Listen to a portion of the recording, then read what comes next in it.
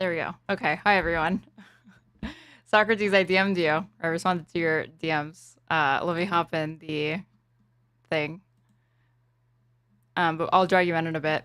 But hello, guys. How are we doing? Very excited for today. I know. I wasn't unfamiliar with MEDHI's game, but apparently many are unfamiliar with MEDHI's game. This is going to be a particularly good Jubilee. It almost didn't happen, or it seems like he would have said no if he had actually known who the fuck he was going to be debating, because it just seems like it's a bunch of like far right shitters. But that makes it all the more better, you know. It is like straight up Nazis probably, or people that are indifferent towards whether or not you see them as like fascists or Nazis. As far as like political utility there is in debating these people, they will never change their mind. But it's not really about changing their individual minds, about changing anybody who thinks that they have an argument to make. And the reality is there are a lot of people that believe what they believe. So if you can show people that are sympathetic to them that it would be very embarrassing if you attempted to argue these points out in public and somebody decides not to do that, then that might be a net positive, but it's definitely entertaining. Of course, it was going to be Nazis. Anyone watch the BB shit yet? I'm unsure if I should. What BB shit? What happened or what? Last time we were this early, it was 9/11. Good one. I'm going to cut all of this hair off, you guys. I'm so sick of it. I am so sick of my hair. Maybe I'll just do wigs all the time. It's like so much easier. It takes so much less time than like straightening my hair every single time. Okay. Yes. What's up? Okay, let's bring. Too many people screaming at me in DMs. BB went on Nelk Boys pod. Jesus Christ. I think I knew that was going to happen.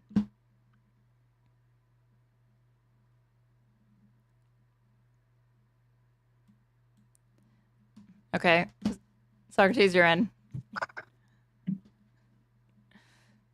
Hello. Hi. Do you have is your thing set up? Can I show your camera or no? Yeah. Okay. Give me a second. My light's not working for some reason, but oh well. Oh, well, let me show mine. Let's see. We're fucking with tech stuff, you guys. Oh, it's already going better than last time. I mean, yeah, because you're not like abroad. You're not traveling. You're at home. I was in like a room trying to keep quiet in a hostel in Lisbon. I hate when that happens. Many such cases. Okay, there we go. And let's actually make it so it's just you. Have you seen any of this yet?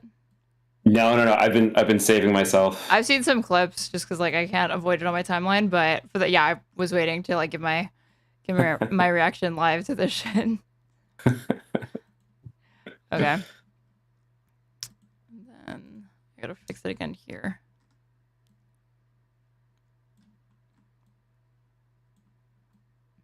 Ooh, okay.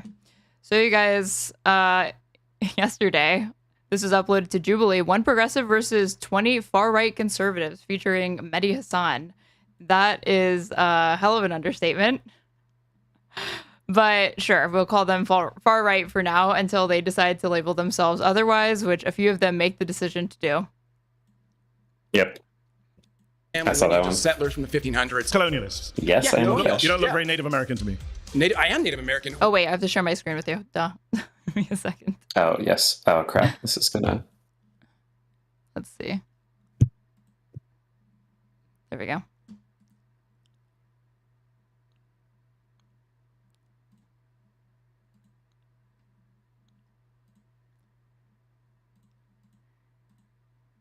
This fucking thing. It's like the whole point of me like hiding my own stream share to you is that I wanted to just be us in the pop out, but of course it's not doing that for whatever reason. There. Okay, I fixed it. Okay, you got it? Can you hear it? Can you see it? I guess we'll find out if you can hear it, but can you see it? Yeah, I can see it. I can see it. Perfect. Whites are Native Americans. What are you talking about? You're not. What are you talking about? You're a little bit more than a far-right Republican. Great start. Whites are Native American. Okay. Easy. Hey, What can I say? I think you can say, I'm a fascist. Yeah, I am. Listen to me. I am an immigrant. I'm speaking from personal experience. Get the hell out. I don't MEDHI Hasan's debating the master race today. I should get the hell out. Yes. Why? I don't want you here. I'm MEDHI Hasan. I'm a journalist. I'm the editor of Zeteo. And today I'm surrounded by 20 far-right conservatives. My first claim is Donald Trump is pro-crime and pro-criminal.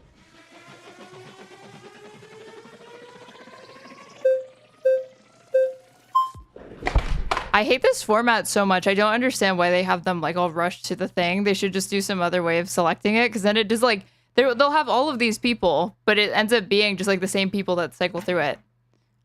Every single time there's like a bunch of people who never go up. Yeah. There's one dude who runs up like every time. Nice to meet you. Nice to meet you. I'm MEDHI. I would just like to ask, what makes someone pro-crime versus, anti-crime? I think when you're soft on criminals, when you let criminals out of prison, when you pardon people who've assaulted police officers, you're pro-criminal. Donald Trump pardoned almost 1,600 people who were involved in January the 6th. I think 600 of them had been charged with assaulting a police officer or obstructing a police officer. 170 had pled guilty to assaulting a police officer. 70 had pled guilty to assault with a deadly weapon. J.D. Vance said, we're not going to pardon the violent criminals from January 6th. Donald Trump pardoned all of them. Are you okay with that? I would say January 6th is a very special case. I would say it's almost a There's nuances Super and special. complexities here. climate. So I know special. that you thought it was like an unambiguous case of an insurrection, but there's more to be told. More of the story, apparently. Yeah. point in history. Just me and Ben I would Shapiro just thought phrase the that? question this way. Right now in the LA protests, if they were to, just for example, they were to rush the capital of LA, I mean, they'd have to move over all the homeless people living in tents on the steps of the Capitol. But if they were managed to get Yes, if things were different, it would be an insurrection. LA? What? I guess it's like LA is inaugurated. the Capitol, and they were just this is like a stupid. You could argue this with anything. Like if there was like a protest that had Antifa, it's like, oh, but if Antifa did this at the Capitol, you'd be saying it was a fucking insurrection. It's like, well, yeah, because then at that point it would be an insurrection by definition. protesting, peacefully. Let's say police officers were rushing them in. They were letting them in and saying, hey, you guys can go in, like we have many testimonies that say. What about the violent ones, though? Okay, violent ones like... Like a man named David Dempsey, a judge, a Reagan-appointed judge, sentenced him to 20 years in prison. This is why I love MEDHI Hasan. The judge said his conduct was exceptionally egregious. He attacked police officers with flagpoles and pepper spray. Wait, what did it say? They fact check claims that are true, which is weird. You'd think that they would only do it for a claim that's like contentious or whatever, but they'll pull it up when to verify what they're saying. David Dempsey I think it's nice, yeah. Well, I don't like when they're sometimes like they don't do it for somebody that's like getting away with a pretty. It just seems very selective. David Dempsey was sentenced to 20 years in prison for 2 felony counts of assaulting, resisting, or impeding officers with a deadly or dangerous weapon. Judge said his conduct was exceptionally egregious. He attacked police officers with flagpoles and pepper spray. Donald Trump pardoned him. There's a man named Daniel Rodriguez. He got 12 years in prison for taking a stun gun and tasing a police officer in the neck and giving him a heart attack. The judge said he was a one-man army of hate. Donald Trump pardoned him. Those are non-lethal weapons. Pro-criminal. Violent criminals out of prison. I would say no, it doesn't make him pro-criminal. You're okay with that? I did not say that. I said that one pardon against somebody. It was 1,600 pardons. 600 of those were people charged one with... example that you just gave me. I can give you more. Should I keep going? Fine. Shane And I'll say the Jenkins. exact same thing. Wasn't Chaz considered an insurrection, then dispersed a week later? Yeah, it's like technically by some definitions, I'm sure it's an insurrection. Pisco has said before he thinks it's like an insurrection or whatever. It's like Chaz was like a fucking picnic. Chaz was a fucking LARP. So sure, by like the letter of the law, it qualifies as a fucking insurrection, but like I wouldn't fight too much on it. I'd like grant it, but these are not even crimes are not always to scale just because they technically fall into the same category. So even if I can I'll grant Chaz as an insurrection, it's not nearly anywhere as severe as an assault on the Capitol to overturn the election. Every single Then time. your argument will fall apart because it's not just one example if I keep going. Go for it then. Okay, Shane Jenkins got 7 years in prison for 9 criminal offenses, attacking police with a deadly weapon, destroying government property. How do Trump pardoned pardons him. that probably shouldn't have happened turn into pro-crime? So you've agreed that they shouldn't have been pardoned? Sure, but that wasn't your claim, was January 6th. Your claim was Trump is pro-crime. Yeah, because he pardons criminals. Okay, I He would say that pardoned that's a fault. Let's talk about non-January 6 people. Okay. He's pardoned people like Paul Walcher. He just got rolled. He didn't even I don't even know what he was going to attempt to argue against. Recently. With that guy who took a stun gun to a fucking cop's neck and he had a heart attack. That dude's not a criminal. That's just one example. Yeah. Like, well, I spent a lot of time memorizing a lot. Do you want me to recite some? This is what I love about MEDHI Hasan is it's like he kind of ropes people in because so many people will say things, but he always brings the facts. He always backs it up. He always has it memorized. He's ready to go. From his own employees, was sentenced to tax crimes, had to pay back $4 million. Trump pardoned him. He bought himself a $2 million yacht. Why is he pardoning criminals like that? Well, I don't know. I don't think you should. I don't think really presidential pardon should be a thing at all. But I agree. I don't think All right, pause. that means something. You've been voted out by the Oh my God, voted out immediately. Thanks. Such a strong showing too. Surprised. How's it going? Hey, how's it going? MEDHI. What is it? MEDHI. You're from northern UK, I guess? I'm from London, North London. Okay, fair enough. What's your ethnic background, if you don't mind? Why does this guy look so sweaty to shuffle? Okay, I'm sorry. Just What? one premise here. First of all, I want to say The premise of Donald Trump being pro-crime. No. I want to concern myself with why you Yeah, care MEDHI's ethnicity is very relevant to the question of whether or not Donald Trump is pro-crime. about what's happening in the U.S., first and foremost. Secondly, I want to say this.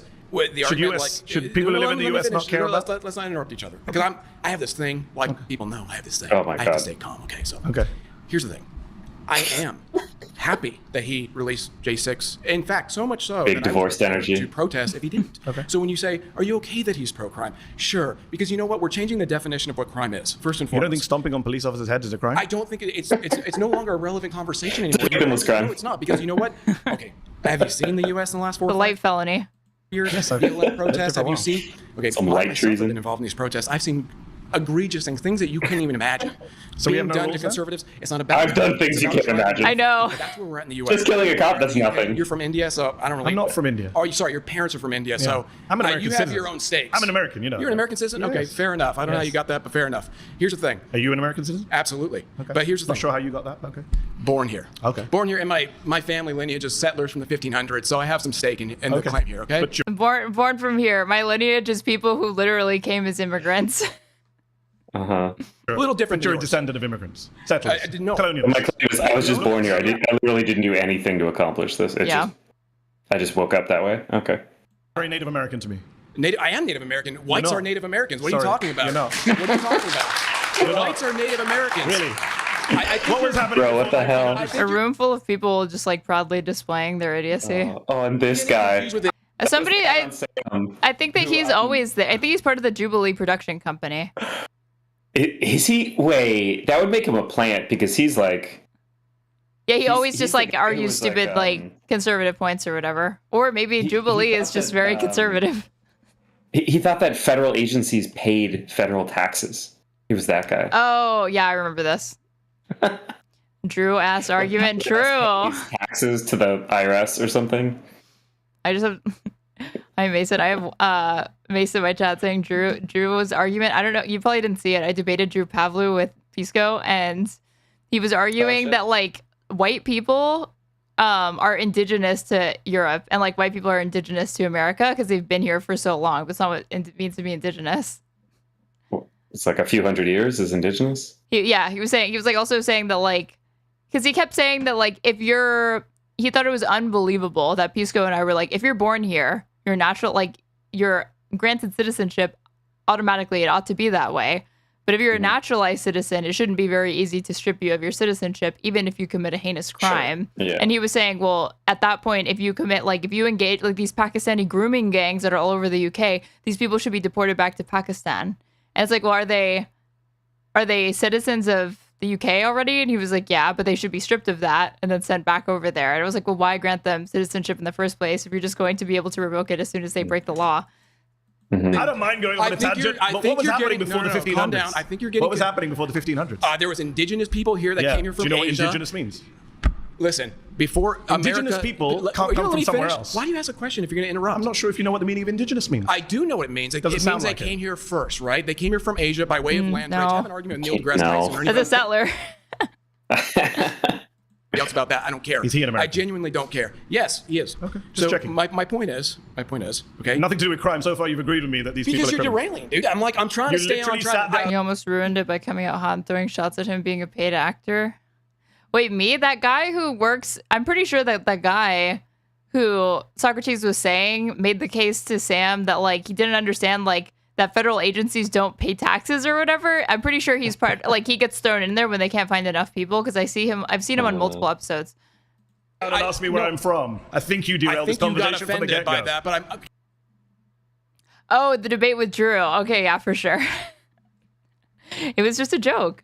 I'm not offended. I'm just wondering what it has to do with crime. always curious. We're going to talk about immigration. Don't worry. Later on, you can come back. I hope so. Right now, you're doing a very bad job of making the case that he's not pro-crime. I just got a round of applause. I could probably get another one actually if I asked for it. Wow. So I don't think I'm doing Is this how as you bad. get rounds of applause? You sit in a room with 20 people who agree with you. Wow, amazing. Amazing. That Well, must wait make you till feel this comes good. out. You know what? I'm 20 actually people who glad agree you're with getting you this applauded you. emotionally outraged right Wow. now. This is great. I love it. Do I have to say anything at this point, or are you just going to keep going? No, please. Okay. Make your claim. Well, my claim is that I don't care if it's pro-crime. You want to go back to the topic of conversation? That's fine. We agree then. So, He's pro-crime. I have a question for you, though. I was gonna say, so we're just conceding the entire point. This is what ends up happening with this format is that they have their claims, like Donald Trump is pro-crime and pro-criminal, but these people are just so desperate to talk that they come up Yeah, I love crime. and they concede it so they can move on to something else, or they just don't even engage really. They engage with something that's like tangentially related to whatever they wanted to bring up. Do you care on the opposite side of the spectrum? Yes. Do you care about law being administered to the opposite side of the Yes. spectrum? I think anyone who assaults a police officer shouldn't be pardoned.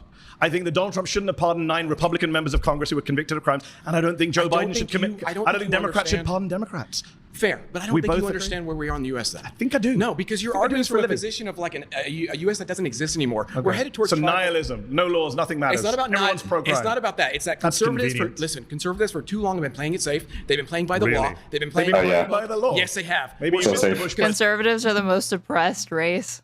Conservatives are so concerned. Conservatives are Didn't so play by the concerned. law, George W. Bush. Gamers are indigenous. Let's be respectful to you. Let me finish. I'm not sure you've been that respectful, but okay. I'm trying to bring it back, so let's both bring it back. That's Okay. good. I'm conservative. Okay. Really? Let me tell you this. We do play it. See, secret's out. This dude is far right. We've been playing it by the book for too long. At this point, gloves are off, right? The left has made their point. They're willing to do. The police force in Washington, the left.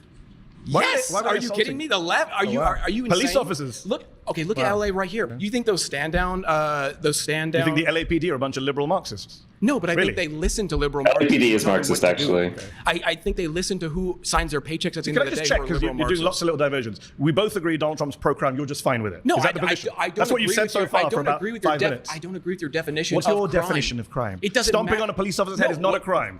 That's your definition of crime as the Native American. I am Native American. If you say so. So going back to the topic at hand, we have different definitions of crime because She laughed. He's winning. There's a Sure, if his criminal code peers. in this country. It's called the U.S. Criminal Code. You know what? Let's focus That's on what what we everyone agree on. focuses I'm on. sure you and I actually agree on a lot Do we more agree than you that realize. people shouldn't stomp on police officers' heads? Can we agree on that? If you don't agree on that, then I really think this conversation is kind of No, pointless. because first of all, you're saying what? That the police have the authority, that they're given the authority. I don't accept the authority that's been given by liberal conservative Marxists. position. I'm a conservative or pro-police. Then you don't know. I was like, he's like an anarchist. Yeah. I don't, or like a sovereign citizen or whatever. Like, I don't recognize the legitimacy of law enforcement. But a real, hey, listen, Yeah. you're in a room Redefine with crime. juggernauts right now. We Okay? redefine I'm telling you right now, conservatives. you are going to be blown I open mean, if you think that my if we're going to position is struggle with the outright, English Legion language of the for next couple Confederacy. hours, then yeah, what you're we'll up struggle. against right now, okay? 100%. Yeah. Newsflash, the conservatives are liberal to me, okay? Neocons, libertarians, all those mainstream people, they might as well be leftists to me, okay? That's how far to the right I am. Do you understand my position? So when I you kinda say, guessed it when you sat down. say, about obeying police, why would I give the authority to police? Do you know here in America? Do you think Donald Trump should be pardoning 9 members of Congress who committed financial crimes? Are you pro-financial crime? Do you know pro-financial crime? Do you know All who right, Thomas pause. Timbo is? Pause. I think the people who clapped you have voted you out. Normally, I'd be a little bit annoyed with this sort of framing of like, oh, so you oppose this, then you're pro that. It's a little bit of that tweet that's like, so you like waffles, does that mean you hate pancakes? But these people are so insufferable and so unserious that I think you really should just bulldoze them and do whatever you can to just fucking shut down their Absolutely. point. There's no point. Yeah. All right. They're not going to engage in bad faith, make them cry. Voted out by the majority. Nice to meet you.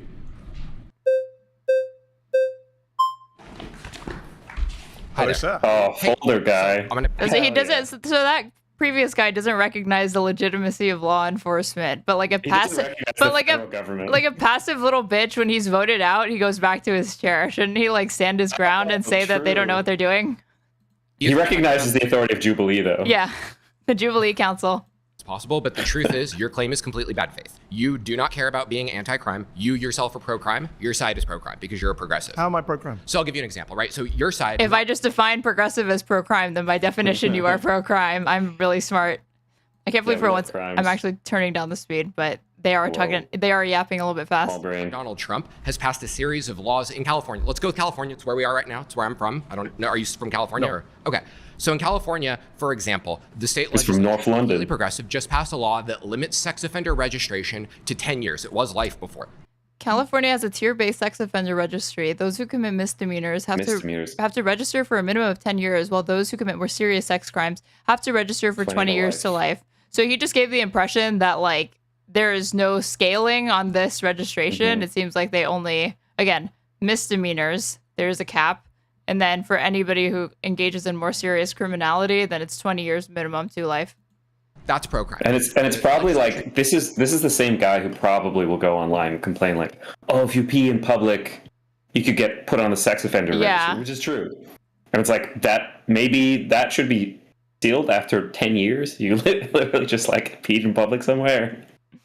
California, which is progressives again, has passed a law that says the voter-induced three-strike law is no longer absolute. If someone attempts... So he says the voter three-strike law is no longer absolute, but the fact check says California voters changed the state's three-strike rule in 2012, so the mandatory 25 to life sentence was only imposed on serious or violent offenders. In 2021, the legislature ordered a mandatory resentencing for those with certain enhanced sentences. Yeah, so the voters changed it. Yeah. The law that says Sounds the illegal. voter-induced three-strike law is no longer absolute. If someone murders someone, stabs someone on 3 separate occasions, a judge now does not have to give them life. That's a progressive law. That is Okay, that's a progressive law. Okay, he's talking about like these low, serious violations. these like low, I was about to say, low probability events, highly violent crimes. When in reality, he's not looking at the flip side of this, which is that those 3 strike laws, like if you had been caught stealing 3 times, you had mandatory minimums of like a decade plus for a relatively like a very petty crime. Well, so he's like going to the most extreme examples, even though when you look at how those laws actually majority end up affecting people that are in and out of the criminal justice system or the legal system more accurately, it's not murderers. It's like people that are like getting in charge for like low level offenses or non-violent offenses like misdemeanors and shit. But they don't think January 6th was violent, so maybe they don't think stabbing somebody is a violent crime. I'm curious, like I wanted to ask, like what's what's a violent crime to you? Yeah, what's something? Well, these people say that like burning a building is like burning property is already constituting violence, but again, causing bodily harm to a police officer or to a bystander is apparently not unambiguously criminal behavior. That is pro-crime. You support that, don't you? I actually don't support sex offenders coming off a list. I think they should be on for life. Okay, so you disagree with progressives. So hold on. You and I both agree that sex offending is a bad thing, especially child sex offending, right? It seems like you and I agree on that. I agree on that. So I'm not here to debate the legislature. And you're also like, he's also framing it like progressives wanted this when guarantee you there's no way that something like that would have gotten passed without moderate support or just like liberal support. Yeah.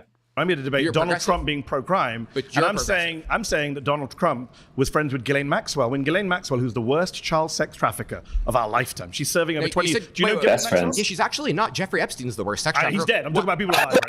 Actually, Jeffrey Epstein is his best friend, not Ghislaine. Jeffrey Epstein, who again Trump is like covering for right now, telling the media to stop talking about it, threatening to sue the Wall Street Journal for reporting on like alleged correspondence that he had between him and Epstein that they say is real. They didn't post photos of it, but if he's suing them, he's saying it's like misrepresented them. They've been misrepresented or that they're fabricated entirely. He said that he had never drawn.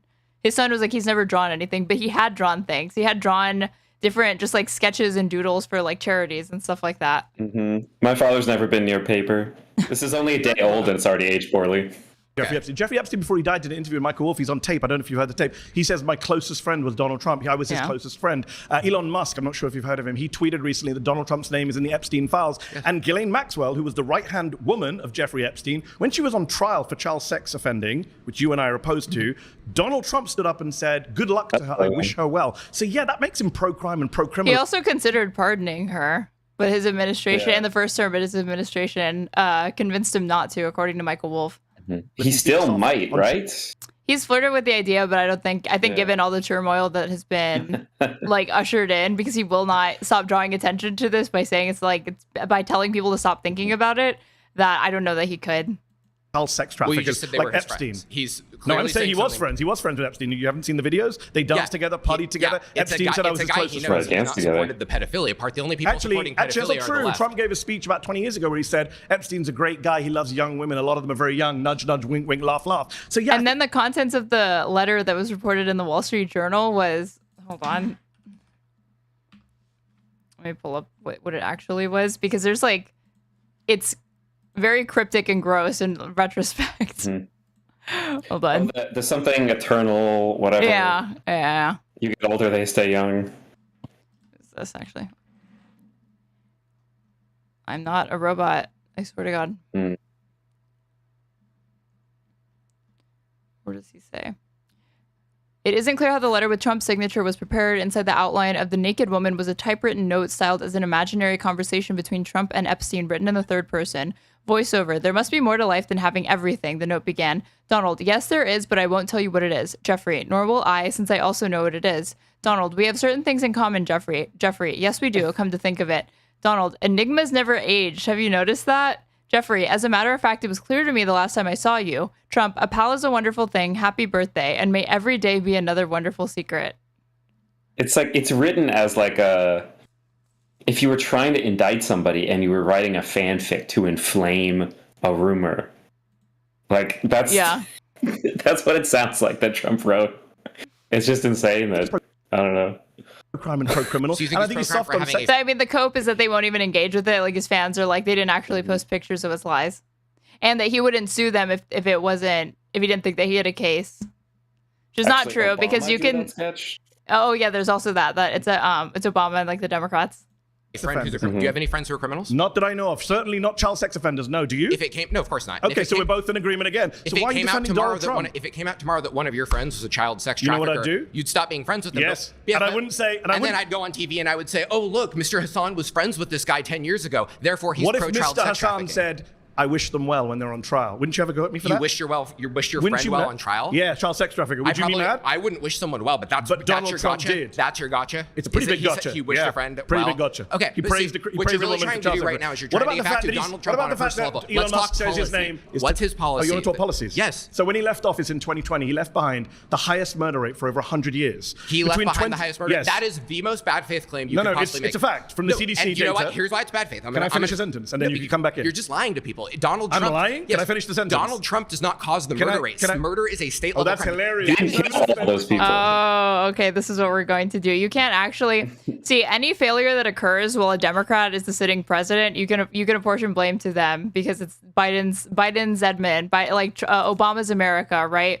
But when it comes to anything negative happening under Trump, suddenly we understand how civics and the government works, and that's more to do. That's like a state issue. Presidents have no executive power, so Yeah.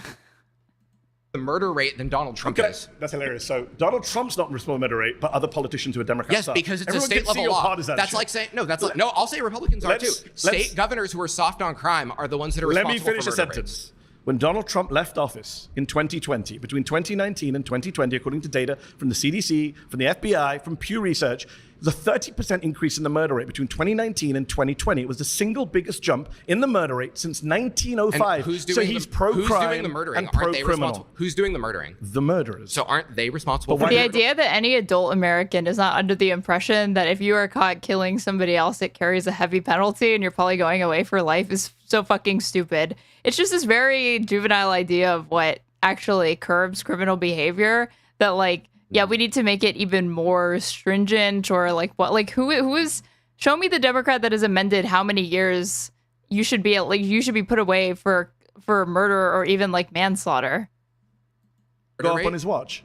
What? Why did it go up on his watch? Gee, He's that's very real bad. hard. That's He's a real very bad hard at fighting crime. That's a for real hard one to Republicans. figure out, right? We shut down the whole economy during COVID. We told everyone they couldn't go out unless it was to violently protest. We told people that if a cop tries to arrest you, that cop's probably going to get charged with murder. No, I think the pandemic had a lot to do with it. But Right, the so pandemic did he didn't cause finish that? in 2020. What? The pandemic didn't finish in No, but 2020. you And yet asked- Oh, I didn't realize I got a raid. Thank you so much for the raids, the chap.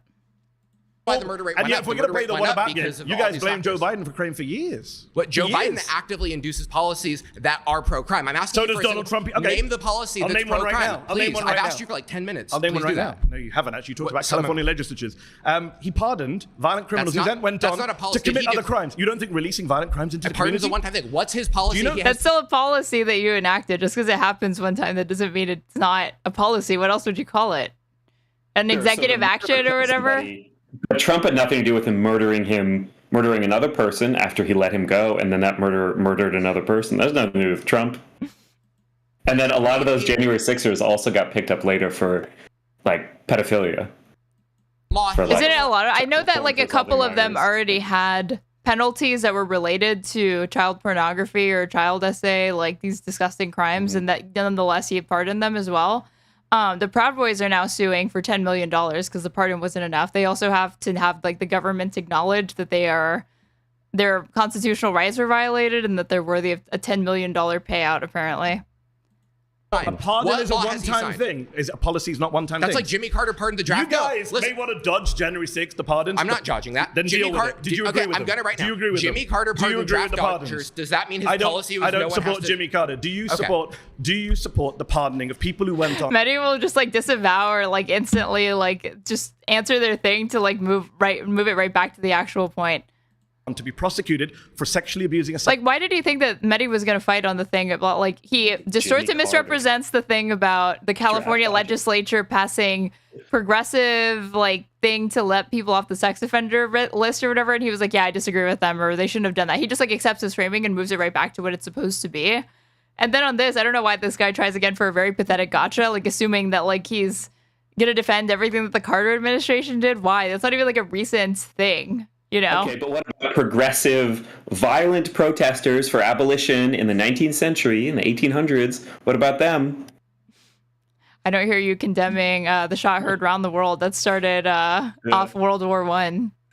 7-year-old child, illegal gun possession, reckless homicide. Now, see, These are people there's who more bad released- faith. See, these are there's more people bad released faith. from He prison. didn't pardon someone for sexually abusing a No, but child. they went on to be pardoned convicted someone of it. for So rebelling that's- against the government that they believed No, had they- rigged elections. That's what he pardoned them for. Okay, but if you end up releasing that person on the streets, it doesn't matter if you had a different motive for doing it. It's still the same outcome.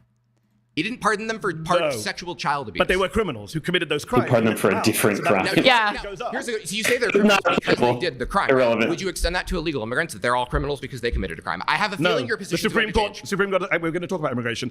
Someone who's illegally entered the United States, not a criminal, but not somebody who according to the illegally Supreme entered the Court. Capitol Not is. according to the Supreme Court of the United States. The Supreme Court has said that anyone who enters the United States The illegally is Supreme not a Court, criminal. and we What's could the case jump site? to Can I get future the case claims. site? Can I get the We case can site? jump to 20. Can I- You want to get the case? The case site, please. You said the Supreme Court The said citation of the case. yes, that entering It's the United called- States illegally is not a crime. It's called Arizona versus United States 2012. Go look it up. And he's got it. Pause. You've been voted out by the majority. Please return to your seat. Why did he think that Mehdi was not going to be able to cite a decision? Oh, man. Hey, how's it going? How are you, sir? Nice to meet you, man. Thank you for Did coming. you see how almost nobody wanted to come up after that? I really just Because they don't want to fight on this. There's nothing to argue there. I'm pretty sure they were all, after realizing that, like, he's going to take it back to January 6th, they have nothing to, unless you want to defend that or say it's not criminality or misunderstood. You support want to get an violence, understanding. When you say criminals. pro-criminal, what do you mean?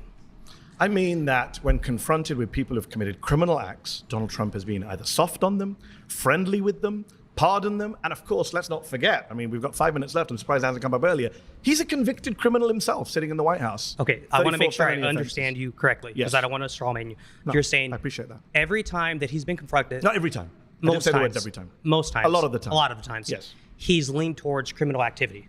I didn't say criminal activity. He has committed crimes. Endorsed criminal. He's been indicted for Correct. 88 different criminal offenses. In Fun fact, they pre-select the order of when speakers go up. The run to the chair is all theater. This is from Mason, aka One Hand Politics, who's participated in these. Okay, then that makes it, why even do this, the theatrics of showing that? I think it looks so stupid. I've never understood why they do that. And for as many participants, again, they just kind of cycle through the same people. I guess most people that they get on just like suck, or they don't really have like a good vetting process, but that's weird. 4 Or different. they get some butterflies. It's for the spectacle of the video.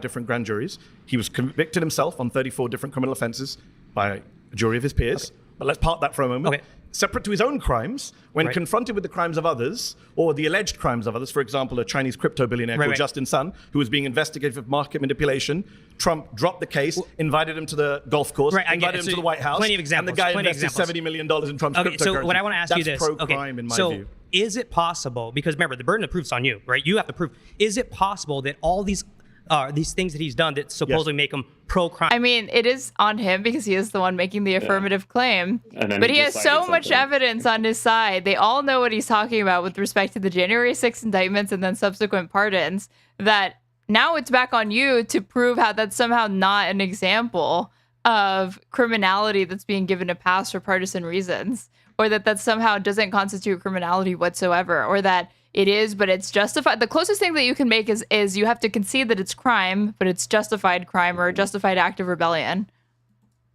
Is there's another reason? But I think they know better than to try to argue election malfeasance with MEDHI.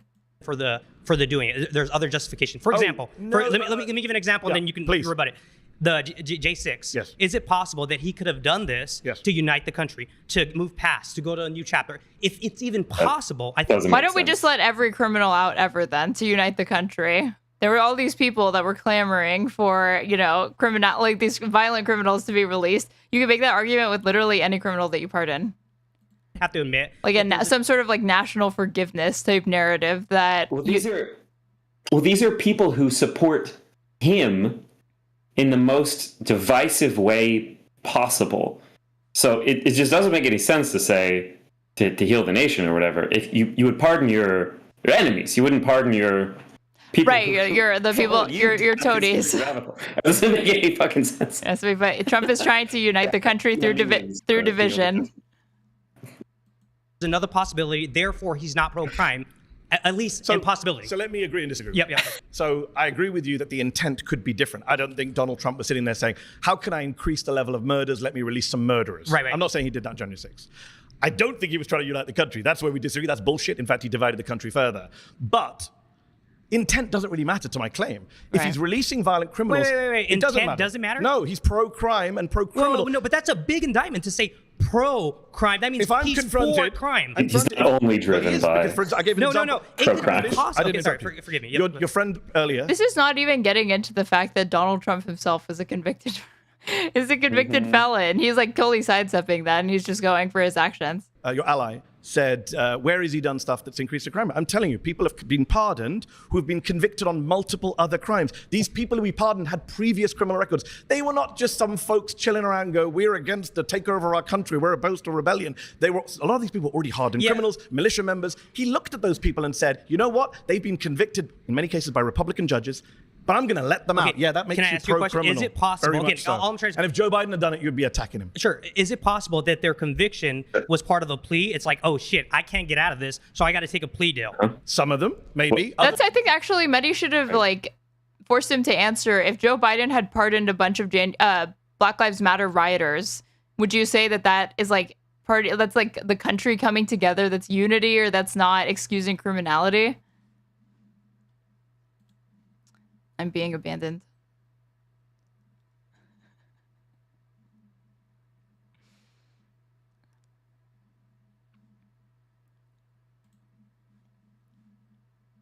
Give me a second, guys. Tell him he's off screen. A lot of them, maybe? Others we saw with our own lying eyes on tape, battering police officers. So I want to eventually... wait. All good? Yeah, just taking a call. Okay. You watched maybe it's like, oh, Joe Biden had done it, you'd be attacking him. Sure. But yeah, he should have really hammered in on that, get him to agree that if Biden did this, there's absolutely no way he'd give it a pass, demonstrating he's a hypocrite, or if he would, why?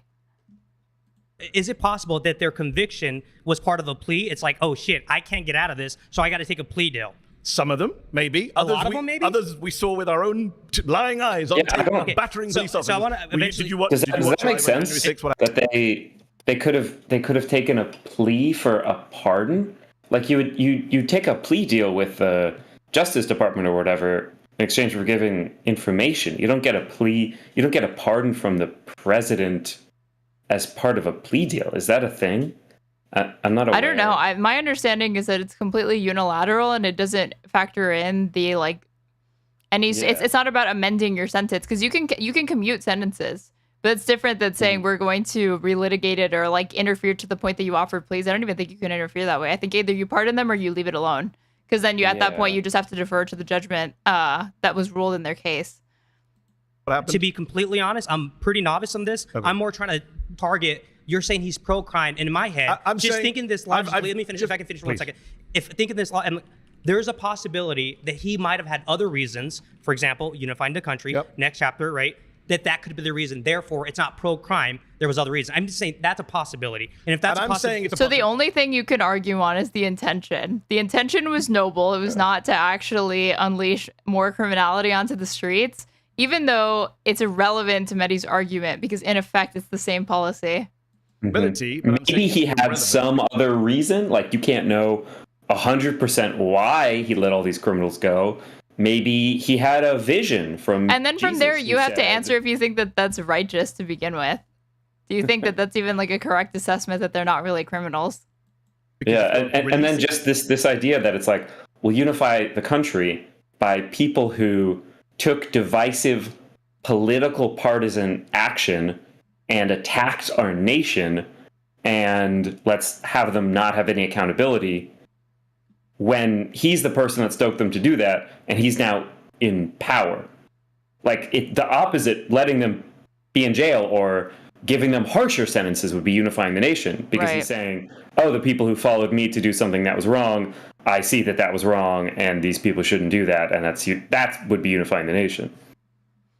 Knowingly releasing violent criminals out into the community, pardoning, not just releasing, then yes, you are being pro-criminal. And I've interviewed police officers. I don't know about that case. I've interviewed police officers who have been assaulted, beaten, had to retire from the police office, broken bones. Can I move really quick? I'll finish very quickly. No. I've interviewed these police officers. They've been beaten by people who they've then seen walk off the streets and then carry on threatening them. Yes, when Donald Trump is responsible for that, you're definitely pro-crime. Okay, I doubt a lot of the sources, but you doubt police officers who testified to being no fact check. assaulted. You've been voted out by the majority. Please return to your seat. Thanks.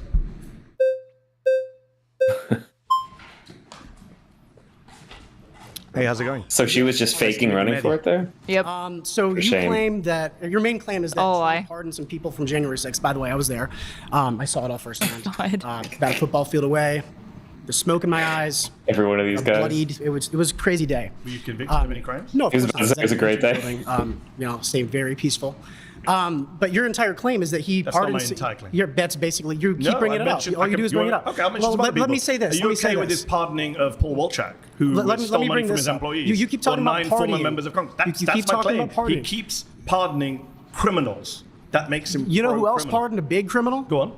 Hunter Biden was pardoned by his father. I don't think he should have done that. I was going to say, all he used to do is say you shouldn't have done it.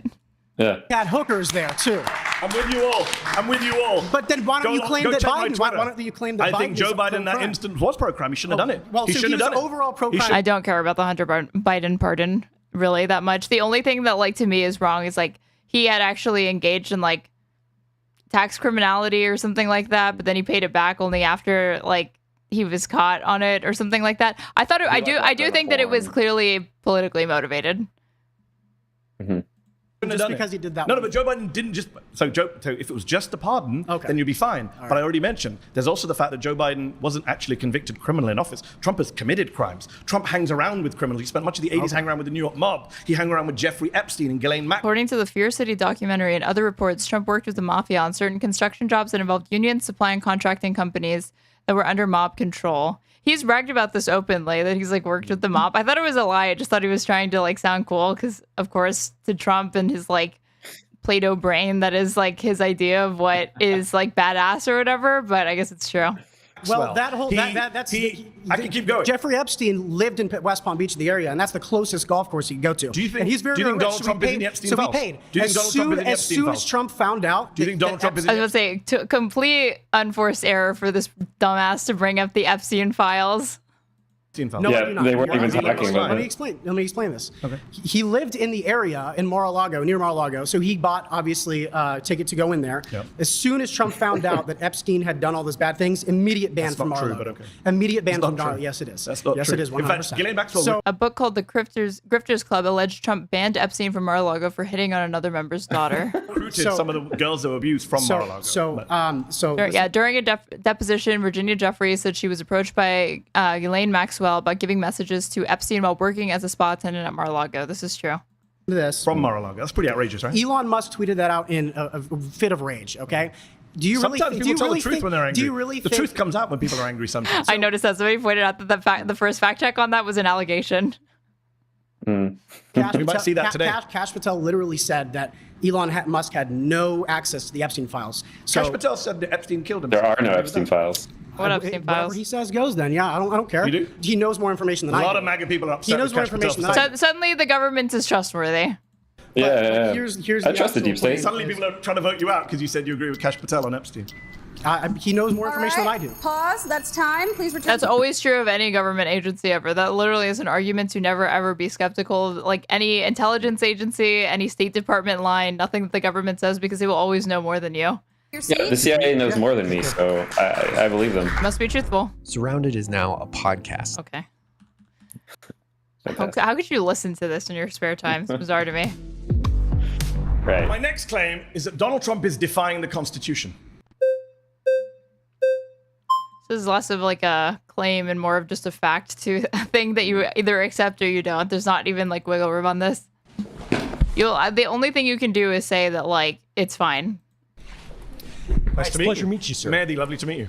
So I would say that with Trump being anti-constitution, I don't really care, to be quite frankly. Okay. Because in regards... Yep. And what else would it, like, how else do you justify it? Like, you're going to have to say that the Constitution sucks. I honestly think this is a lot of the reason why you see conservatives looking the other way or, like, being indifferent towards the fact that he is, like, currently not paying attention to any constitutional norms or procedures. Because in a lot of ways, like, America. they hate America, like, they don't care about the things that they purport to care about at the very least.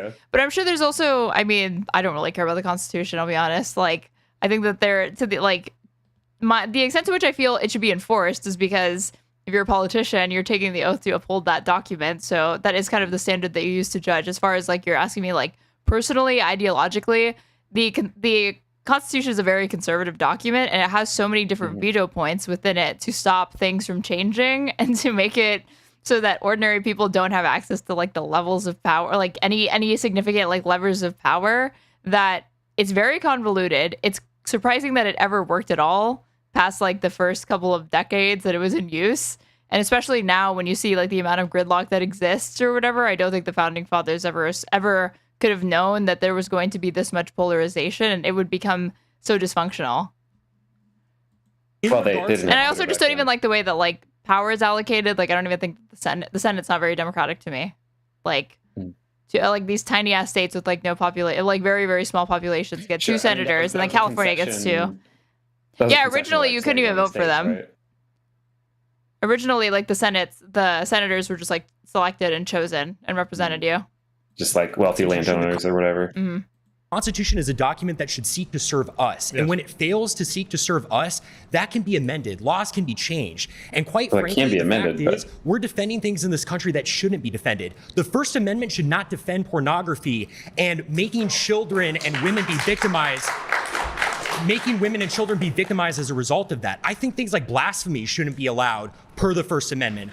I think that, quite frankly, there are a lot of legal processes that are enabling criminals and bad people to fully enact their will in this country in the name of the Constitution or following the Constitution. So, quite frankly, if Trump is anti-Constitution, good, and I think he should go further. So the Second Amendment is wholly wonderfully revealing. God made that one. Conservative mindset. So I appreciate you spelling it out so openly. Just checking. Do you support the Second Amendment? I do. Okay. Surprise. I was shocked. Yeah, no issues there. To hear that. I'm saying that Donald Trump is defying the First Amendment, the Fourth Amendment, the Fifth Amendment, the 14th Amendment. He's thinking of defying the 12th and 22nd Amendments. You're saying you don't care about... There's absolutely no way this guy even knows what amendments those are. He's like, yeah, you do, because you quite like the Second Amendment. You just don't like the bits that you disagree with. Can I just be clear on that? As high as he can count. I'm more than willing to amend it and include whenever the it's in your Second Amendment. favor. Yeah, absolutely. Okay, to amend it, you would need to cooperate with Democrats, because the only way you can ever pass an amendment is literally getting both parties on board. It's impossible to not. There's like I don't think there's any. I mean, I can't think of a time. States or something. Yeah, I can't think of a time where there was like a majority that was like maybe since FDR, where you had these like super majorities or whatever. But that's not happened in like 100 years, literally. Democrats do the same when they're in office. No, absolutely not. Because so you don't it's believe in democracy? Enemy. No, I don't. Absolutely not. Yeah. What do you believe in? Autocracy. By who? Honestly, quite frankly, anyone who is in line with Catholic teaching. Donald Trump is not Catholic. This is basically like kind of like Curtis Yarvin, like LARPing. Of course, he's not. I completely agree, and so that's part of the problem. You don't support Trump? No, I don't. I didn't even vote for him. I would have been like... I mean, there are more far-right people than Trump ideologically. That's not wrong. I think that to the average person, and even, of course, to the average Democrat, it's like, could it get further right than Trump? To me, the answer is obviously yes. It definitely can get further right than Trump. But he's so extreme that it's so insane to think that, like, he's still not far-right enough for you. Like John Pork or someone. I can't even remember. Why did you vote if you don't believe in democracy and you want autocracy? This Dork is a Fuentes guy. Is that true? Because quite he has the physiognomy of a Groyper. I voted. I kind of voted just to. I came with this argument, but I'm bored of my own argument. I'm much more interested in this. So how do we get to an autocracy? I think, quite frankly, that if we are able to enact local leaders. Who is the we, by the way? I think, quite frankly, these far-right conservatives sitting right around White people? Yeah, no absolutely. So, well, actually, I have quite some of the people in this room don't make the cut from what I can see visually. Actually, hold on for a moment. I do think that there are people who happen to not be white who do actually have history in this country and have roots in this country. For instance, from the Mexican-American War, we subsumed a lot of territory of people who have far stakes in this country who happen to be Hispanic or what have you. Right. I'm for defending the traditional demographics of we shouldn't hold that against them. Majority white, and should stay that way. How does the United States... I mean, we've gone so off topic, but how does the United States look like under you? Sorry, what's your name? My name is, my name's Connor. It's a pleasure to meet you. Took a little bit of a doubt there. Oh, well, I use a pseudonym online. Fair enough. Connor, fair enough. How would Connor's America look? What would it look Coming like? up party? Quite frankly, I think we would deport people who shouldn't be here. No, I didn't ask about deporting. What does the government look like? What does the government look like? Yeah. I would say, quite frankly, it's under a sort of benevolent leader, such as where does he come from? It could be a kind of aristocratic class. Could be someone who picks the autocrat? Frankly, the people. I mean, we could hold a vote on it. So an election is the whole point of an autocracy that's not elected whatsoever. There's no democratic input. Isn't that democracy? Well, sure. You can have a vote to get to that stage. And then no more votes afterwards? Absolutely. Wow. 100%. Wow. And if that autocrat kills you and your family, your family the Google I'm feeling lucky approach to federal I'm not government. going to be a part of the group that he kills, because that's the whole thing. How do you know? Carl Schmitt Autocrats tend to kill everyone, Carl even their own Schmitt makes supporters. this point very well in his work. It's the friend-enemy distinction, right? Carl Schmitt, the Nazi theoretician. Yeah, absolutely. I don't care. Are you a fan of the Nazis? I frankly don't care being called a Nazi at all. I didn't say that. I didn't actually say that. I said, are you a fan of the Nazis? Well, they persecuted the church a little bit. I'm not a fan of that. But what about the persecution of the Jews? Well, I mean, I certainly don't support anyone's human dignity being assaulted. I'm a Catholic. But you don't condemn Nazi persecution of the Jews? I think that there was a little bit of persecution. Oh, God. Love that. Than a far-right Republican. You know, usually, this makes me wonder if he actually is a Groyper, because these people are usually foaming at the mouth to start, Pepe posting about these sorts of things, but he was very diplomatic in how he answered. I mean, it does lead me to believe he's some flavor of neo-Nazi. But usually they're a little bit, they're like, if you're at the point where he's like, maybe I am a fascist or whatever, and by signaling that hard, I would have thought that he'd be fine with it. Hey, what can I say? I think you can say, I'm a fascist. Yeah, I am. Absolutely. Painful. I'm just checking who's clapping, just to get my set of where everyone is on this. Because you know that millions of people are going to be watching you on YouTube and checking out who the fascists and the Nazis are. I'm not ashamed of that whatsoever. No, clearly you're not. During the pre-war period, prior to World War II, it was only those parties that properly enacted the people's will. That's why they won. The conservatives were fat cats. They were aristocrats. Are you in favor of killing people who aren't like you? quite frankly, I'm not. If you mentioned Franco earlier. Franco killed a lot of innocent people. Oh, well, he killed communists. He killed people who raped nuns and killed priests. What about children who he killed and women who he killed? What are you talking about? He never killed any women or children. He was Catholic, He only killed combatants. Is that what you're claiming? Yeah, Franco and his forces killed or executed 150,000 people. That includes members of the Catholic clergy who were deemed either liberal or loyal to the Spanish Republic. Killed combatants. Never killed any innocent people. The White Terror was only punishing those people who did acts of terrorism. And again, are you supporting like raping innocent women? Nuns, dude. Killing priests? I mean, priests don't brandish guns and kill people. You just refuse to condemn the Nazi Holocaust, my friend. I don't think you're in a position to ask anyone any questions. I quite frankly don't care what you think about me. If I'm a Nazi and being a Nazi, is mutual, if being a Nazi means upholding human dignity, because I even believe in your dignity. I don't. In a state that I was running, I wouldn't want to hurt you or anything like that. But quite frankly, I don't debate fascists. Okay. So do you concede then? I mean, why? Do I concede you're a fascist who won't condemn the Nazis? Yeah. Yes, I concede. Smug is like, that's the fact check? Lost children of Francoism. Were the children abducted from Republican parents who were either in jail or had been assassinated by nationalist troops during the Spanish Civil War in Francoist Spain, and later from random citizens or girls confined in the notorious Women's Protection Board. The kidnapped children were sometimes also victims of children trafficking and forced adoption.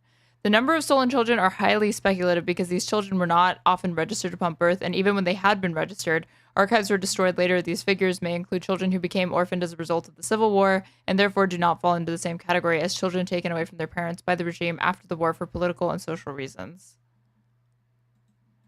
Okay, great. And then we could get into Hispanic eugenics, but I will not get us too far off track.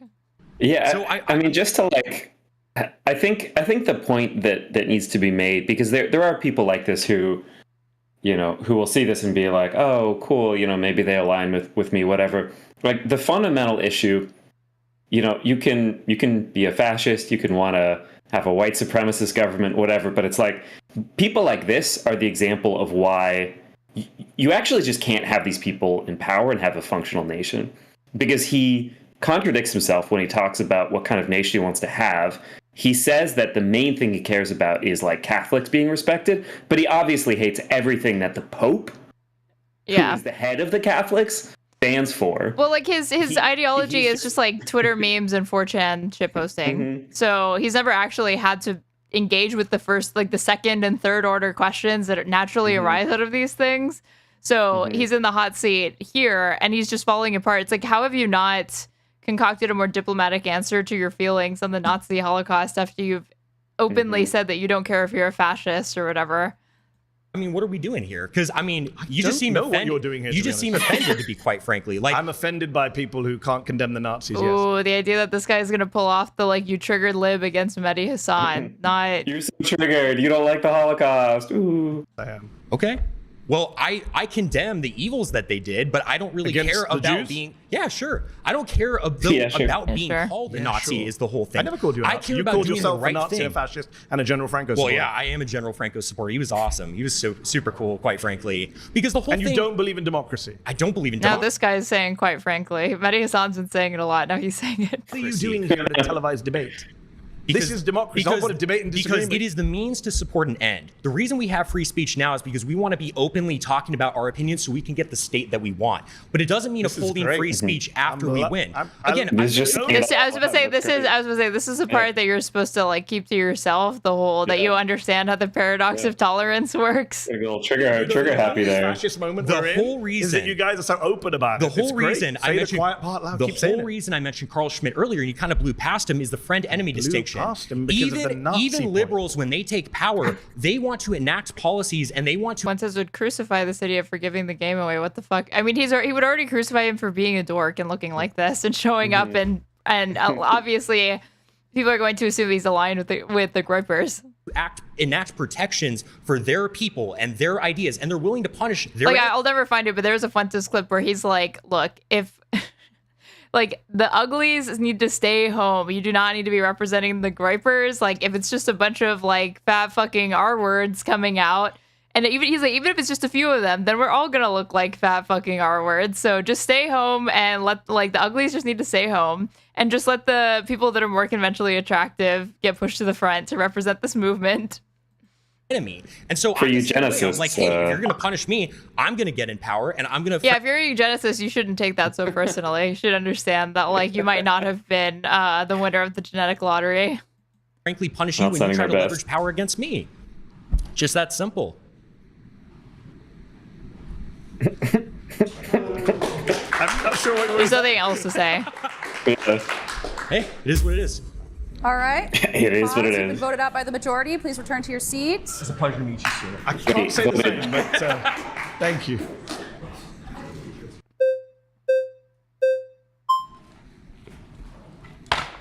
Good to meet you, Mehdi. Good to meet you, sir. All right. So I kind of want to start at the basics or the foundation. I want to see. Can I just check? Yes. Are you a fascist? No. Okay. I don't. I describe myself as. I thought he was about to say, I just don't care if people call me that. I think I'm a Christian. Fair enough. I'm a devout Christian. Good to hear. So, I want to start like, Amazing. what is your connection to the Constitution, and why do you? Yeah, the funny thing is, like, the one thing that guy had an issue, the previous guy had an issue with, is he was like, I didn't like his attitude towards Christianity, because didn't, like, Hitler and, like, other high-ranking Nazi Party members, they literally thought Christianity was, like, a Jewish invention. They were, like, pagans or something. It was kind of mixed. Like, he did a lot to mess with the church, but also got supported a lot by the Catholic Church, and they had, like, you know, for you'll be able to tell I spent a lot of time watching those 2010s atheist versus Christian debates. Who's worse, whatever. But the God meet us, whatever, God with us on their belt buckles. God meet uns, like something someone just put. I mean, this what you just said is like you're watching that again. This is about as useful as like a debating like a creationist. Yeah. Love it so much. Like, what makes it so important that Trump would devise something like the Constitution to you personally? Great questions. My first connection is I'm an American citizen. I naturalized American citizen, took a pledge to this country, to the Constitution. As a previous speaker has said, Constitution's not perfect. A lot of things I don't like about it. I don't like the Second Amendment. There's various amendments. I don't like the way this. Cringe from MEDHI. Oh, I'm cringing at MEDHI saying he doesn't like the Second Amendment. You're cringing at this guy's like obstinance. I'm honestly impressed. I'm sure there are things you don't like about the Constitution. The difference is, I don't think you can just illegally defy the Constitution. I think each and every one of us can make up whatever we want. Certainly presidents. And this, I also feel like, even though I don't like the Constitution or whatever, I don't think that's like, again, if you're entering into public office, you are entering into the agreement that you're going to uphold the Constitution, and that means you should not be using illegal means. Like, you can use unorthodox means or attempt to like work within like the outer limits of the Constitution, but that still falls with their like maybe a legal argument to do so. I don't think you can just like flagrantly ignore the Constitution. Who are elected. Yeah, I mean, it's the same way where, this guy who's like, oh, what's the main thing about you? Oh, the main thing about me is I'm a Christian. Okay, cool. Do you think we should do what Jesus said that we should do? Like, caring for the poor and, foreigners on the land. No, I don't like that guy. He's a leftist. Oh. He's a progressive. To preserve, protect, defend the Constitution. And now when he's asked on television, isn't it your job to uphold the Constitution? He said on NBC, I don't know, which goes against his oath. And President Trump was asked by NBC if everyone, including those in the country illegally, is entitled to due process under the Fifth Amendment. Trump responded, I don't know. I'm identifying specific He's not a scholar. Yeah. He's only 6 months into his presidency. He's only the president. The First Amendment, the Fourth Amendment, the Fifth Amendment, the 14th Amendment. Should have been He wants briefed. to defy the 22nd Amendment and be president for a third term. This is the problem we have right now. Free speech is under assault. The free press is under assault. Due process is under assault. The right to be in your home and not be invaded by federal agents, the Fourth Amendment, is under assault. So that, for me, is a problem. Okay. Well, I'd like to start to say I really don't find the Constitution that important. Maybe it's just me, but does this guy kind of look like evil Dylan Burns to you? Yeah, just a little bit. I can see it. I find it to be like a. He's like the opposite of Charlie Kirk situation, right? Where Charlie Kirk has like forehead up to here, and this guy has like. Yeah, he has like very, very shrunken features. This guy, they are at the like borders of his face. And it was created. Pro Russia Dylan. Yeah, this is Dylan if he supported the Kremlin. The country that subjugated your ancestors in India. And then your parents probably moved from India to Britain. And then you move here to tell us that we should listen to a piece of paper that you were never even connected to begin with. So I want to say, like, if I don't care about also this idea that you're just going to reduce like the Constitution to a piece of paper or whatever. This is like about as edgy as like a criticism of money being like, so you're a slave to a thing that doesn't actually have any power. Dude, come on.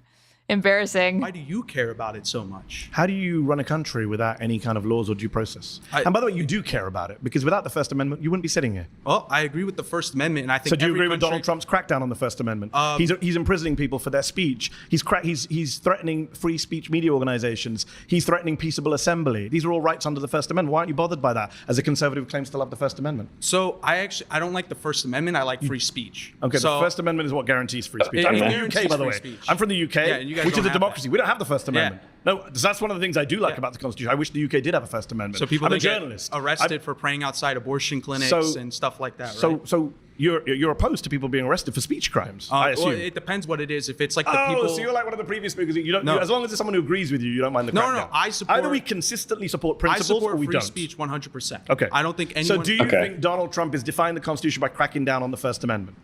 So I think he's cracking down on free speech, like the deportation of Mahmoud Khalil, who was just released from prison by a judge saying his First Amendment rights were violated. And I agree with the judge, and I disagree with Trump deporting them. But I think that's more a matter of free speech and not the Constitution. I think that's penetrable at this moment. I think you've conceded that he is cracking down on free speech, which is the First Amendment. So he is defying the Constitution. So it's a pleasure to be... Like, the concept of freedom of speech obviously exists independent of and outside of a constitutional framework. But as far as like how relevant that is to this sort of discussion, given the premise that he's arguing against is Donald Trump is defying the Constitution, we are literally only interested in litigating the extent to which it's guaranteed in the Constitution, not like his personal philosophical understanding of it. And that's not really like negating the claim. That's like, okay, so you have your own idiosyncratic definition of what constitutes true free speech or the spirit of free speech in your view, but you are still conceding it at the end of the day that it is, but it's justified. Free speech is when Christians can do whatever they want. Yeah. By the majority, please return to your seat. Thank you very much.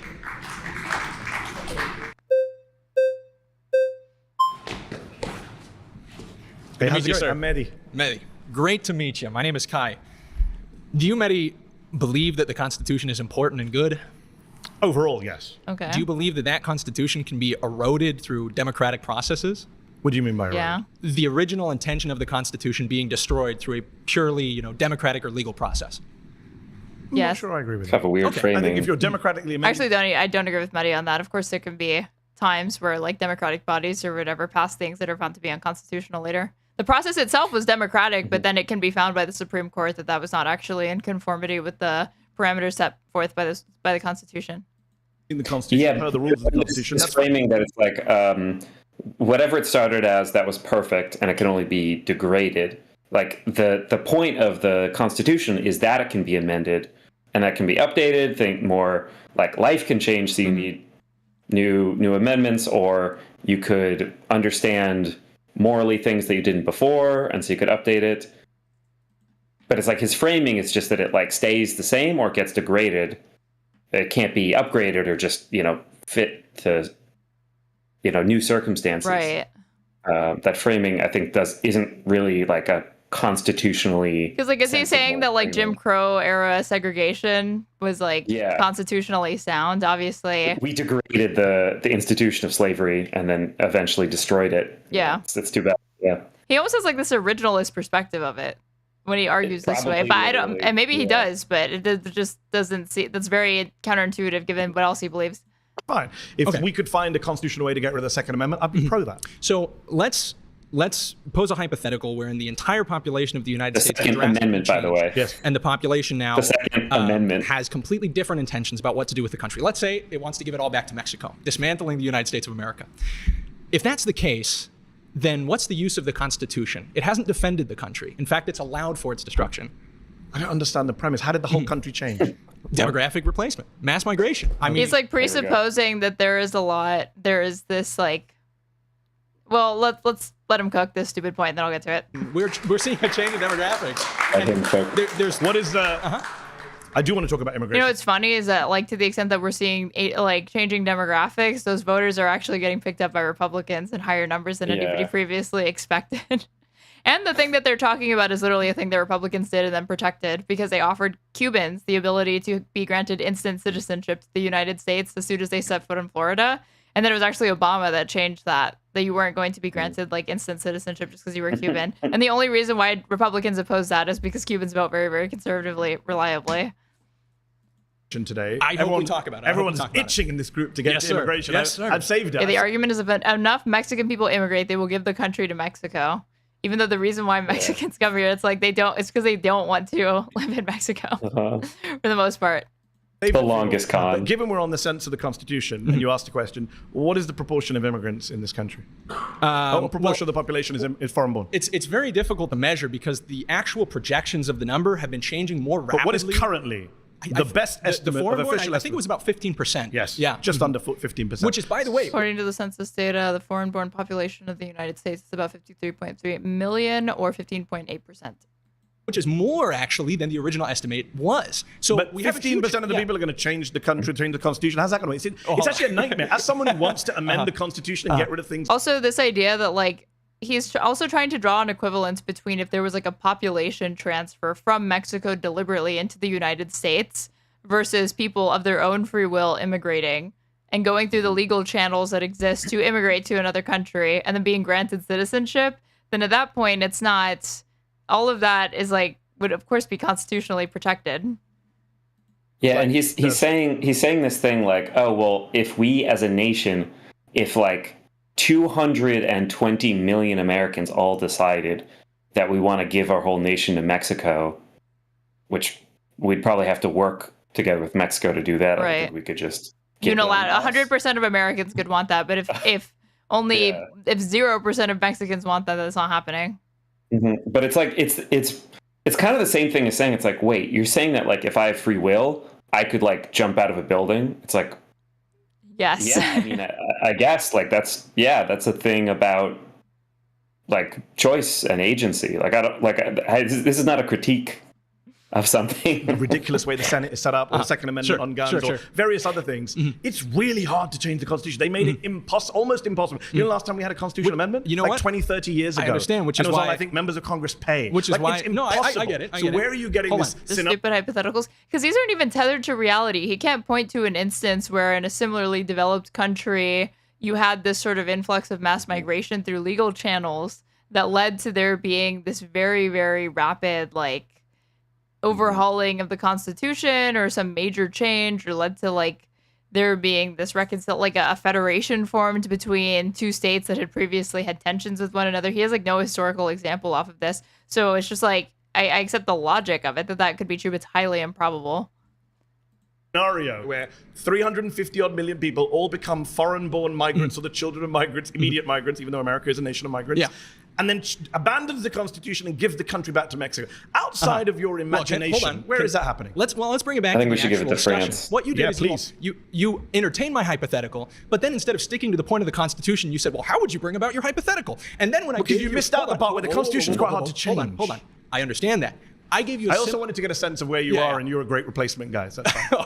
Okay. Yeah, and you're a real good journalist because you don't talk to people who identify as like a political ideology. I mean, that's a very liberal idea. I don't debate fascists. I'll talk to them. And I won't debate them. Frankly, that's upsetting. I think there's a big problem when we value freedom of speech so much, but any real journalist is not going to talk to somebody because they identify with the politically incorrect ideology. Just talk to the guy in front of you. What are you talking about? You literally stop talking to him, and then everybody had to vote him out. Debating versus talking is very different. Okay. It's pointless, right? Okay, he doesn't believe in free speech. Okay. He doesn't believe in democracy. He was freely speaking with you. You're the one who shut up. No, he said very clearly. Okay, he said, I support free speech so that I can get one election. After one election, my guy comes in. And after my guy comes in, nobody gets to speak or vote again. We all listen to your Why would I conversation. debate that? We listen to your conversation. Let's bring it you back what to was this said topic. because you just Let's bring it back to the misrepresented. Constitution. Please do. First, Fourth, Fifth, 14th Amendments. Those are the ones I'm saying Trump is defying. Do you support that or do you deny them? I believe that the Constitution is valuable because it represents yes or no particular interests of the founding well, he didn't want to have to ask which ones are those. Great. Do you think due process is important? That'd be embarrassing. Some would say that's at the very core of American Constitution. And Fifth Amendment. And what I think makes the Constitution function, what allows it to save this country and to actually make it work, are the people who are... I'm not sure. Freedom of speech does not equal I have to talk to you. According to this guy, you're in violation of somebody's freedom of speech when you don't have a conversation with them, or if the New York Times refuses to publish my wonderful op-ed on how communism will bring about equality in the United States, then I'm being my free speech is being violated, my First Amendment rights as well. Where are you going with this argument? Hold on. I'll show you. Is Trump defying the Constitution? That's my claim. You can have these weird hypotheticals. We're taking it into a different meta, which is what's the function of the Constitution? I'd rather not have your... You already did. Yeah, literally but now I just don't 5 want minutes to. ago when you took it to immigration. Now I don't want to. Okay. Let's bring it back. You can't just take back consent. The fourth. I can't tell if he sees the Constitution as like a means to an end, but like if he sees it that way, then you really should have no objection to people using it as a means to an end to bring together Mexico and the United States. What you would just disagree with at that point is like their end goal, but you agree with the tactic. Awesome. The 5th and the 14th Amendments and the 22nd Amendments. Either you say you got two very good positions here. One is to say I don't think he's defying them, and I'll say why you're wrong. Or you say I don't care that he's defying them, as one of your colleagues said. In which case, I don't know where this conversation goes because you don't believe in democracy. That's fair. Do you think it's wrong to dismantle the Constitution? So there's two options ahead of you. No, do you agree? This is important. Do you agree? What I'm doing so is Donald Trump... Okay, let me ask a question back since you're asking me questions. You're not answering the basic point. Well, do you think Donald Trump is dismantling the Constitution? I mean, doesn't every state have a constitution? Even ones that don't technically like have a constitution, they still have, as far as like how political science understands like the modern day nation state has some form of like governance that like adheres to like founding documents or something like that. So his question is like already absurd. Can we agree that Donald Trump is dismantling? Because I'll agree with you on that. I think he is dismantling the Constitution. I think he's illegally, unconstitutionally. I think he's interpreting it in ways that are more. Which judges do not agree with him on. Okay, hold on. Which the Supreme Court does not agree with. And the judges don't agree with the people who wrote the Constitution. How do you know that? Okay. And honestly, like again, the only argument you can make is that his unorthodox interpretations of the Constitution are it's okay or not authoritarian to try to put that into place, but you no longer have an argument once he's ignoring federal court orders and injunctions from judges that he put into place or Republicans, because then at that point you're no longer just experimenting or trying to work within the parameters of the Constitution. You are at that point, if you don't want to comply, just saying like, yeah, I just want to be a king. Let's take your example of the Second Amendment. Let's say that a bunch of judges... I didn't give the Second Amendment. No, hold on. Fourth, you don't want to talk about the ones I've given. You're interrupting me. You're ignoring me. First, fourth, fifth, 14th, 22nd Amendments. Those are my amendments that I came with today. If you don't want to debate them, just say so. I'm trying to understand your ideology. You believe that dismantling the Constitution is okay when it's about parts of the Constitution that you disagree with. Amendments. You would be fine getting rid of the Second Amendment, even though that would be a dismantling of the Constitution. No, because it would be done via constitutional means. I'm not the one sitting here like your pal. Okay, you have agreed. You have agreed the Constitution. I'm not the one saying you just get rid of them willy-nilly. I don't agree. We're ramping up. I don't agree that Joe Biden should come in and say by executive order, if Joe Biden put out executive order saying Second Amendment no longer applies. I can round up everyone's guns. I don't agree with that. Your result is exactly the same. I don't agree with them. No, but I don't agree with the method of doing it. It's unconstitutional. That's fine. He would have been defying the Constitution, and I would have said so, but you can't bring yourself to say so. We've been sitting here the critical point is not the fact that any president could technically abuse these powers in the way that Trump is, because like you're saying, that is kind of just like a thing that's trivially obvious. The issue is whether or not you actually agree with it, and if they tried to do that, would you oppose it? That's the main point of contention here. MEDHI's not disputing that there are actions that any president could take, Democrat or Republican, independent, whatever, that maybe technically fall within the confines of the Constitution, but because they violate norms so egregiously, he would already be uncomfortable with them attempting to go down these avenues. I don't know if this guy is trying to argue that like that's still within how the Constitution works, or it's fine, or he's a hypocrite somehow because he never gave the impression. He clearly is an institutionalist, so he's not giving any impression that he would support Trump or Biden or Obama or any Democrat doing this shit. Several minutes. All of your friends have seen me ask you several times. Do you agree that Donald Trump is defying the 1st, 4th, 5th, 14th, and possibly 22nd Amendments? Your colleague at least admitted that he's defying the First Amendment. I understand that you came in here. What you are attempting to do is simply frame this conversation like you did with the first claim about Donald Trump. But then when anybody asks you any kind of question that presses you to the least degree I answered. I said I would dismantle the Constitution, but I would do it constitutionally, not by executive order. So what I'm trying to get to is to prove to everybody who's watching that what you care about is not the Constitution in what it represents or creates. You care about the Constitution only insofar as it allows you to achieve your political worldview. We agree on that. No, I care about the Constitution. You agree with the Constitution because I don't think presidents should be... I mean, this is a bit of a self-report. I think that I know that there are people that see the Constitution as a means to an end, and if it is getting in the way of achieving their agenda, that they think it should be changed. But one, that's not inherently undemocratic, because there are democratic ways to change and amend and update the Constitution. It's built into the Constitution. But two, there are also people that like MEDHI Hasan that really have just a more conservative view of it, and they would not be in support of tearing down the Constitution to achieve certain political outcomes, because he probably weighs it against the short-term benefits to being able to rework the Constitution so I can pass this policy faster or get this part of the agenda done. But if it means that it could set a dangerous precedent where Republicans would abuse it, or like there's other arguments to say that like it wouldn't, he still wouldn't support it. Fascist. Yeah, I mean, there's like the ultra lib position of like the only thing that matters is like the process or whatever. Yeah. So it would be like Ruth Bader Ginsburg, who's like, it's like, okay, yeah, I might die soon. The appointment might go to Trump. You know, that would be quite bad. But like, I think constitutionally, you're kind of supposed to just sit it out. It's a lifetime appointment. Right. I probably shouldn't like step down. Like, there's that perspective where it's like, we kind of got to do whatever it says. Versus, yeah, a more left perspective might be like, we obviously should respect the Constitution as like, this is the rules that we've all agreed to play by, but we should push them in whatever direction is like, you know, better for people. And then there's this like ultra nationalist fascist that sees it only as an obstacle, only as a means, and like is willing to pull the rug up. That's like a kind of a qualitative difference as well, where, you know, Mehdi Hasan is like, okay, you know, I'm not so sure about the Second Amendment. I'd be curious to know exactly what it is that he wants to change, or if he would kind of like amend it and replace it with something slightly different. But these guys are literally like, we want to have free speech right now so that we can coordinate putting all of you in camps. Right. And then making sure that you can't communicate between those camps to like stage a revolt and escape from those camps. It's a very, very different type of situation. Well, at that point, you don't even see it as like a means to an end. You just see it as an obstacle, because there is no way that, like, again, like the Constitution is conservative in like the traditional sense of the word, like the literal sense of the word, and that it is hostile to there being very, very accelerated or fast major changes and shifts in how it's used. So regardless of you trying to make the country further right, it is still going to be, if you're actually following constitutional procedures, it should still also be hostile to that because of separation of powers and checks and balances. Violate the Constitution. That's what I'm saying. You care. And he is I don't think the president should have the power. I think people just have like a balance of these things. It's like you're saying, there are Democrats that are just they kind of trust the process too much, and they lean too much into like, we're here to kind of perform the constitutional duties, and they kind of lose sight. It's like, wait, isn't the point of like adhering to all of these rules is so we can yield good outcomes and better outcomes and policies and deliver our agenda, right? Which fit in within a constitutional framework. So it shouldn't only be about just adhering rigorously to the process. It should also be, we can't just only focus on the process. You have to focus on the outcomes as well. But then he's like swinging in the other direction, assuming that people exclusively care about outcomes and there's no respect for the process of how you arrive at that outcome.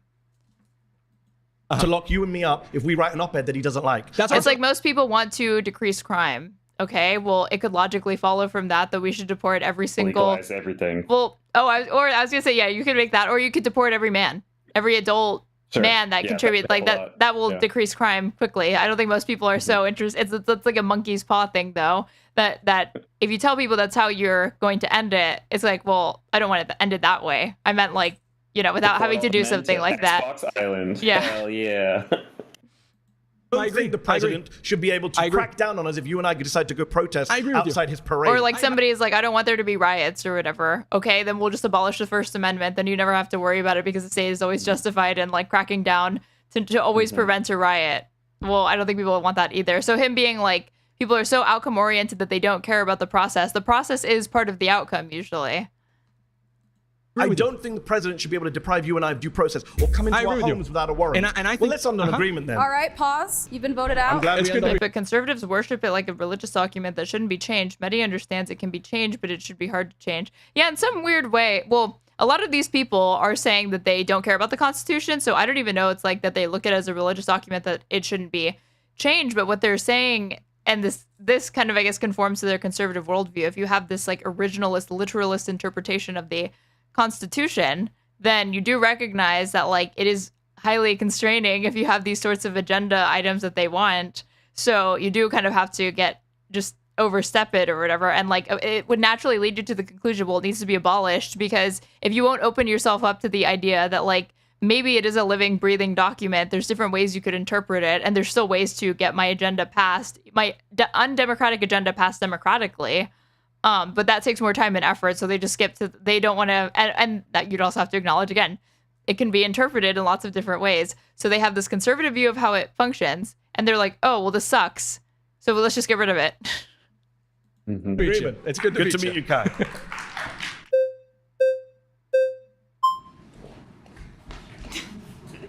Hey, how are you? I'm Mehdi. Hi, I'm Jessica. Nice to meet you. How are you? So Trump is defying the 1st, 4th, 5th, and 14th, and maybe the 22nd soon. Okay. So I want to focus on the 1st Okay. and the 5th. Okay. So you say that Trump is defying the First Amendment. Can you give me an example? For example, he banned the Associated Press from attending White House events. A Trump-appointed judge said that was against the First Amendment. He's been cracking down on media organizations he doesn't like over their speech. If they say stuff he doesn't like, he's suing CNN right now. Example, cracking down how? So, for example, and Murdoch, the Associated Press from attending White House events because they said it's the Gulf of Mexico. That's not how it works. They were already at the White House. He deprived them of access, so he punished them for their speech. But are they allowed to go to the press? Which is why a judge he appointed, Trevor McFadden, said this was contrary to the First Amendment. A Trump-appointed judge. He's called MSNBC and CNN illegal. Media organizations are not ipso facto But that's free speech. illegal. He can call them whatever they want. Attacking the media. Trump was Obama when he appointed that judge. Yeah, he can say whatever he wants. That's literally the First Amendment. He can say whatever he wants. Absolutely. But the media can't say whatever they want. Yeah, there's definitely no speech you could engage in that could have a chilling effect on other people's speech or change the way. Like, this is so stupid. They do. But he's going after them. He's suing them. He's using lawsuits to crack down Thank you for subscribing, Tango Mango 1720. on the press. They Presidents used have not done that lawsuits before. to give him 34 felonies that Hillary Clinton did. No media gave him a lawsuit. No, but people on the Democratic side. We don't talk about the Democrats. Okay. What'd she say? So he can call them whatever he wants because that's the freedom of speech. He can even he's threatened to imprison reporters. He absolutely. He wants to imprison. He said reporters should go to prison for reporting. President Trump suggested jailing reporters who publish classified or other sensitive information if they refuse to disclose their source. To her, this is just like a benign example of free speech. And some of them would prison rape. This is also just stupid because, again, there are such things as speech acts. I can't put a whites only sign on my business and then argue that I'm just expressing that's like an extension of my free speech to do that. God, it's a joke. So sensitive. Jeez. First Amendment. Okay. How is that against the First Amendment? You don't think sending reporters to prison for reporting that he doesn't like? Did he do that? He wanted to. He said so. Okay, I would like them to go. I would really like to. So other people stopped him doesn't mean he's not defying the Constitution. So he also said if you turn up. Excuse me. He can want to do something. Yes. That doesn't mean he will or he can. Okay. And I think he's very. Well, I've already aware given an of example of something he did do to the Associated Press. But okay. Yeah. Okay. So like again, the only thing that she has is that he wants to defy the Constitution, but he can't. The reason why he can't, because of the Constitution, because of checks and balances, because of separation of powers. The thing that she's defending is like the only thing that actually, or like the only reason why he already has a case, but even if I granted her, let's say Trump has done actually nothing technically constitutional, he just keeps repeatedly signaling that he aspires to, it would still be because of the Constitution. Sure, I shot at him, but the gun misfired. Jeez. Press and allowed in the Oval Office, which is his office. That's his executive space. Okay. And they his are house. allowed in the press room, bedroom. just like CNN, just like The Guardian. Which he thinks are illegal media organizations. He can think whatever he calls wants. the media the enemies of the people. You called him a fascist. Yeah.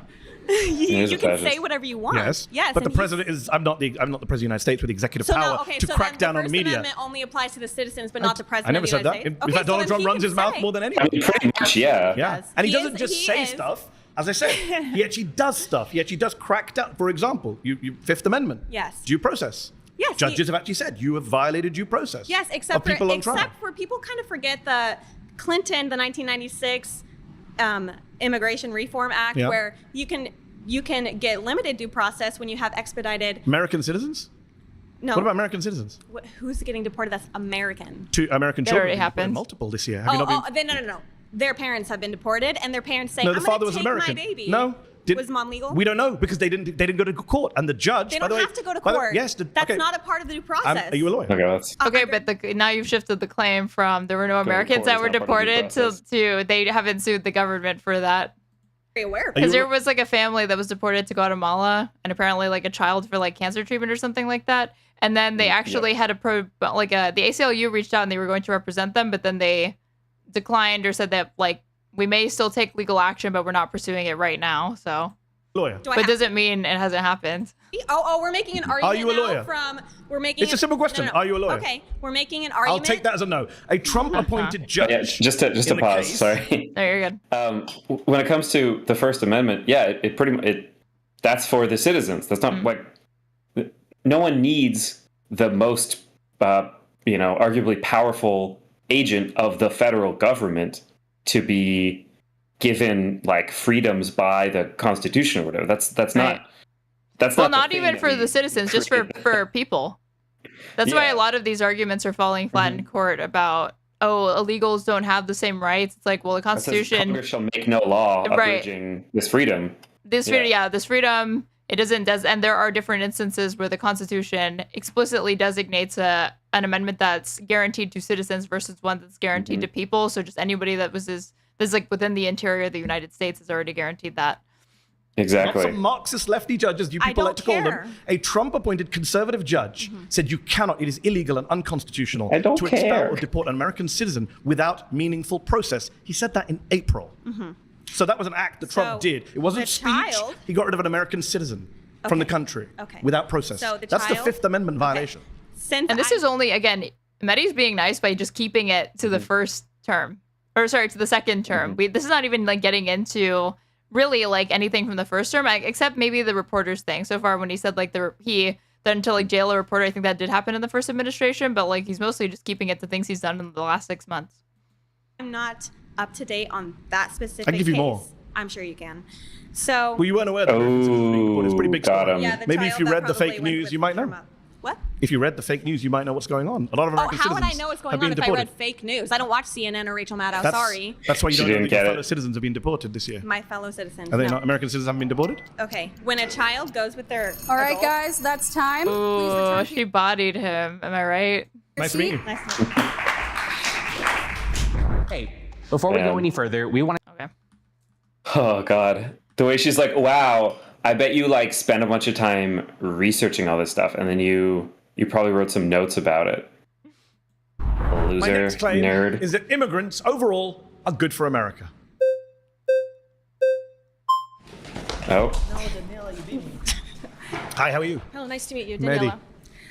So in regards to your claim, I just want to start by asking this. Do you care more about helping Americans or immigrants in this claim? Immigrants are Americans. I'm an immigrant and an American. Well, immigrants are not Americans. Americans are the people that were born here.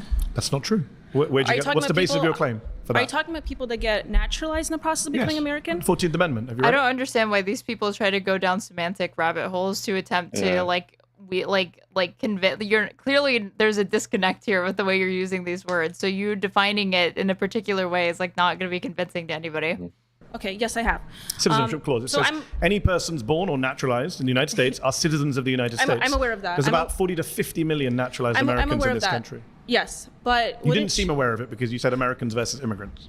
So, but are you understanding that the process of getting all these immigrants that come in here we've been also the millions of immigrants. It's immigrants are Americans if they get citizenship. What is she talking about? I don't even know what she was saying. Like if he was actually less American or more American. Like if she was offended that like he still refers to himself as an immigrant even though he's a naturalized U.S. citizen, even though it's like not mutually exclusive. You can still identify that way.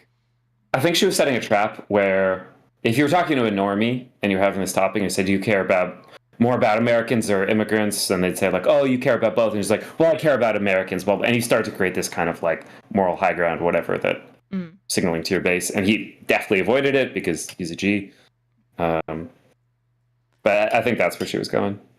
For sure. No, I know. But I know that she doesn't see him as American as like herself or whatever. But it's weird because her argument could like that only strengthens her claim or like strengthens his claim that you should not look at naturalized citizens as less American simply because they were not technically born on U.S. soil first, because once they've been granted U.S. citizenship, then they're citizens.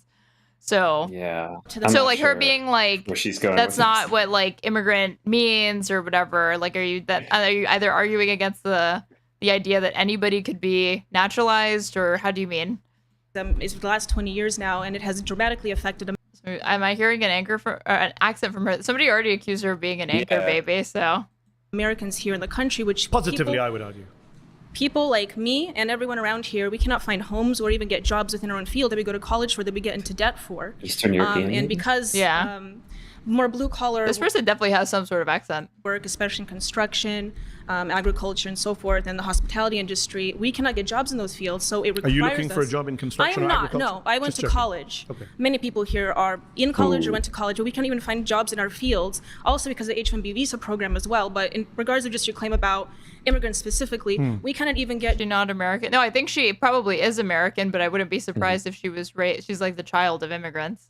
I'm getting like Polish. Unemployment is at a record low right now, even under Donald Trump. And I'm not a Donald Trump fan, but I would say unemployment under both Biden and Trump has been at record low levels. Okay, is this in regards for American citizens? Yes. Okay. Okay. Yes. Well, I'm unaware of that statistic, but from what I see, from what I Legal immigrants have low unemployment. Many American citizens, both naturalized and the ones born here. And I employ Americans. My parents came Americans as defined by you. My parents came as immigrants, became naturalized, so I'm not necessarily. Oh my God. So you're the child of immigrants. Correct. I'm a child of immigrants. I was. But you don't accept that immigrants are Americans. Not at this moment. So your parents are not Americans. Not at this moment. So no, hold on, your parents are not they're Americans. citizens. They became naturalized. You just said you can't be citizens. Okay, but like you knew that about him as well. Naturalized. No, I was born here, and I'm not Yeah, you're opposed born to here. naturalization. But Never are your said that I'm parents? against naturalization. Are you against naturalization? No, She's gonna find another way to pull the ladder up from behind her. Oh my God. Never said I was against You did. naturalization. You began. You're very. Everyone was here. They can play it back on YouTube. You said Oh, no. Americans or immigrants. Flags Are your going parents up. Americans or immigrants? No, my parents are United States citizens. But they're immigrants. You said. No, they came here as immigrants. However, but So they I want are to make the immigrants. claim You that st- we cannot I came even, here as an immigrant. I'm but an immigrant. at this point, when She wants. Okay, so I see where she's Oh going my with this. God. The distinction is that she needs there because of her personal Maybe circumstances. Georgian. She needs immigrants that have become naturalized citizens to no longer even like be able to hold the moniker of an immigrant because she sees it as like in contradiction with being an Yeah. American, but it's not obviously not true. they came, Yeah. the United People States aren't happy with the way economy, this is going for you. the United States economy was not at. It's better now. The American economy is better than it's been Not for from many the- years. not from the And I can say statistics that I as someone see. who doesn't We like Donald Trump. We're Which giving statistics are you millions seeing? and billions of dollars Which to statistics people are you of, seeing? minorities as well as The reason the immigrants economy is doing badly now is that because we Donald can't- Trump's that we're giving tariff it to policy. loans. We can't Nothing even to do get with businesses. migrants. In fact, the They can't congressional. even start businesses. I'm an immigrant. I started a business. In No, fact, I in understand fact, because the SBA immigrants is are- giving people immigrants- billions I didn't of take any loans. loans They're giving from them SBA. billions. I didn't take any loans I'm not from saying you SBA. did, but I'm Okay, saying well, that saying I did. statistically speaking, they're giving billions of So loans should we do to these people. statistics? According to statistics, immigrants are 80% more likely to be entrepreneurs than native-born Americans. Sure, and more likely absolutely. to start No, businesses MIT study found that immigrants are 80% more likely to start a business compared to U.S.-born citizens. and hire Americans. No, I'm aware right? of that. Immigrants But are we more also- likely to pay in taxes than Yeah. take out in benefits. And They're more likely to add to innovation and jobs and wages. This is what the statistics show. The Congressional yeah, I Budget Office. understand- I Let me just finish my understand point and let you come back Okay, in. go The ahead. Congressional Budget Office, which is bipartisan, Republicans and Democrats both use it. They have said that the immigration surge that you mentioned Mm-hmm. will lead to an extra $9 trillion of GDP over the next 10 years. That amounts to $65,000 per American household. That's $65,000 for each and every one of you holding up a red flag. Translation: immigrants are 80% more likely to become bourgeois capitalists. Suddenly, I'm anti-immigration. Hell yeah. Okay, I All understand right, that, but pause. You've been voted out by the majority. Please return to your seat. I actually had hope for her. Yeah. Thank you. Yeah. Oh. She's easily. This has been like one of the worst exchanges because she has such dumb priors. Oh, this guy. Hey, how's it going? I'm Eddie. What's going on, man? Nice to meet you. All right, so first, before I start, I need to know what you mean by good. I can talk about the economy, I can talk about culture, I can talk about all of those things. I need All to of know them. what you mean. All of them. All of them. I'm saying immigrants are good for the economy. They're good for think lower culture. wages are they're good for the good for economy? society. Where's the lower wages? What do you mean, where's the lower wage? Anyone else think MEDHI is too hard on her? I think he was interrupting a little bit too much. I didn't think she got the chance to like speak, but I don't think she would have looked any better if she was allowed to fully articulate her ideas. I'll be honest. Into a liar because he would have let her go after, but then they cut her off. It was kind of sad. Where are the lower wages? Yeah, so you can What's look the at basis for saying they're low wages? Sure, so you can look at like the STEM industry. It's been in like a complete and total recession. There's been tons of studies like from the Economic Say Policy STEM? Institute that shows that like companies like Tesla, companies from like Silicon Valley, Wait, he said they engaged STEM? in mass firing of. Wait, hold on. All the illegal immigrants are What do you mean, taking all the where's the lower STEM wages? Where are the lower wages? Yeah, so jobs. you can What's look the at the- basis for saying they're low wages? Sure, so you can look at like the STEM industry. It's been in like a complete and total The recession. STEM industry. There's been tons of studies like from the Economic Policy Institute that shows that like companies. I mean, there is a faction of high-skilled immigrants that come specific, like brain drain and how it factors in that, like when we have If you're immigrants. talking legal immigration. Yeah, legal But they're immigration starting from companies too, so they're people like supply or side. areas like Somalia or South Korea or something like that. But you're talking about the best and the brightest. They're like not taking a job away from an American, usually those candidates are considered because we can't even find an American that's as skilled as them to fill it. Mm-hmm. It's like Tesla. And STEM right now is getting fucked over because Trump is cutting all the funding for STEM. Right. So they're firing lots of people. That's the main problem. They engaged in mass firing of workers, around 35,000, but then they hired around 12,000 H-1B visas, and it's kind of just standard economic thinking. It's not standard economic thinking. The vast majority of economists and economic studies suggest that there is a negligible, if no impact on wages over time. That's not. Do you think STEM just means tech? Yeah, I think that's what he's saying. Immigrants. In fact, your colleague mentioned earlier construction. There is actually evidence in construction, yes, but in some industries, in some areas, there is an impact. But overall, no. In fact, a study from the National Bureau of Economic Research found that migrants since 1965 have raised wages and raised innovation. Who's that by? National Bureau for Economic Research. No, hold on. That's where you publish studies. I'm asking yes, I didn't memorize the names of the authors. Yeah, I know you didn't. Right? Obama wrote it. Yeah, hold on. The study you're talking about is from Giovanni Perry. A Marxist. He didn't account for aggregation issues, nor did he. The vast majority of studies. Let me speak, please. Yeah, thank you. Right. So listen, he didn't account for aggregation issues. Okay, right? There's no way that this guy came up with this criticism of this. So it's like, okay, so name the author that who's you're fucking not plagiarizing, but who's talking like criticism you're repeating. I guess it would be plagiarizing if you didn't credit them. Because he's representing it as his own, but it's obviously not. Right? And when you look at like the spatial approach, which is what all these economists use, you're not accounting for the fact that when immigrants come into an area, natives leave. If you look at an occupational approach where you look at the specific firms that immigration is going into, like Kim ETAL 2013 did, you find a net negative impact when there's a 10% increase of immigration. You find around a 0.5% decline in wages when it comes to the specific occupations they're going to. So all your studies are flawed. Pretty small. 0.5%. Weigh that. Isn't that convenient that all the studies that MEDHI is going to cite are flawed? Up against what I just mentioned, the Congressional Budget Office, which is a massive boost in GDP per head, which you're not counting for, massive increase in tax revenue, immigrants actually funding the deficits and debts by paying way more in taxes proportionately, including undocumented immigrants. And what's interesting about wages is, I'm in a room full of, I don't know what to call you anymore, conservatives, Republicans, fascists, I don't know. One of you has proudly said that. One of us proudly, correct. I'm in a room full of correct people, but do any of you actually care about wages? Because, for example, I actually do, For example, do you support raising the minimum wage? Absolutely, and you can't do that when you're bringing all these people coming into that's not the reason the Republicans. Of course you can. Yeah, I was about to say it's like native born Americans who joined the Republican Party that prevent this from happening. It's not immigrants.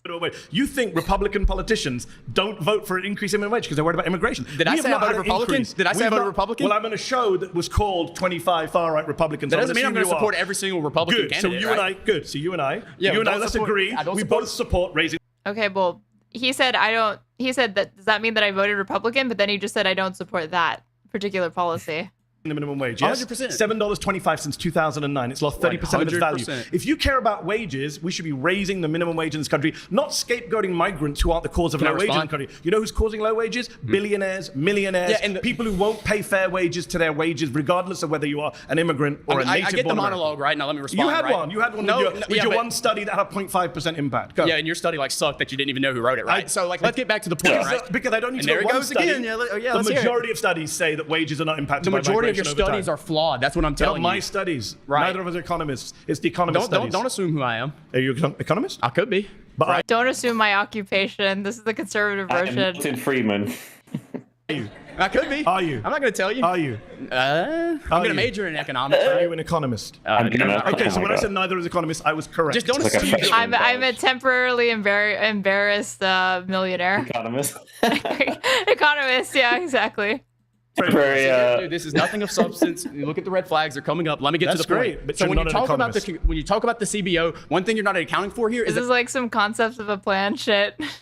They're assuming an equilibrium, right? Do you know what that means? You shouldn't make these type of assumptions. You said earlier that unemployment. Do I know what it means? I thought we were doing assumptions. Okay, hold on. You mentioned we were at 4.2% unemployment. Yeah, that's counting people who have part-time jobs. That's counting poverty wages. Always been counted. Yeah, I'm against poverty wages. Can we agree again? Yes. If you go to the Logood Institute, they calculate it away where it's functional unemployment. I'm a pre-med doctor. Okay. If you account for things like just people who make around $25,000 a year, people who have fallen out of the labor market, people who only work part-time, if you count all of those people together and then add on the unemployment, that's around 25% of the population. So when you go, we don't have jobs, we don't have people to do this, and that, and the other. No, yes, we do. Okay, we don't have a labor shortage. We have a good job shortage. And when you keep bringing these people in, and they're taking no jobs. We need a Green New Deal. A good job shortage? So this is getting tied back to wages, but he won't engage with that. of big firms employs. I'm an employer. I can say that. Because like, who hires the immigrants? Yeah.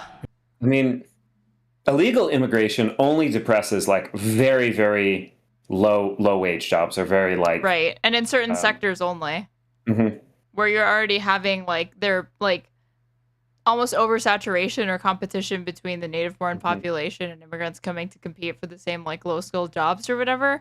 But like he's saying, overall, it's a net. That's why he's not denying that like there are going to be instances where wages may be depressed or whatever because you have Americans that are competing with people for jobs that like they will work for cheaper, and so they hire they go with undocumented labor. But in the overwhelming majority of cases or whatever, it's not what's happening.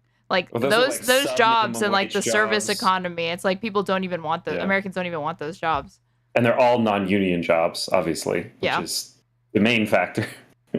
Employers. Exactly. So when you bring up these big firms, okay, so that's let the me way ask you that keep wages down. You understand that, right? So let me ask you a question. If you got rid of all immigrants coming in tomorrow, moratorium, you think that Republicans and employers of big firms would suddenly raise all the wages? Notice That's how you didn't answer what I said. That's what you believe. It was a complete. That's what you believe. You pivoted the hell away from the conversation. Is that what you? I'm on the subject. Okay? Do you believe that wages? I'm just wondering how naive you are. You believe that the 1% will raise wages in the federal wage if we stop immigration? They will be forced to. When you increase labor's relationship to capital, okay, and you give labor more bargaining power because you're touching the supply of labor. It's a very simplistic understanding of economics because you're explain I'm wrong. I'm telling you how you're wrong. Because you're ignoring the fact that when immigrants come into an area, they spend money. They create jobs. About 1/5 of their monthly income leaves the country. That's a good thing also because you don't like US aid, foreign aid. So this is the point. They create jobs. I came into this country. So far, every one of my assumptions about you has been correct. But listen to me. I am an immigrant. I'm speaking from personal experience. Get the hell out. I don't even like. I should get the hell out. Yes. Why? I don't want you here. Why? Because you come here and say all this bullshit about how Americans are lazy. You push your left-wing politics. He is an American. Americans are I don't lazy. know why you say this. I never said Americans are lazy. Yes, you are. You're saying immigrants have to come into this country so they can do jobs that we don't want to do. That's exactly what you said. When did I say it? Oh, really? When did I say it? So on YouTube. Guys watching on YouTube, rewind to the time where I said immigrants are doing jobs we don't want to do. When did I say those words? Words that came out of my mouth. Okay, so why do we have to bring in immigrants to the country if we have people who are going to do the jobs? Pause. You've been voted out. It's nice talking to you. Nice talking to you. You're going to have to go. Nice talking to you. You're gonna I hate this language around like bringing in immigrants, importing immigrants. Yes. These are human beings who are like, hey, you know what? I think I'm gonna come to America. And people are talking about it like it's an Amazon Prime delivery. Yeah, by like the government accepting to review or put them through the arduous legal process of becoming a citizen, which takes years and years and years. That's you courting it. Right? Like they're not talking about like pull factors, because there are obviously pull factors that will bring in immigrants and push factors and whatnot. But like there's no person that of their own volition wants to come to the United States for whatever reason. American citizen. Good to know where you stand on immigration. It's not about immigration, is it? That's what it's not about.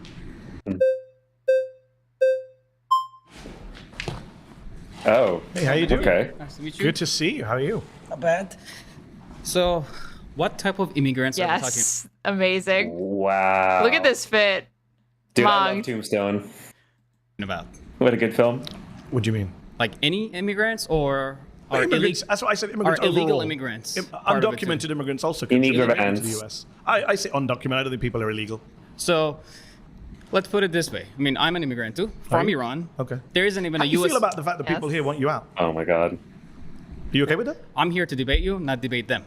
I mean, you're all on the same side. You're part of one group. No. You've been clapping each other. No, I mean, there are conservatives here. There are far-right people here. There are Republicans But how do you feel about that guy? Okay, but absolutely none of them want you here, dude. They all want you out. Like really, like you maybe should watch yourself when you go to the parking lot. This crowd. And it's not only because they're fucking racist and because you're Iranian, but it's also because you're like goofy looking. It will literally just come down to that because. I mean, conservatives are on board with PBD, and PBD is a naturalized U.S. citizen from Iran. But I wonder, I don't know what it is. There's something about Iranian expats. They're like the Cubans of Middle Eastern expats because they're very, very pro-America compared to other Middle Eastern immigrants that come to the United States and become naturalized citizens. I'm just wondering. This is the topic of immigration. It's not How about do you feel about the guy? It's not about my feelings towards them. Okay. It's about staying on this topic. Okay. And Immigrants are good for America, yeah. You and me, we're good for America. And the guy over there wants us to leave. The best one I heard is that he looks like someone who would tie a woman up on a train track and then escape via hot air balloon. 100%. 100%. So I'm just wondering how you feel about that. So I believe that there has to be strict immigration laws. Okay. We have to make sure that the people who are coming here have the good intent of the United States in mind. That's not my claim. I got Waluigi Mangione.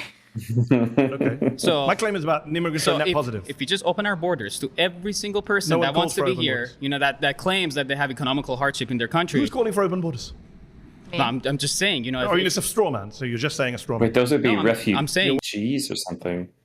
Wasting time with hardship is refugees. Immigrants. Well, you wasted time. You wasted time trying to cause division between me and my division. friend. He wants you to leave the country. That's a pretty big deal. I mean, you can ignore it, but that's your side, my friend. Like I said, you were the one that tried to derail this argument. Derail? By bringing that. It's literally core to my argument. I'm saying immigrants are good to America. People on your side are saying we should leave. He said it to his face. And I asked you, what type of immigrants are we talking about? Are we immigrants talking about overall? Overall. So I mean, we're not gonna. So you want me to get into like particular communities? I'm not playing that. So game. you believe that people that come here without overall any help respect, the society. without any respect to our laws and our border, are going to be good for this country? No, of course not. So you can't say that all immigrants overall. I never said all immigrants. Well, I said immigrants overall. Immigrants overall doesn't mean all immigrants. Sorry to break that to you. All right. So we have to make sure that the people who are coming here have the good intent of this country in mind. Agreed? Yes. All right, irrelevant to my claim. But when you have undocumented immigration going on, you can't vet that. You can't make sure about that. Let me real quick, talk about my background. There is no the American embassy in Iran.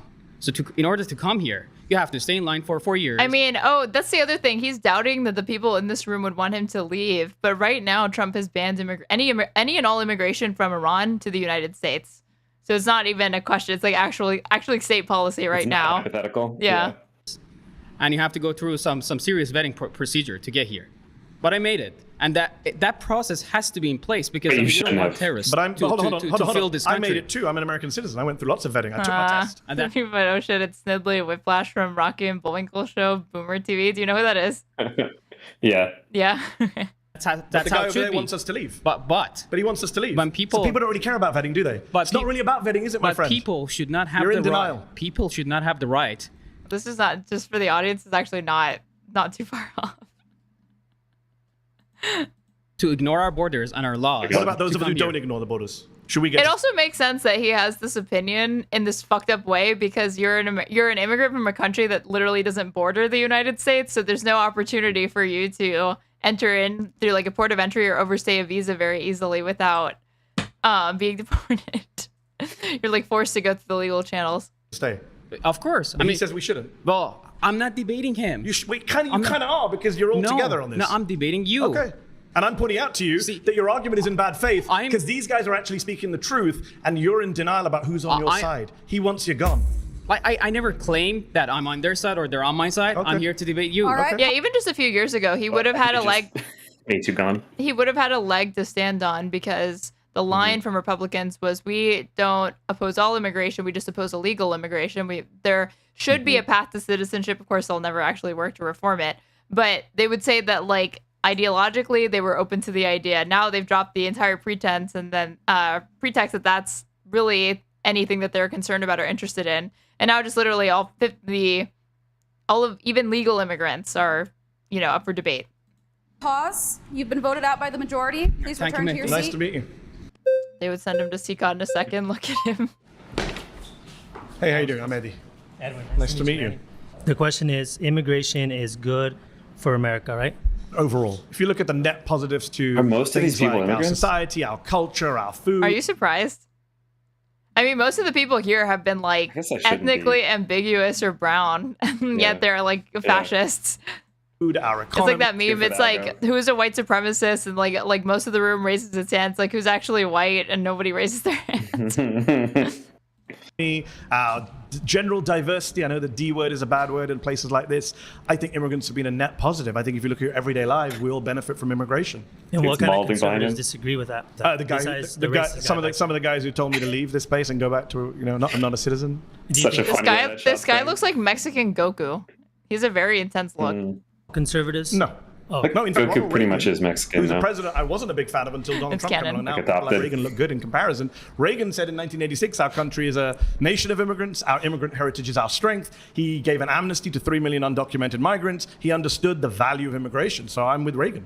Although this guy is putting his thumb down there. So Reagan's not popular in right-wing crowds these days. Yeah. Well, he's popular with me. Good too. I'm a deferred action of childhood arrivals. Yeah, because Reagan was like a true neoliberal, and if you're a true neoliberal capitalist, you should be fine with not a pathway to citizenship for most people, but the free flow of labor from one country to another, because it's a cheap labor pool that capitalists can pull from. I was an illegal immigrant myself. I came here when I was 10. I'm what you would call a legal alien now. I didn't have any say on my parents' choices. Yes. Do I think that they were well-meaning by wanting to bring me over for a better future? Absolutely. Well, Trump is giving people the option to self-deport. So if MEDHI doesn't bring that up, like, why haven't you self-deported? I'm going to be very disappointed. I believe that. Yeah. Did they break the law? Yes. Do I agree with people breaking the law? Not necessarily. Do I think that there's ever a situation where you Again, like the breaking of the law in this case, in most instances, is like a misdemeanor, break the law, which is literally on par with like speeding. They're like civil violations. He's like talking about this here and not like to like a therapist, or like it seems like he's working through some like family shit right now. And this feels like such a common thing where it's like there's so many immigrant communities that are like, we voted for Trump, why the fuck is he coming after us? This is crazy. Yeah. Like, we were the good ones, whatever. It's like there's this idea that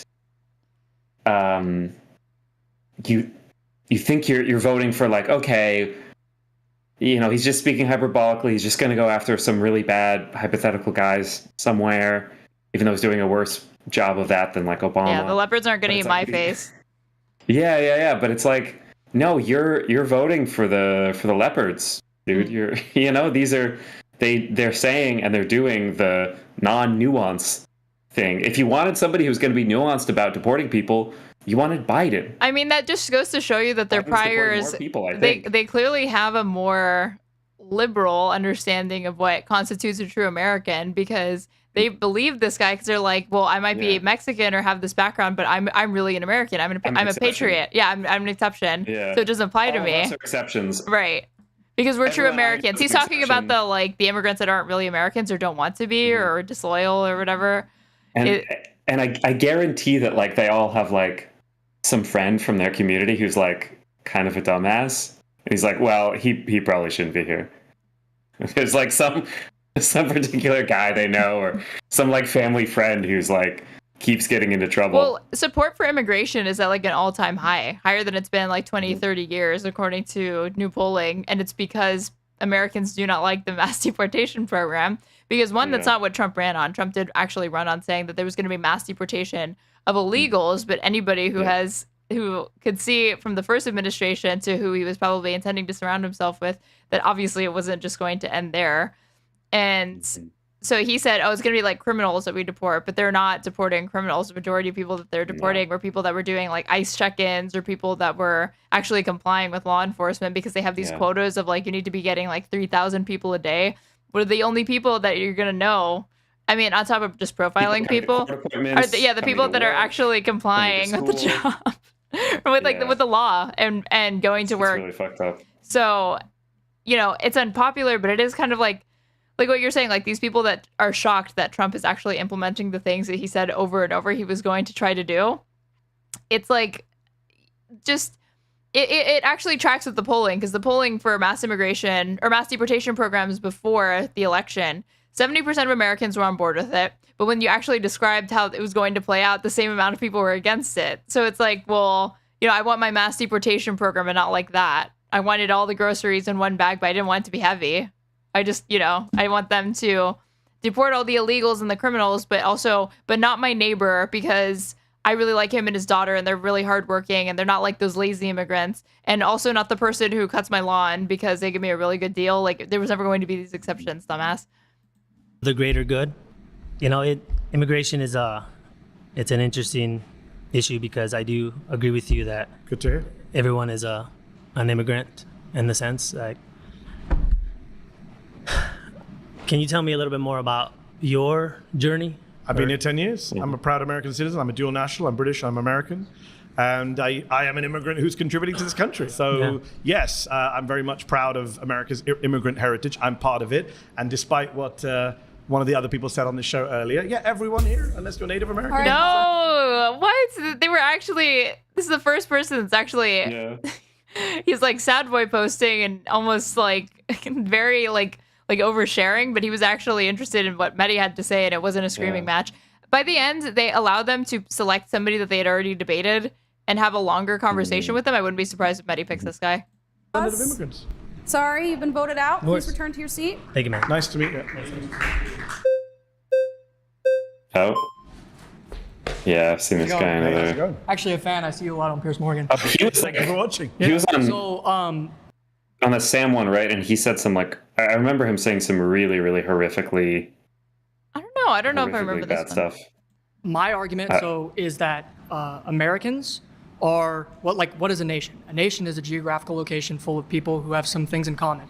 So I think some of the things typically in history are going to be like race, religion, ethnicity, language. These are some of the things that we have to have in common in order to actually have a functioning civilization, especially in self-government.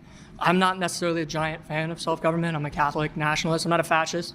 You have to have at least some things in common in order to actually have a civilization. And the immigrants, especially illegal immigrants that come into this country now, disrespect us. They hate everything that we believe. They don't even speak our language. I watched, after Trump got elected, I watched an interview of an illegal alien woman crying and about getting deported, and the entire interview was in Spanish. That is a spit in the face. It's disrespect. They don't care about us. Why did I think for 2 seconds he was actually going to demonstrate some humanity and be like, oh, I'm seeing the excesses of this or whatever, and it's making, no. Abuse our opposite point. Gone from a teleological argument into just a bunch of series of wild, unsubstantiated I'm asking claims. you, what is I don't accept. This guy kind of looks like Bubbles from Trailer Park Boys. Everything we stand for, and I don't accept. Well, I'm not going to deal with the teleology. I'm going to deal with the false claims we made. There's no what's your basis for saying that all immigrants or all undocumented immigrants hate everything we stand for? It's funny that you said you're a Catholic nationalist. How did most Catholics get to America? Irish Catholics, Italian Catholics. Immigration. Much of the people coming across the southern border are Catholics. They're Catholics, yeah. Yeah, I know. I don't. Need not apply. It's really funny that you say you're a Catholic nationalist, but Catholics came to America via immigration. Yeah, so there's. So immigration is good for America. You and I can agree. Otherwise, Bubbles is a kind, gentle soul. Do not sully his name this way. Sorry, guys. People of your faith wouldn't be here. No. Well, we were here on this side. What is a Catholic language? Isn't Latin? I was going to say like Latin is what the majority of like the original text is from. So any language that's like its origin is Latin would be kind of like a Catholic language. Probably most Catholics now probably speak Spanish, right? Right. Yeah. On this side of the world, in this continent, from conquest. We came over here, but the big surges of numbers, as you well know, because you're a smart guy, Italian, Irish immigration waves, Catholic immigration waves. Okay, yeah, and I'm not even claiming. Against those? I'm not even Were claiming. you against those? If you were alive, I'm not even claiming that immigration immigration a lot of people is were bad. against those. I'm not claiming immigration is bad in all cases at all times. What is your claim? My claim is that immigration, especially now, and especially for foreign people that have nothing in common with us, it's funny you say it's especially now. You just said that he is demonstrating to you that you have a major part of your identity in common because you're both Catholic, dude.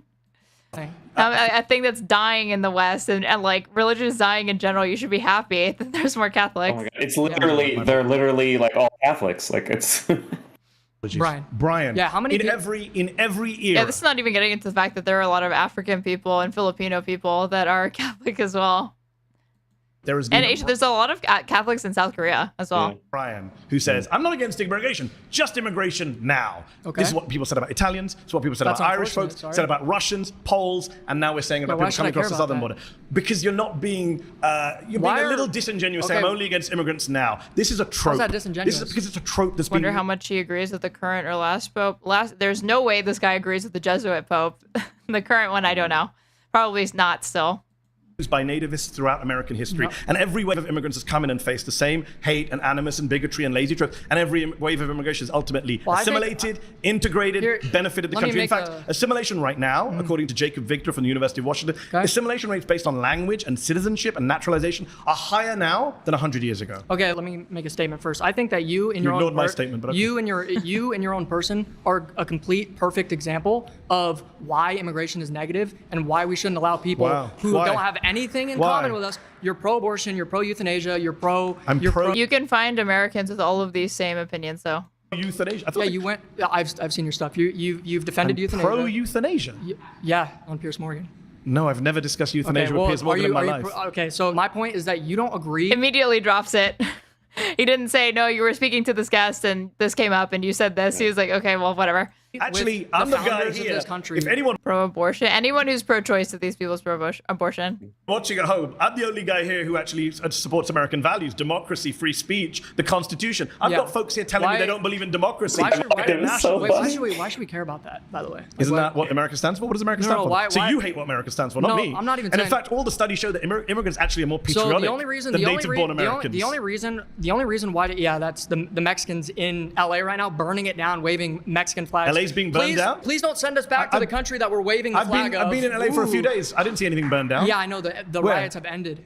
That's because Trump sent. But if it's burned down, where's it? That's because Trump escalated them by mobilizing the National Guard against the consent of the California government and Gavin Newsom, who's the governor. Burned down. I haven't seen it. I've traveled around all ironically, protesting heartily against a tyrannical government, that's as American as it gets. America was a revolution. Burned down. LA is 500 square miles. It's not a figure of speech, actually. It's another false claim of yours. They're burning I support buildings. euthanasia. They're burning Waymos. Bring it up. He's burned to the ground. Bro, just Immigrants hate what we say. They're burning the Waymos. I'm super They're burning the Ubers. So you're pro-abortion. But you're just saying one false thing after another. So you're pro-abortion, and I'm right? standing by my position. Immigrants are good for me. You're pro-abortion. You're an immigrant. I'm pro-Roe v. Wade. Personally, I'm not pro-abortion. If you knew anything about me, you know. Roe v. Wade is... All right, pause. You've been voted out. I was going to say nice to meet you, Brian, but I guess not.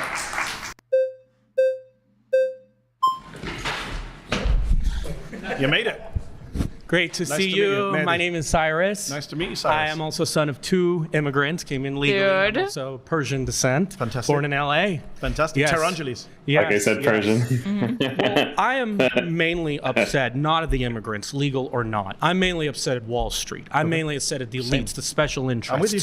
They're the main reason why we've been having this issue since 1965. A lot of parentheses. And most want to do. I was the same, Vinnie. I don't know if you should co-sign that just yet. Well, there are a few bad apples we can agree. Okay. But we want to go after the elites. They are the main cause of the problem. Love it. And just like healthcare, trade, everything. Did you know, Cyrus, that the top 1% dodge $163 billion in taxes every year? Well, 2021 Treasury Department report stated that the top 1% of earners dodge $163 billion in tax payments each year. A separate report found undocumented immigrants paid $96 billion in federal, state, and local taxes in 2022. Jesus Christ. Documented That's people wild. pay $100 billion in tax. So well, it's wild that it's like 2/3 as much as like the top 1% who are making so much money. Well, there was a Cato Institute report saying that like the mass deportation program, on top of the additional funds allocated to the border because of the big beautiful bill, which did pass, on top of the decrease in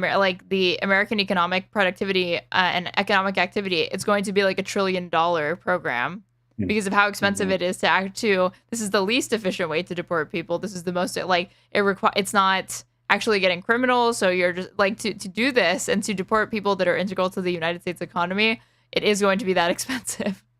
There are issues with our tax system on the rich, but in a state like California, some taxes are too high.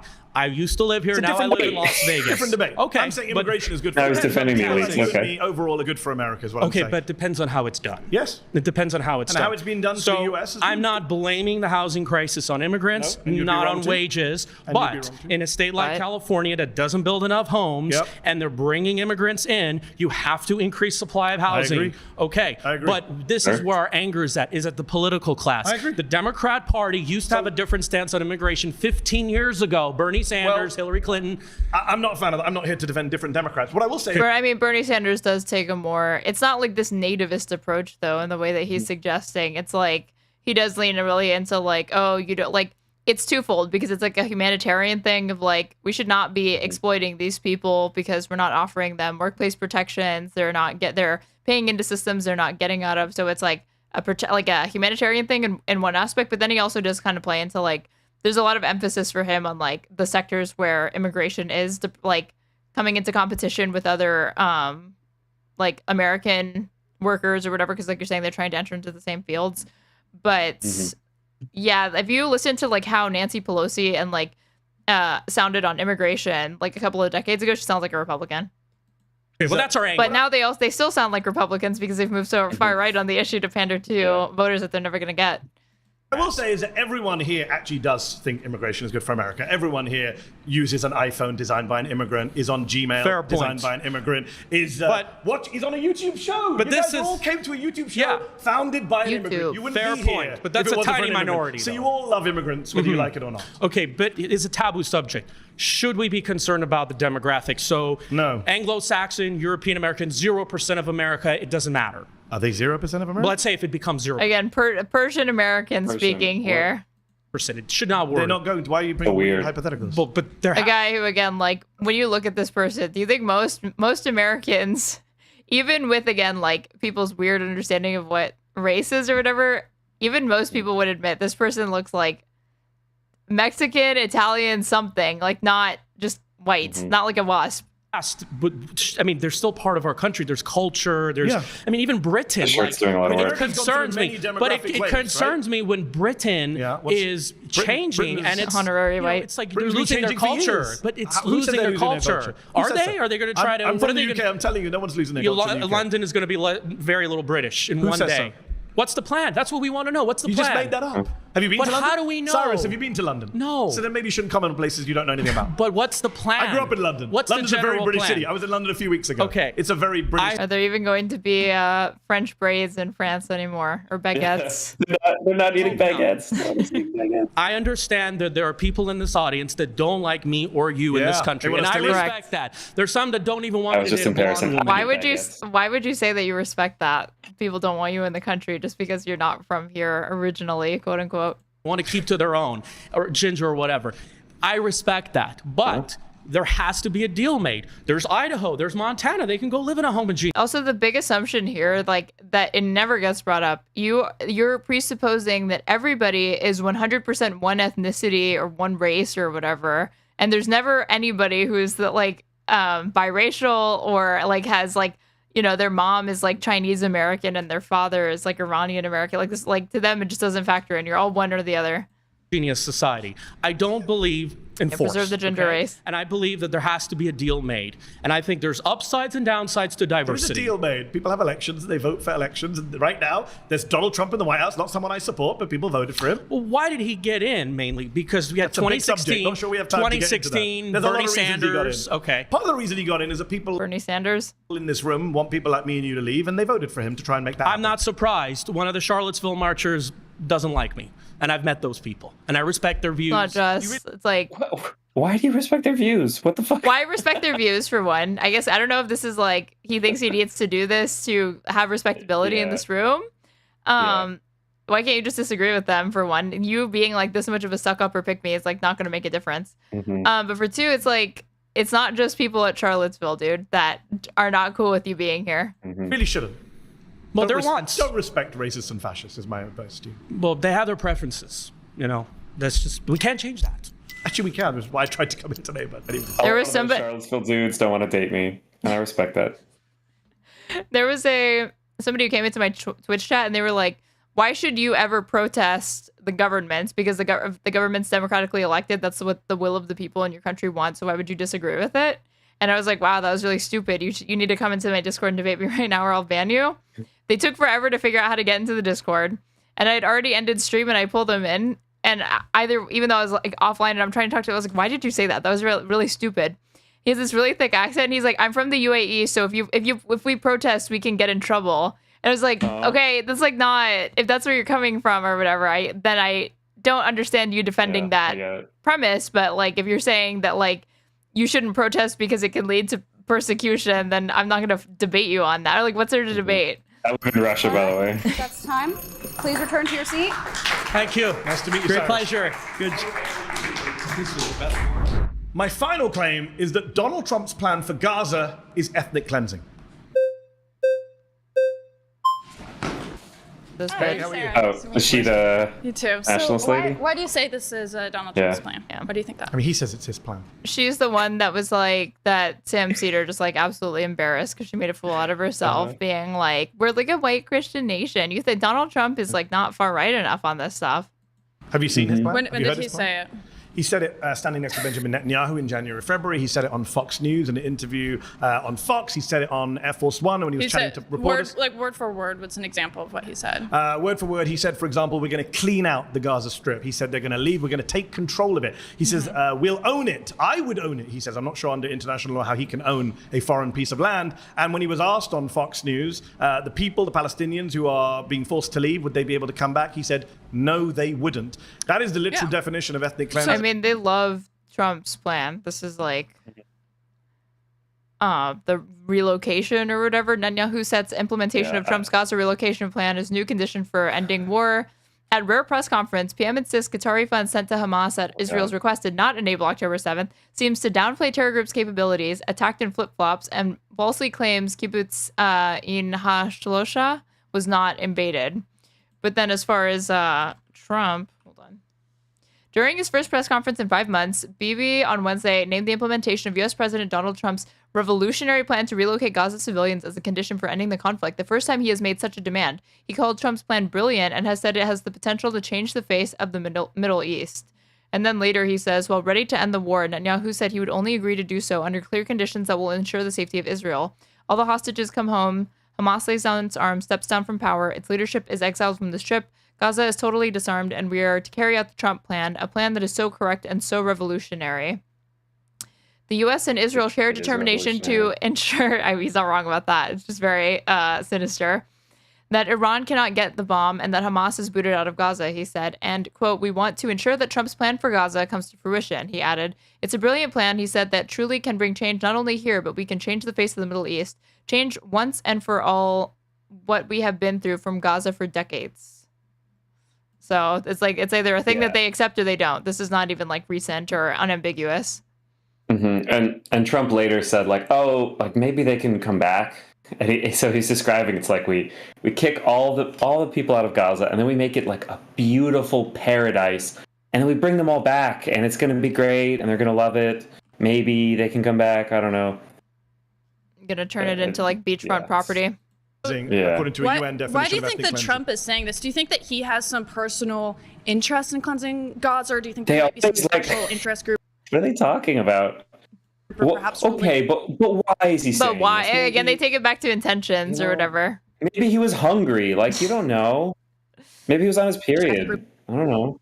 That's, that maybe he received money from them, and that's the whole reason why he wants to cleanse Gaza. Why do you think that is? I don't do Donald Trump's motivations. I really don't care. My claim is that what he's doing is ethnic cleansing. Well, do you agree with that? Yeah. I would actually, probably agree, but I'm just... You agree that it's ethnic cleansing? You agree with doing ethnic cleansing? No, I don't agree with it, but I agree that's probably his plan. But I'm trying to figure out, why do you think that is? Because why would she not agree with it? There's, no part of her ideology that would, that this would be... supporting that would be inconsistent with. Donald Trump's a white Gained man. respect for her somehow. Christian. I'm not sure if he really is. But what interest does he have in preserving? I actually agree with her. I don't think Donald Trump's actually a Christian. I think it's very clear he's an atheist. Wow. Maybe she grew from that Sam experience. Preserving a Jewish ethno-state. Why would he have that? That's a good question. You'd have to ask Donald Trump that question. I've got multiple views. I'm sure you have many views. I'm a journalist. I'm not sure I like where you're going with your views, but I think Donald Trump is definitely someone who's got financial interests. Oh, that's true. Yeah, if she's JQing or whatever, then I guess she's not. And that's where she draws the line with ethnic cleansing. In ethnic cleansing, here it's fine, but over there, because it's Israeli Jews doing it, it's not okay. Political interest. He loves the evangelical voters he gets. A lot of Christian evangelicals like to support Israel because they think Jesus will come back. Could be in charge. He covers a demographic of the Republican Party. One place with no Palestinians. I think he's going to make money, he thinks, from beachfront property with Jared Kushner. He said something similar in the past. You think that's the real reason? I think there's multiple reasons, yeah. I think financial, geopolitical, ideological, evangelical. I think I agree with Mehdi. It's he also took $100 million from Miriam Adelson and then told donors that he planned to crush Palestinian protests before he was elected. So he's making good on promises that he made to donors directly. I don't even care. My claim is that what he's doing is ethnic cleansing. And also he and Bibi were like this the first term. So the idea that he's in... so much aligned. Yeah, he's in opposition to anything he wants to do. Bibi, who's they're both running for president to stay out of jail. In general, there's a lot of Islamophobia, in the Republican Party. And so there's a lot that's just lined up there. ethnic cleansing is a war crime according to the Fourth Geneva Convention. Yeah, I agree. It's against international law under the Rome Statute. So we shouldn't be part of that. The United States should not be supporting Donald Trump's plan for ethnic cleansing. I agree. Good. What do you That's been think? agreed. What do you think should be done instead with the Israel-Gaza situation? I'm not sure what your I stance would like is on to this. see a ceasefire in Ceasefire, Gaza. two-state I would like to solution see. type I don't thing. really get into debates about what solutions. I would like to see an end to the killing. I would like to see Gaza. I think MEDHI supports like one state. Freedom. I would like to see the. But it's pointless to have that conversation now. Palestinians in Gaza somehow get their land. Trump also supports one state. One state of Israel and Gazans can carve it out of a Muslim country is what Huckabee said. 80% of Gaza right now is under Israeli military control or displacement. I would like to see freedom for the Palestinian people. I'm an American. To go back to the core of this show, I support American values. One person, one vote. Free speech. It really is a religious and ethnic It battle. is not a religious battle. Well, yes, No, it's that not. is what it's No, obviously it's between not. Jews and Muslims No, both it's want not. control of the Holy Land. No, it's not. Yes, it is. No, it's not. What else? What other? Actually, the founders of Israel were secular. They were not religious, actually. And I think some religious Jews, like they were secular founders of Israel, and the founder of the Zionist movement was atheist. The Israeli Declaration of Independence includes a reference to the spiritual importance of the land to the Jewish people. Bezalel Smotrich, who's the Israeli government minister, religious, it doesn't really matter. is a religious fanatic. My point is, it's like a ethno-nationalist movement. It's not. It's like if you try to understand it purely through just like a religious lens, you're gonna have like a hard time understanding like why these people have fought for over 100 years. There's some religious aspects to it. It's a little simplistic to just say like it's religious, as if the kind of like cultural identity related to those religions, and like the nationalist, therefore like aspects aren't all intertwined. Like there have been religious leaders since, like Sharon is very religious. Was like very but if I wish she knew the stat or whatever, but like a vast majority of Lebanese Christians supported October 7th. If this is like about Muslims versus Jews, and why would there be any majority support from Christians anywhere supporting it? The core of the conflict is over land. It's colonial. That's it's fine, historic. It is not about but religion. Colonialism is for a reason. The people who want to steal the land want everyone to believe it's religious. My point is, why are we sitting here? Why are we sitting here? It's like a false dichotomy where we have to argue, like, do Jews get Israel? Do Muslims get Israel? Why are we? I've never brought up anyone's religion. How many of us I didn't bring up anyone's religion. How many of us here are Christians? I didn't bring up anyone's religion. Trying to pick sides between Jews and Muslims taking over Israel. Like, don't you think that? Hold on. First of all, I didn't bring up religion. Second of all, you know that a lot of Palestinians are Christian, right? Some of them. You're just reducing it to Muslim versus Jew. It's majority Muslim. Yeah, it's very. But there are many prominent Palestinians. I agree. Yeah, but there's not that many. So it's not worth reducing everything to religion. Well, it is the reason. Why do you think Iran is backing proxies that want to take over Gaza and back the terrorism in Gaza? It's obviously because they want to Muslim control of the land. No, they want to just promote instability in the region. They don't really care about like the fate of it or whatever. They just want to cause like a headache for Israel. If that happens or whatever, they're not going to care. But I don't think that's why. No, I don't think it's about religion. It's kind of a geopolitical for decades. It's not about religion. People who say it's about religion, it's a distraction. Well, it's a big part of it, I think. I think it's become a big part of it. It's been weaponized by bad faith actors, sure.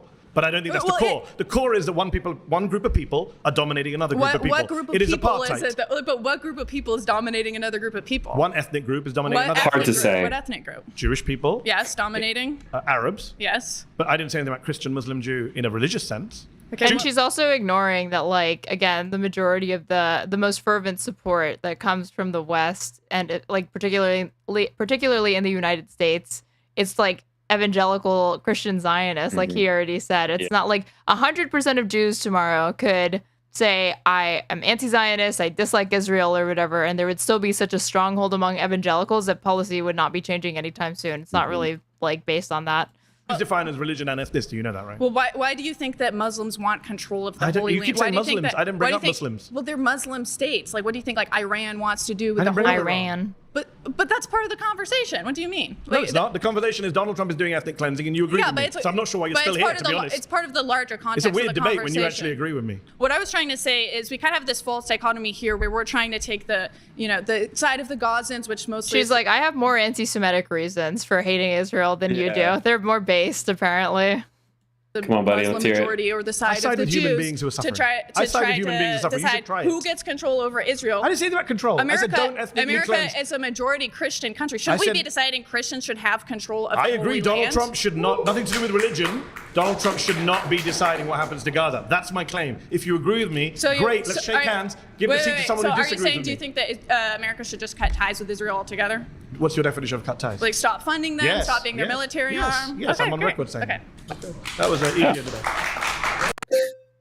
Okay, kind of based, I guess. Whoa. Wow, you got him. You got MEDHI Hasan to agree to very superficial terms of agreement that obviously if you actually went in depth that he would disagree with you on. So, and not say that you're like an ally to Palestinian people because you don't give a fuck about that. Welcome back, Richie. You really want to be here? First of all, I really thought. Although she actually did play it a lot better than she did in the first one. Hold on, I'm like, oh my God, I'm showing it for the audience, like how poorly she did in this one. She actually did. That was like slick maneuvering. I don't know if she's had media training since then, but yeah. 2, not who you sleep with. Just saying. Got him.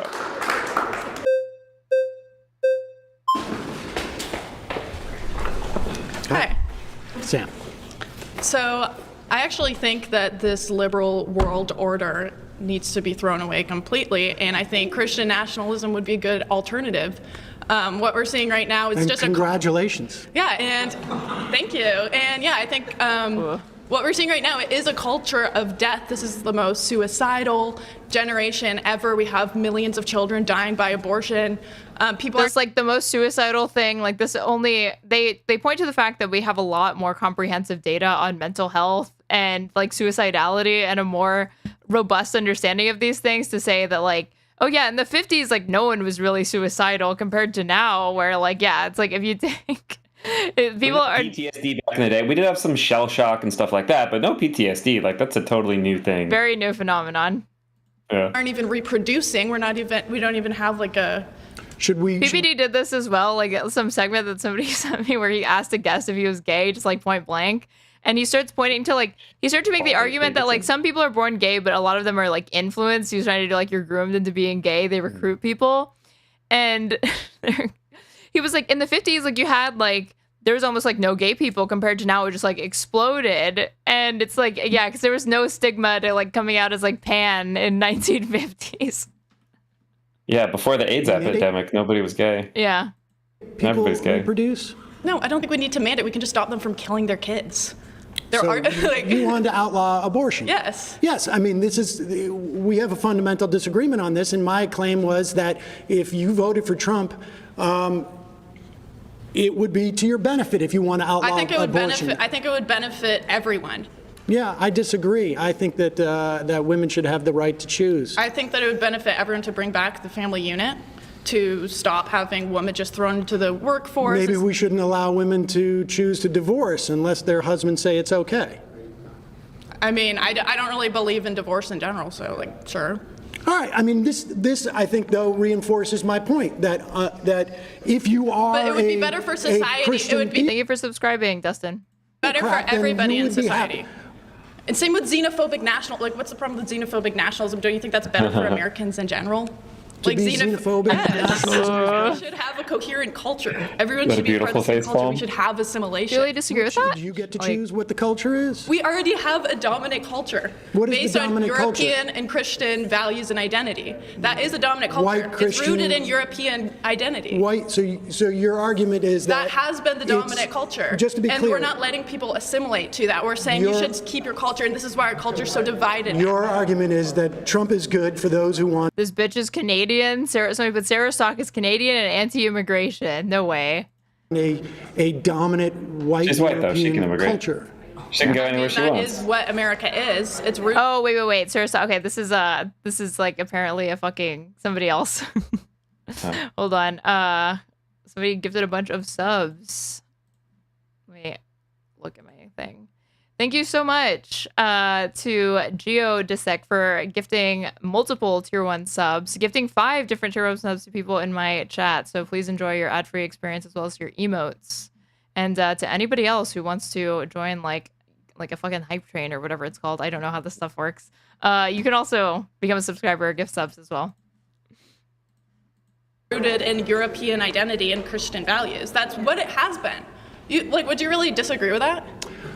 What is it then if that's not the identity of America? Well, I think that I forget who, but she's also the GF of one of the B-tier white supremacist content creators. That could be a number of people.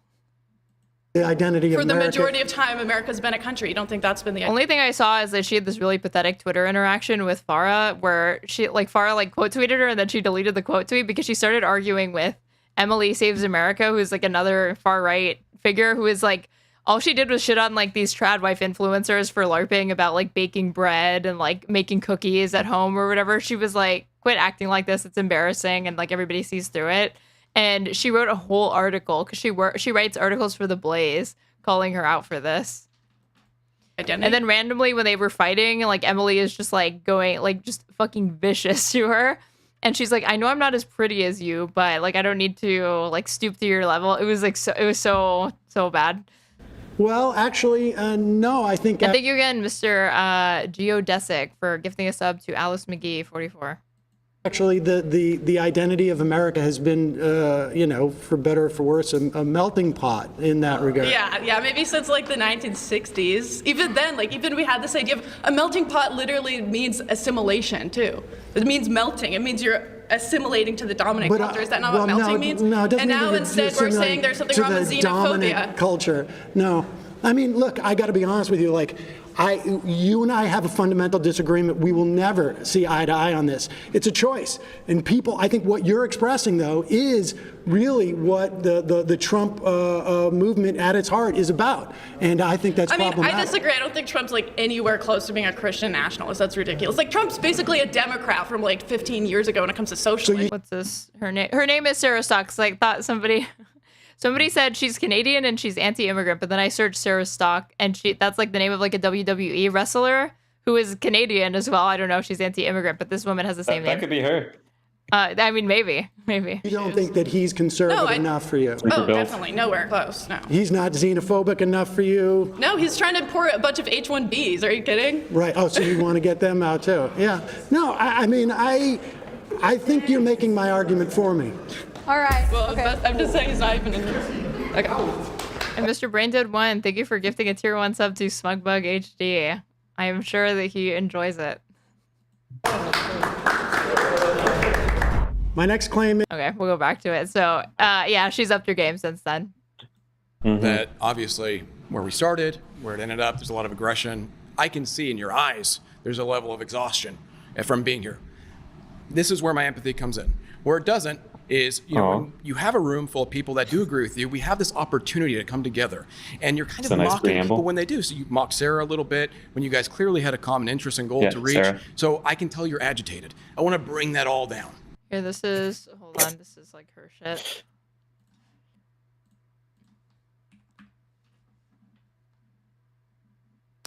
So this is posted on May 5th. Caroline Leavitt left her 4-day-old child to work a full-time, highly intensive job in the White House, and she's telling her to go be a mom. Caroline Leavitt, it's undeniable that you're doing a fantastic job as White House press secretary. She's doing a great job. There's nothing conservative about leaving your baby at home while you work a highly intensive, important, time-consuming role. Going back to work when your baby is 4 days old is a form of neglect. Babies, especially newborns, need their mothers. And the conservative movement needs to stop pushing this rebranded version of feminist ideology. That's Emily. That says that women can do both. Because they can't. Being a mother, especially a mother to newborns, is a full-time job. Everything in life comes with sacrifices and trade-offs, especially being a parent. What America needs right now is more present mothers. We have enough girl bosses already. By Caroline Leavitt leaving her child with either a husband or a family member, a parent or whatever. But this is what we're gonna go after this woman for. That's child abuse, apparently. I mean, actually, I guess I do agree with her that she should be given robust paternity leave and child leave or whatever. Sure. But if you decline it, I don't know that I would say that that's not child abuse to decline it. Please. I'm guessing you're not going to, but let's see. No, I'm going to. I do want to point out some contradictions. 4 days old does seem insane. Well, but I don't think that Caroline Leavitt's political career could get off the ground if she actually tried to take the full 6 weeks that she should have for it would always it would come and bite her in the ass. But it's family types are very anti. Yeah. Family. I don't believe you're pro-American in the value system that you claim to uphold, especially with free speech. If her husband is 32 or 33 years older than her. Not judging. So I knew her husband was older than her. I didn't know he was that much older. You're not willing to debate people that don't share. That is insane. I mean, like, it's insane to not spend time with your baby so you could be a talking head for Donald Trump. That's what's insane to me. But your values. That's very un-American. Do you believe Donald Trump's plan for Gaza is ethnic cleansing? But I think we're only more primed to see it as insane because it's a woman doing it. But like, men don't take off usually paternity leave with their like infants or whatever, and we don't characterize that as insane. But maybe we should. Ethnic cleansing, but because it's not his plan. It is his plan. He said it's my plan. No, he's Benjamin Netanyahu called it his plan. He is obeying someone else's plan. Okay. Who is he obeying? He is obeying somebody else. Israel's plan for the Greater Israel Project, of which this is one of those things that we can agree on. Why is he doing that? Why is he doing that? I don't know. Maybe they have something on him. Maybe they have something all. Some hard times. We can put that all aside, and we can just hate the Jews together. Come on. Sing Kumbaya. Let's hold hands, Kumbaya. Yeah. It's a bad thing what he's doing. Absolutely. Good vibes. Yeah, no, Glad to agree with you. But see, I don't want to shut down I'm not the mocking you, conversation. I'm agreeing with you. Okay, perfect. But I want to take this opportunity because I don't know if I'm going to get the opportunity again to say you're not American. First and foremost, you're not. Remember when I said the agitation from you is not going to be lower? What I'm saying, you came to lower the temperature and then make racist remarks. You know that's a racist remark. It's not racist. You tell an American citizen. But perfect. You just proved your own point. You just said that was a racist position. Yes. Earlier, you argued this contention that America has no race. It's a bunch of immigrants that culminate together. Never said America has no race. You inferred it. You absolutely did. Okay. So now you're saying it's racist for me to take an American nationalist approach. You're kind of. Oh yeah, I got like a hype train. Yeah. What is a hype train? You're a Twitch person longer than I am. It means I don't actually know what it means. We're experts. I think it brings like a lot of visibility. Like it probably moves you up in. Oh, and like the discoverability for Twitch. Nice, easy. American national. Yeah, if people keep like subbing or giving bits or anything, then it can grow. Oh, okay. It means start shilling. Yeah, you guys, if you're watching, you should go ahead and like subscribe to me. That way we can keep the hype train going. I was just reacting to this guy saying, "Well, you inferred it when he meant implied." It's a very Jersey tell. Culminate together. America has no race. You inferred it. You absolutely did. Okay. So now you're saying it's racist for me to take an American nationalist approach. You're kind of an American national. Oh my God, Geodesic, thank you so much for gifting 10 tier 1 subs to my community. Everybody who got it, thank you. Thank you so much, and please enjoy your ad-free experience as well as all these different emotes. Approach. Is that a white approach? I think it's a white nativist approach. Of course, so only Americans are white people. Why did your parents immigrate from India? Only white people. Why did your parents immigrate from India to the UK? Because the UK colonized and conquered India. Okay, why did you immigrate to America? Because many reasons. Okay, all opportunity. There's opportunity. That's not true. You don't know. The accent. Your accent is an afflict of white Anglo-Saxon. You know there are 50 million Americans in this country. I understand, but none of them Americans in your view. What I'm trying to get you to do to reach a common ground here. We're not going to reach a common ground because I'm not American. Please try. I don't think you're American. Please try to reach across the aisle with me, a Nazi. Please. I'm kidnapping you. Let's try to reach a common ground. Please try. I'm saying you're not. I don't think you're American. I'm saying you're not American due to values. I don't think you're not American on values either.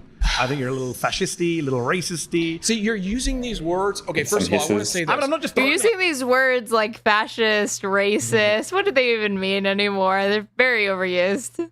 You didn't come sit down. I said for every conservative that has ever been shut down by leftists like you, for every conservative, you're not a conservative. You've already said for every right wing. You've already said you're not a conservative. Stefan Molyneux, Thomas Sowell, Nick Fuentes, all every of those people. White supremacist, fascist, He's Australian. But that's not the point. I'm saying people that are on our side of the aisle that get shut down by people like you because you're leveraging this position of emotion. You're joking, right? No, I'm not. You're leveraging the position of emotion. My side of the aisle is trying to deport you. The only shutting down is being done by you. They're actually trying to genocide my entire race. So what are you talking about? You're a white genocide. Ooh, half this room clapping. Oh my God, these people. We're supposed to be talking about the genocide in Gaza and the imminent ethnic cleansing, but instead we're talking about the Great Replacement and white genocide. People are moving into houses next to me that have like a shade to their skin. They're moving in. Well, not. You have to do it in a Jersey accent if you're going to be accurate. On the television, okay? They've got a shade. Nice try. Okay. Are you kidding me? Wow. You know the fact you're. I'm amazed that Jubilee find some of you guys. How did they find you? Do you see? Did they email you? Do you have Jubilee? Jubilee like frequently like has no shortage of different right wing like grifters and people to throw on the show, so I'm not surprised. Are you trying to oust me? This you is shop such a at cheap Costco. tactic. Do you go to Nordstrom? No, All immigrants. Have you ever been on eBay? No, immigrants. but You love immigrants. No, I'm You love immigrants when they're helping you. You just don't like the color of my skin. We're having a different All right, conversation. pause. We're having a different Pause. conversation. All right, you've been voted out. Please return to your seat. Okay. I really wish we could have got I mean, I can't believe that.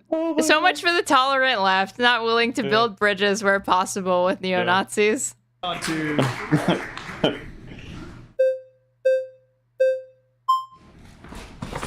Wow. Okay. This makes it even more pathetic now that Mason has told me it's entirely performative. How's it going? That's to meet you. I don't know. So I don't know what to believe I'll switch anymore. over to the Gaza thing in a second, but first off, I just wanted to touch on that. You said that you support free speech, of course, right?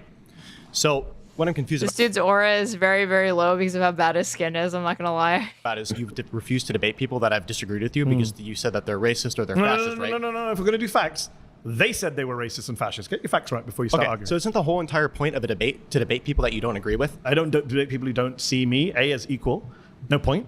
Or B, support democracy, because that would undermine the whole idea of the debate. If you don't support democracy, as our friend here doesn't, and support General Franco, then what is the point of a debate? The First Amendment doesn't mean you have to debate everyone. Somebody comes up to you in the street and starts talking to you. You don't have an obligation to carry on talking to them. I'm sure you go about your business. Somebody comes up to you in the subway and sits next to you and starts ranting in your face. So you're not going to start debating. So everybody here in this everyone here has hygiene standards, as do you. There are people you wouldn't debate, I'm sure, as well. Okay. So can you please He has hygiene standards. Are we sure about this? describe why you think Trump is low blow ethnic cleansing of Gaza just because he wants to take over the land there? How does that equate to killing them? Not just take over the land. Kick out all the people. That is the definition of ethnic cleansing. So isn't ethnic cleansing killing people? Because it seems like you're... No, you can ethnic cleanse people. He just doesn't know. Oh. He lacks It's like critical information. forcible transfer. It's not. And by the way, they have been killed. More than 50,000 people in Gaza have been killed by the Israelis, by people like Bezalel Smotrich, who said recently, the finance minister... He could argue genocide, but he's going with a more... like less severe argument to prove. And with the Trump plan, it's like you could argue that. Well, it's like they're killing them to make it unlivable so that they're ethnically cleansed and they go willingly, quote unquote. Israeli Finance Minister Bezalel Smotrich was quoted as saying, "Israel will conquer, cleanse, and stay in Gaza to destroy Hamas." Cleanse. I mean, he said a lot more, but yeah. Probably more than 300,000 dead, but who is able to count? It's that the death toll is at least at 100,000, between 100,000 and 115,000. That 300K thing is coming from like a Harvard study, but that Harvard study has like methodological issues. Why would it be 300,000? At least 100,000 have already left the strip and like been ethnically cleansed in or like fled, whatever you want to say. But the starvation, it's like higher than it's ever been. Like just yesterday, it was like at the beginning of the day, like 17 people had died from starvation. And then by the end of the day, it was like 50. So it's like going to start erupting at this point. There's going to be like mass death pretty much daily from this point forward. We're going to annihilate the place. We're going to disassemble Gaza, he said. We're going to leave it behind as piles of rubble. That's the guy Trump's funding, supporting. That's the guy praising Trump. So yes, Trump and Smotrich are ethnically cleansing Gaza. I cannot deny that thousands of people are dying in Gaza, but you need to realize, why are they dying? Is it possibly that they're attacking another country? No, just the because people who are Israel dying are is not attacking another country. Just because Israel is killing more Gazans than Gazans are killing Also, just because you attack a country doesn't mean you can do a genocide in retaliation. Israel. It doesn't mean Gaza is righteous and Israel is evil. I never said anything about evil or righteous. Israel I said ethnic cleansing. You said don't have to be killed. I said they are being killed, and the criteria for what's happening to them. If Donald Trump says these people have to leave and never come back, is that not ethnic cleansing? What is your definition of ethnic cleansing? I would think ethnic cleansing is when you're killing off a large part of an ethnic group. That's genocide. You're confusing your terms. Ethnic cleansing is removing one ethnic group. One's a component. Like ethnic cleansing can be a component of genocide, but not vice versa. Deliberate policy by violence or terror-inspiring means to remove another population, another ethnic group from a certain geographic area. That's the UN definition of ethnic cleansing. That is what he's doing. When he was asked Donald Trump, can they come back? He said, no, they cannot. That is ethnic. I've heard all these. We've had people talk about white genocide today. You guys are nationalists. How would you feel if somebody came, a president of France came and told you to leave your land and not come back? Would you not feel you'd been ethnically cleansed from your home? From America? Yeah. Well, because my ancestors were settlers here, not immigrants. Oh my God, bro. Palestinians are not immigrants in Gaza. Again, this why do they think this is the way to go about this? Why? I could argue their fascist points better for them than they can. They are indigenous people to the land. Didn't Israel just give Gaza the land like a few decades ago? No, he's talking about the disengagement in 2005, but that was not. They didn't actually truly withdraw. It was still an occupation. used to have that land. I'm pretty sure you're wrong. The They withdrew from 2005 from the land, but controlled the and then air. gave it to them in 2005. No, they don't give it to them. They control. Israel withdrew from Gaza in 2005, but still controls its border and airspace. What do we call that? An occupation? And water and electricity.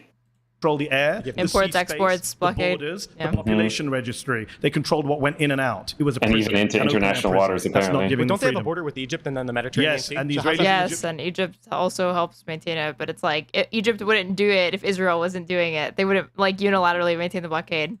Israelis and Egyptians work together because Donald Trump and Joe Biden the and Barack Egyptians that are Obama. Muslim? Yes, they're funded by the United States. Did you know that Muslim countries do bad things too? No, I know that they do bad things. Okay, I'm then, not- so we're in agreement. All right, Yes. pause. You've been voted out. Please return to your seat. Nice to meet you. This was just like several minutes of this guy not knowing what words mean.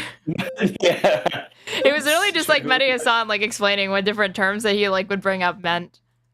He should have grokked it while he was waiting. Oh, wow. Great. Hello, sir. Welcome back. So you get me? Okay. All right. So I agree that Trump wants to do a cleansing, but not an ethnic one, because that area requires a lot of cleansing. Because when you God, have I a wish this population was that was just taught selling from snake oil or early childhood something. age to hate Jews, That'd be so Christians, and lovely. pagans, you need some serious re-education. Number one, that's not true. And number two, that's not what he's proposing. Well, I mean, most Palestinians, by a polling number, do support Hamas. They support resistance. That's not true. If elections were held today, 43% of active voters say they'll vote for Hamas, 28% for Fatah, 8% for third party, and 19% are undecided, according to a poll conducted by the Palestinian Center for Policy and Survey Research. But the most popular person is Marwan Barghouti, who's like a Palestinian resistance leader that's like in prison or whatever. But like, I mean, he may be released, but. But like their favorite, like they would vote for them, but their favorability is like lower than it's ever been because this is already like out of date. It's still like it's in to 37% and like dropping. Yeah, and the former head of Israel's Shin Bet, like their FBI national security, said that Marwan Barghouti should be freed to like be the leader of turned into Palestinians. yeah. What did they do in the first place? Also, we're talking about how like Palestinians need to be re-educated to not hate people, while Israel is the one perpetuating the genocide, like killing these people for not being Israeli Jews. They're in this what you call open air prison. Great question. What did they do to deserve being occupied? Well, here's the thing: because the Islamic Republic in Iran is using them as a tool. What has Iran as a got tool, to do with this? As a tool for their Islamic expansion. When did the Islamic? Because they don't, hold on. When did the Islamic Republic of Iran? You're Iranian American, Yes. I believe. Yes, I am. When was the Islamic I don't Republic? even know, like, because it's again the religious aspect. It's like such a tertiary aspect of this. Like most Iranians are Shia. No, isn't Hamas Sunni, or vice versa? I don't think that they're the same factions or whatever. So this whole like they want to establish the same sort of Islam. Like no, they don't. I don't even know if that's true. Republic of Iran founded? 1979. When was Gaza occupied by Israel? Well, the very first 67. time. 67, yeah. So, can we do the maths together? 12 years before the Islamic Republic of Iran existed, Israel was oppressing, occupying, dispossessing the people of Gaza. So your argument makes no sense. Were there any terrorist organizations at the time? The PLO was considered a terrorist organization by the entire Western world. All right, so was Hamas there? Hamas did not exist till the 1980s. Exactly. My point is, after the Islamic Republic came, it became chaotic because the Islamic Republic started to... Yeah, Iran is majority Shia and Hamas is Sunni. So I don't think that, to the extent that Iran is interested in funding Hamas, it's not because they're interested in spreading their like Islamic doctrine. They disagree. Use the so-called innocent Palestinians for their own So-called ends. innocent Palestinians? You don't think Palestinians are innocent? Not all of them. But what about the 17,000 children who were killed? They're doing the 17,000 children were killed. Were they not innocent? Were they not innocent? Who's responsible for that? Israel, who dropped the bombs on Hamas them. is responsible. Hamas is responsible for hiding in hospitals and making tunnels underneath So those when hospitals. children are shot in the head by Israeli snipers aren't responsible for that? Look, it's a simple question. Here's the problem. When Israeli snipers shoot Palestinian children in Gaza in the head, as eyewitness testimony and doctors' testimony proves, that's not the fault of the Israeli snipers. This is the problem, because when you have a problem is you won't answer the question. I'll ask you a third time. When Israeli snipers shoot Palestinian children in the head, is that not the fault of Israeli snipers?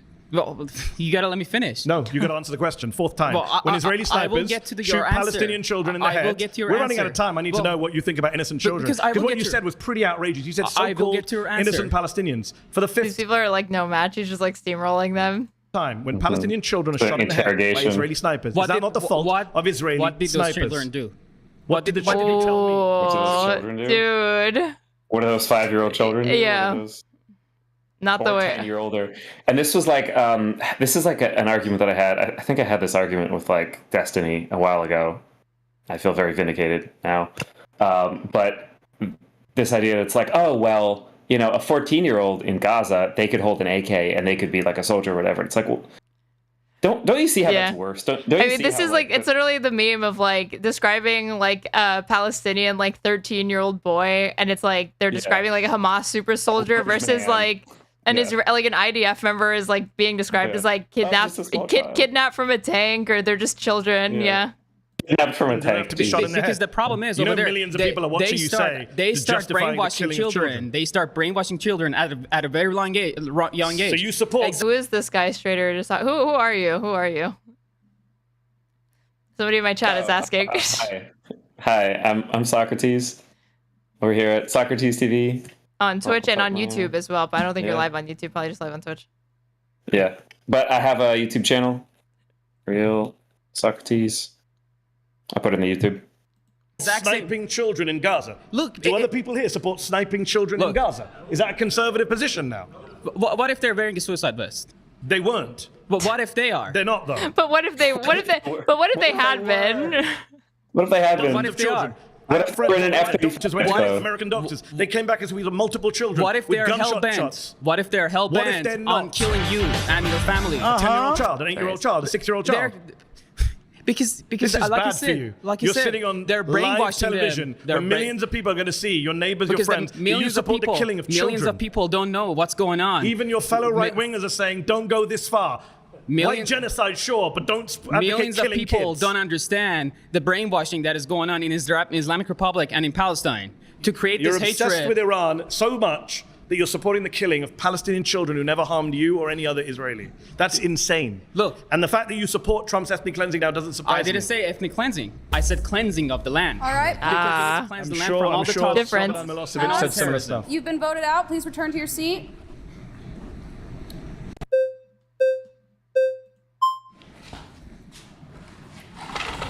How you doing? Good to see you again. I'm good seeing you too, man. First thing I'm going to say is I'm not down for Israel. Okay, that's the first thing I'm going to say. And I don't like when you come up here and you use the type of rhetoric that you do. You talk like all of these like left-wing positions, and then you go to the last part, which is I don't support ethnic cleansing in Palestine. I think you're doing a huge disservice to pro-Palestinians when you start allying yourself with all these progressives. I don't think it looks good. What other like pro-Palestine or like no.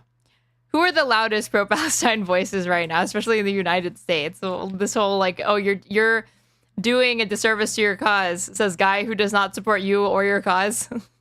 Because you have all these conservatives in here who oppose war, they oppose intervention in the same tradition of Pat Buchanan and all the greats that came before Not Donald him. Trump, though, sadly.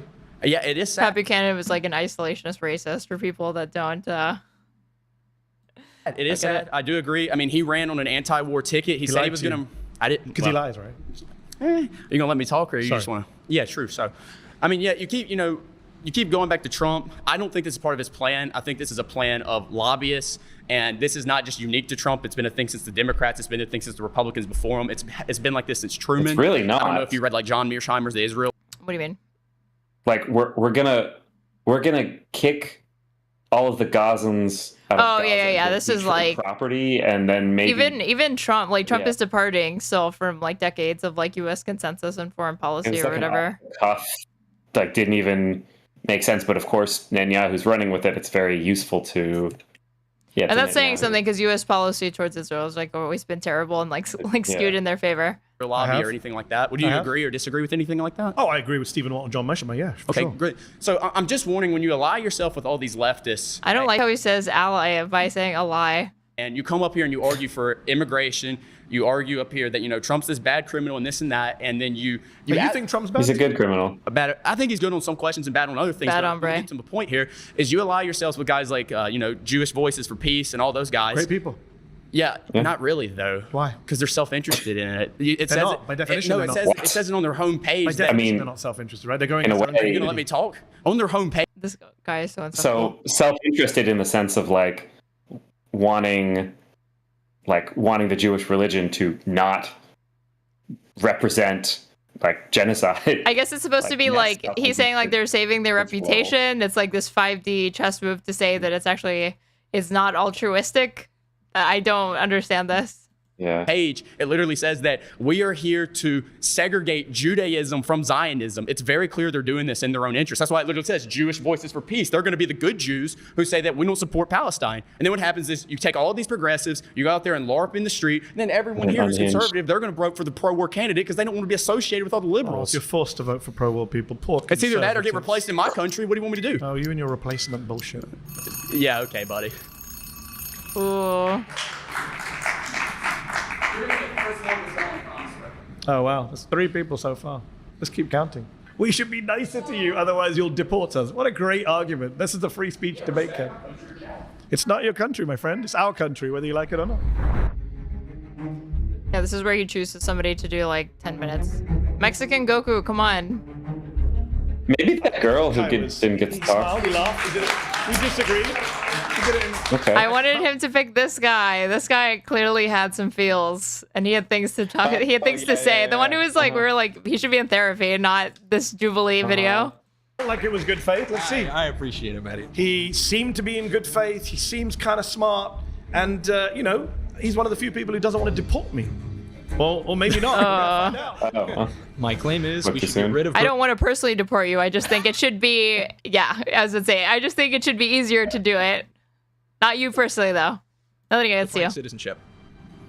Why do you want to get rid of But this is unfortunately within the Overton window right now. Like, there have been Republican politicians talking about this for a long time. Citizenship, and how, by the way, because you know they just tried. It was shot down, but they just tried. You brought this up? Yes. Because it was one of my... The 14th. 14th. I mentioned it to a bunch of your friends, and nobody wanted to engage in the 14th. Yeah. Let's talk about the 14th Amendment, the Citizenship Clause, which says that if you're born here, you're a citizen of the United States. Yes. I chose this because it's an extension of the original debate and the immigration debate. Okay. I think birthright citizenship, first of all, when it was originally argued, you know, among the people who were actually voting on the clause, right? It was argued that the birthright citizenship was not automatically extended to everybody who was just born here. And even if I granted that this is not how the framers intended birthright citizenship to be applied or interpreted, I would just argue that, like, okay, but the interpretation now is way better and serves more utility, and that wouldn't even be something that's worth trying to resurrect. Is it like an originalist understanding? Of like 330 million people, whatever the founders maybe could have come up with as a system would probably not scale very well at all. No. No. What do you have to be like baptized as American first? We have a long history of that as well. For example, with like, let's assume nobody is a citizen, and then you have to apply through a process once you turn a certain age. But before then, you're a temporary resident of the United States. I don't even know how this would work. I'm sure there are people that have actually. I'm sure there's people that have actually like put pen to paper and explained how this policy would look or whatever. But just seems like an administrative mess for no reason. Yeah. Of Americans who had particular laws that Lost Zoe, thank you for gifting a tier 1 sub to Geodesic, who has gifted many subs throughout the chat tonight. Solely to them. Yep. What I think we're seeing in this country is not everybody is so similarly under the jurisdiction thereof of the United States, right? And by allowing for birthright citizenship and not interpreting the Constitution as we're legally allowed to and restrict, you know, the automatic citizenship of anybody who's born here, we actually remove the issue, for example, of family separation, because there is no incentive of a family to come over to this country. We'll deport you together. That's what Tom Homan said. The borders are. Yeah. Illegally and then have a child, which is contributing to the awful situation we have in America of breaking up families. This is not something that I imagine you or I agree with. No. The issue is like framing this is like the humanitarian thing to do. We could just deport them all together. Birthright citizenship. Having to kill, you know, a child in front of their parents, we should be able to just kill the whole family. Like that's. You wouldn't want to, put the family through that. So just put them out of their misery and take them out as well.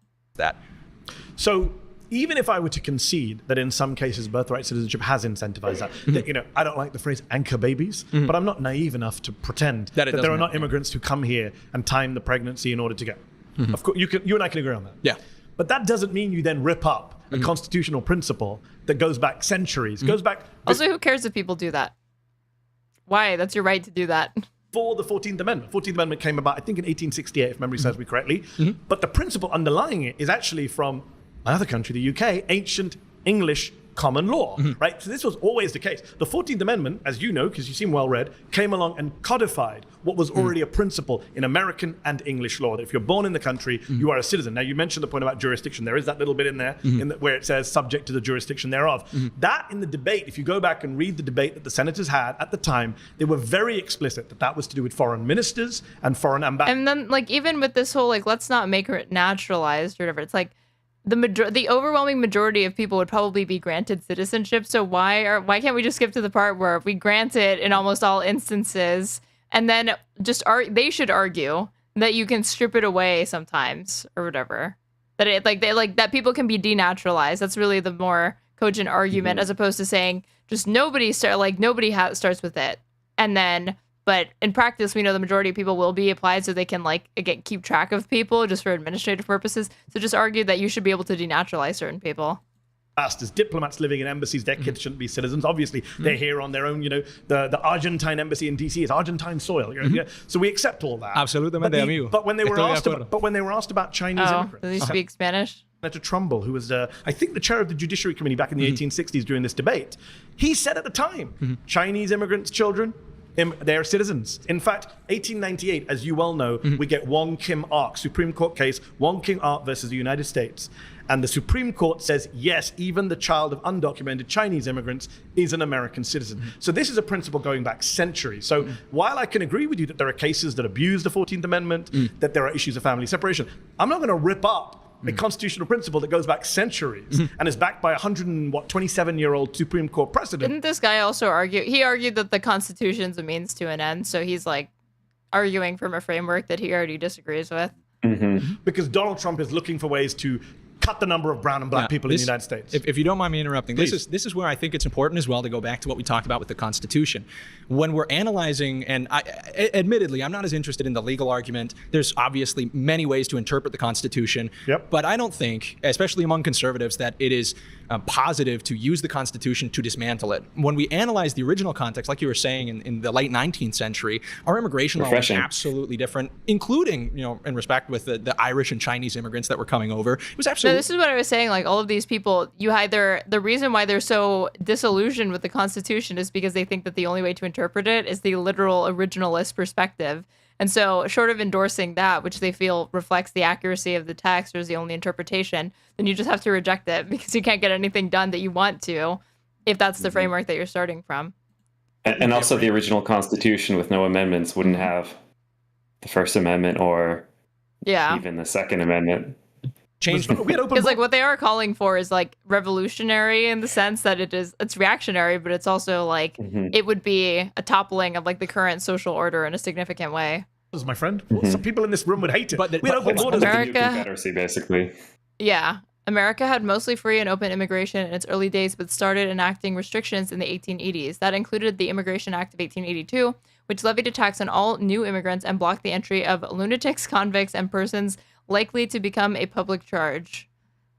Smug bug. Yeah, I was reading about this a while ago, and there's this period of time where, especially like in California, New Mexico, Arizona, Texas, there was like a lot of migrants that would come in from I guess Mexico, and there were people who would come in as like seasonal workers, come in and leave, and then when border restrictions started being put in place and making it very hard for migrants to come in, they ended up immigrating. Yeah.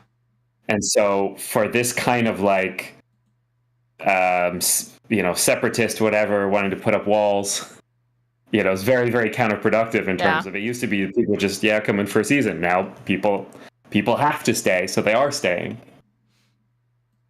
For half of America. And that was something that was raised to Ben Shapiro by Mason, who's in my chat, because he was like, don't you think that having these draconian, highly restrictive immigration laws, you actually end up incentivizing illegality because people are not interested in leaving the country, so they just find ways to circumvent the system. So that you see this with like all sorts of different things. Like urban planners have observed such a thing as like stop sign fatigue. If people feel that there's too many stop signs in a residential area, they just start running all of them because they don't think that they're useful.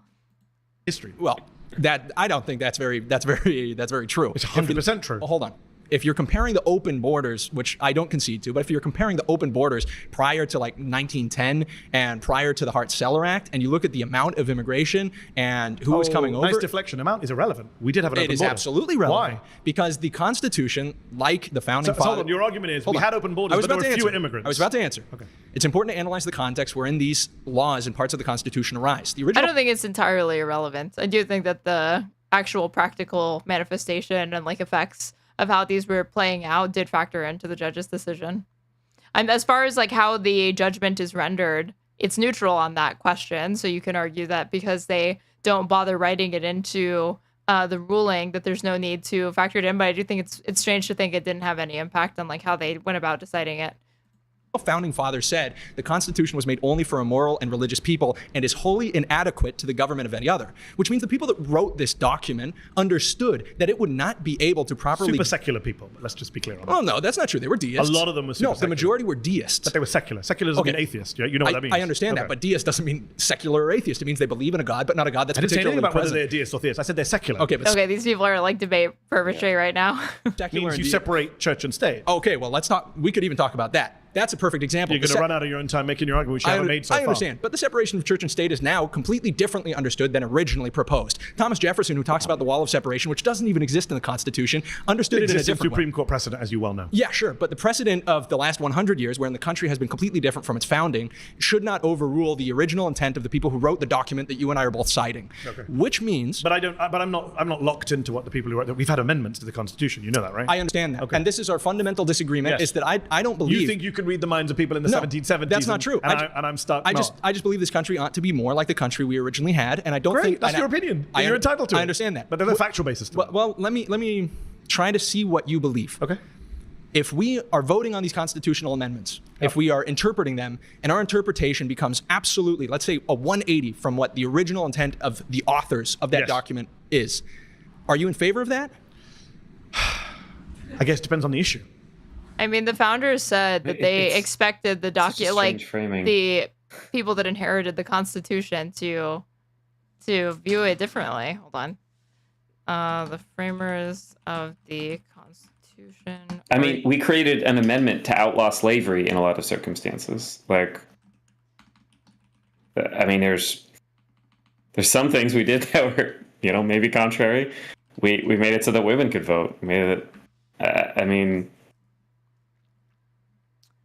And I don't just mean like the amendment process. I was like, there are arguments, like there were statements made by the framers saying that like you wouldn't expect it to not be like a living document in a lot of ways. Okay, I would say no matter what. So, for example, the Second Amendment just kind of danced around. It's not been come up here and there. Yeah. You know, the debate about the Second Amendment is the fundamental debate is the founders intended the Constitution to be changeable, but if you showed them the current population of America, they'd be originalists.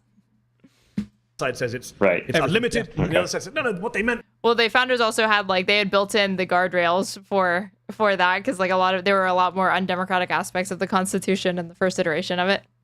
Was the militias. Yeah. They didn't, and they had muskets. They didn't mean AR-15s, right? So we can have that endless debate, which I really don't care for about that. But to come back to your point about the constitutional principles, the 14th Amendment comes along in the 1860s. So it's pretty old. It's not as old as America. Yeah. But it comes along, and it's been around for 150 years. So if you want to get away with it, it was around before 150 million Americans. And I'm saying it was around before the United States was even created. It's part of ancient English common law. If you're born in a place, you're a citizen of that place, unless you're the child of a foreign diplomat or on a Native American reservation. English common law did not exist simultaneously as millions of people coming across the border in a year. Just to get to principles, your argument is numbers change everything because we've got so many more people. Not solely, but absolutely. Okay. The demographics of your immigration absolutely change it. Yeah. Can I ask you a question? If you got rid of okay, see it. I mean, there was like a sleight of hand there because he said the numbers and then he said the demographics. Those are not the same thing. You could have an influx of immigrants from all over, and it's not necessarily going to skew the demographic balance in any particular way. I think if there had been Mexican immigrants into the UK, then they clearly would have shut that down, right? So come on, MEDHI, you can't use that as an example. If you got rid of the 14th Amendment, what would be in its place? I think a citizenship test would be fantastic. What age? I wish. What age? I think we could administer it in high school. To everyone? Sure. Or just the immigrants? No, everybody. I'm pretty sure I looked this up the other day because Drew was saying he was spiritually American. He said he was more American than Soren. And so we pulled up a citizenship test and he couldn't even name We the People. when asked, like, and then apparently only like 37% of Americans would pass a citizenship test. So suddenly becoming an only East Asian nation.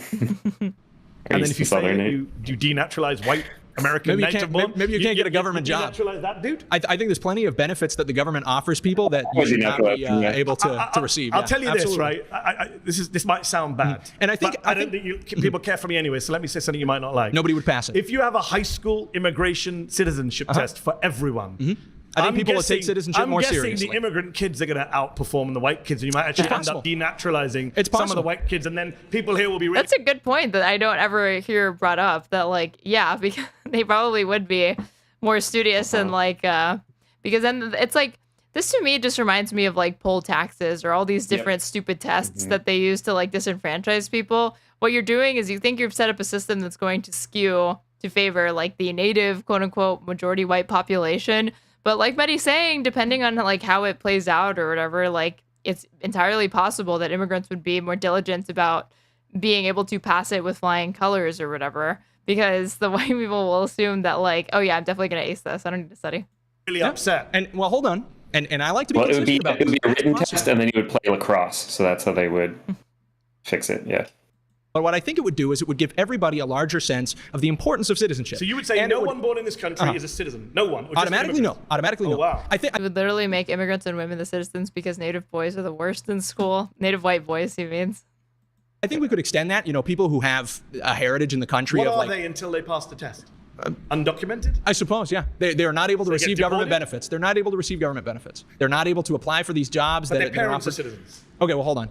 We're talking here about the way that we would implement it. Yeah, it's pretty important. If you're trying to get rid of the 14th Amendment, I'm going to ask about the practicalities of it. And we're not, Trump's doing it right now. And I'm not going to be able to explain it to you in 10 minutes. But what I can explain to you is that right now in this country, we have a crisis of people not... I don't accept that. Hold on.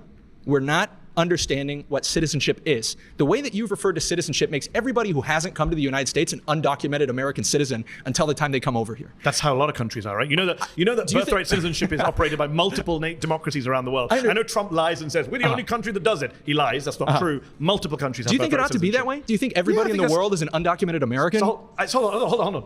Well, or undocumented Canadian, or undocumented Brit, right? Or undocumented. Sure. Well, I'm an American, so I say America. But yeah. But I'm saying, right? The principle is you immigrate. We have free movement of people around. I support free movement of people around the world. But do you believe they're all? Are you Kim Jong Un? You think people should only stay in one country and never leave and be blocked from leaving their country? I think that's a very illiberal, unconservative position. I think there's a big room to move between being Kim Jong Un and saying that. Not really. Hold on. In practical terms, if you accept, Kim Jong Un light. There's a big room to move between being Kim Jong Un and saying that everybody in the world is an American. They're just not on our soil yet.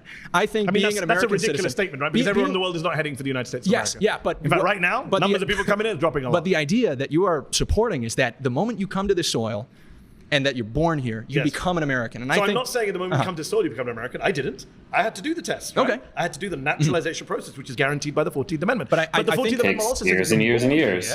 Then you automatically get it. And I'm not saying. And I think the problem we have. It's a hill I'm going to die on. The problem we have is we don't appreciate citizenship. The problem is that when you talk about immigration like we did before, agree on that. When we talked about everything before, what were we talking about? We were talking about products. We weren't talking about practices. But there's who appreciates it less. Which is really what immigration is about. We don't in this country value citizenship enough. I agree. I think we should encourage people to have more civics lessons in school. The guy who said he voted as a troll.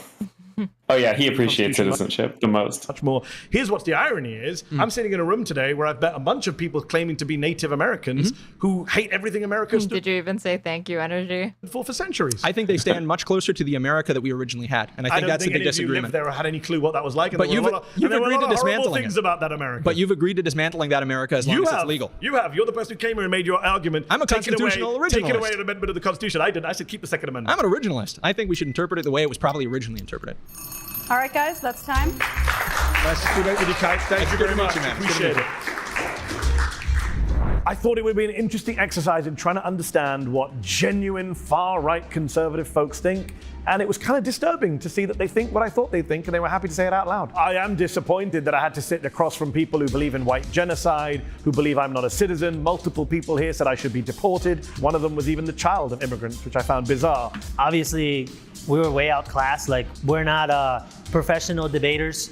I don't think anyone in this room was, maybe one or two people. And clearly, Manny, he does this for a living, right? He's a journalist, so he's really good at what he does. MEDHI HASAN was pretty good at, taking cheap shots, trying to derail people from their arguments, trying to cheap shots against, some of the people that you've allied yourself with people who want to kick you out of the country. Which is irrelevant. I think one person said as he walked off, "You'll be the first to go," which is ominous and racist. I think that was disheartening and particularly discouraging because it just felt like it was fitting into a stereotype that we're trying to fight against, which is like we actually have arguments, we can provide good reason, and that rhetoric just pushes that far away. I am, I guess, a far-right Republican, but as I learned today, not as far-right as I thought I was.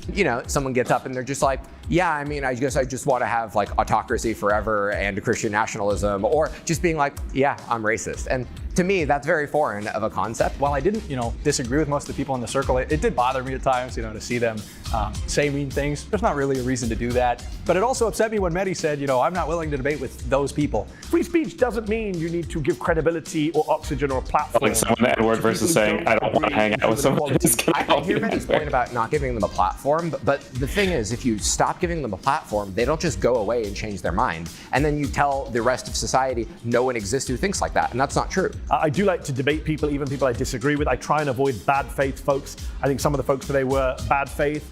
I'm anti-conservative, right? I don't support conservative views on taxation. I don't support conservative views on immigration. But the people here today were way beyond conservatives. This is open authoritarianism. And this is what is being normalized and mainstreamed in our country by people in power, by the media, by people who don't know any better. Wow. Okay. Well done, MEDHI. Thoughts? Good stuff. MEDHI sweep. MEDHI W. Yeah. He didn't know that he was going to be debating people that were this far off, because again, he was told he was going to be debating far right Republicans, but almost all of those people are I don't agree with Trump. Trump's not far enough. I don't even like the Constitution. I don't care about that. So. Mm-hmm. But then there were some who were like, oh yeah, no, that is ethnic cleansing and it's not good and he shouldn't do that. Well, because they're anti-Semites, so on that they were willing to come at it from a different way. Carve out an exception. But it was pretty similar. It was pretty similar, honestly, to what I kind of thought that it would be. Mm-hmm. Yeah. Because they technically fall under this. Sorry, I accidentally unmuted my thing. Yeah. I mean, I thought it would be this pretty outlandish stuff, and especially, not to say that any of these people are necessarily grifting, that they don't believe this stuff, but a lot of them are both very young and they're influencers, and so they're both kind of trying out slightly more outrageous statements. I mean, it's how people flirt with it, right? It's just irony poisoning or whatever. It's just a joke. I was thinking the guy who was laughing about you could call me a fascist. For some reason, I have this feeling that in a few years he's gonna look back and really, really cringe at this. But I don't know. I shouldn't though, because all of these people, there just doesn't seem to be any sort of thing that wakes them up from this. They just seem to get further and further down the radicalization pipeline. Yeah, I mean, it was nice to hear at the end that a few of them were okay, some of that was a little bit disturbing, actually. I realized that there's some, I think in some ways this could be good, where you see, when you're heading down that pipeline and you see somebody who's much further than you, rather than you taking those little incremental steps that gets you further down, they're seeing somebody who's gone far down that hole, being ooh, I don't like what they've transformed into. Yeah. That can actually maybe help you steer away and be okay, that. But all these people are I'd never be like that, and that until they are. Yeah. Fucks me. Smugbug says the main discourse at the moment is whether Jubilee is now a counterproductive org or whether it's helpful to have the fascists be outed like this. Well, I watched a segment from Bosch where he was nobody should be participating in these. It's just you're just giving money to a grifting organization that exists to make the left look bad. It's not. It's they are dishonest to guests to get them to participate in these to legitimize far right perspectives. But then I think he was reviewing it today or something like that. So I don't even know. Maybe he already changed his mind again. Classic. For me, I think you have to look at the media landscape, and it's MEDHI going on this versus going on Piers. Mm. With this, he's not getting interrupted. He's not getting his mic moved over. No, he's steamrolling. He's steamrolling. Interrupting. He's steamrolling these people one after another, and he gets to pick the in a lot of ways he gets to control the conversation because he has like he gets to set like what the questions are, what the terms are. It's like I think it's more unfair when they like get somebody who I don't know. Like, they actually bring on strong debaters, at the very least. Like, if they were bringing on really, really weak left-wing debaters and they were, like, bringing on people that were, like, media trained, which they used to do, honestly. That used to be closer to their old format where I felt like, I'm like, I swear they pick, like, psyops to represent, like, the left-wing side. And then media trained, like PragerU ambassadors to represent the right. And then they would never disclose that. It's like, you're not just talking to, like, some, like, college Republican. You're talking to somebody who is already funded by, like, a right-wing org and trained to go on this thing and like make their talking points look appealing. So it's not just some average person that they're talking to. But I don't know. Yeah. That's a good point.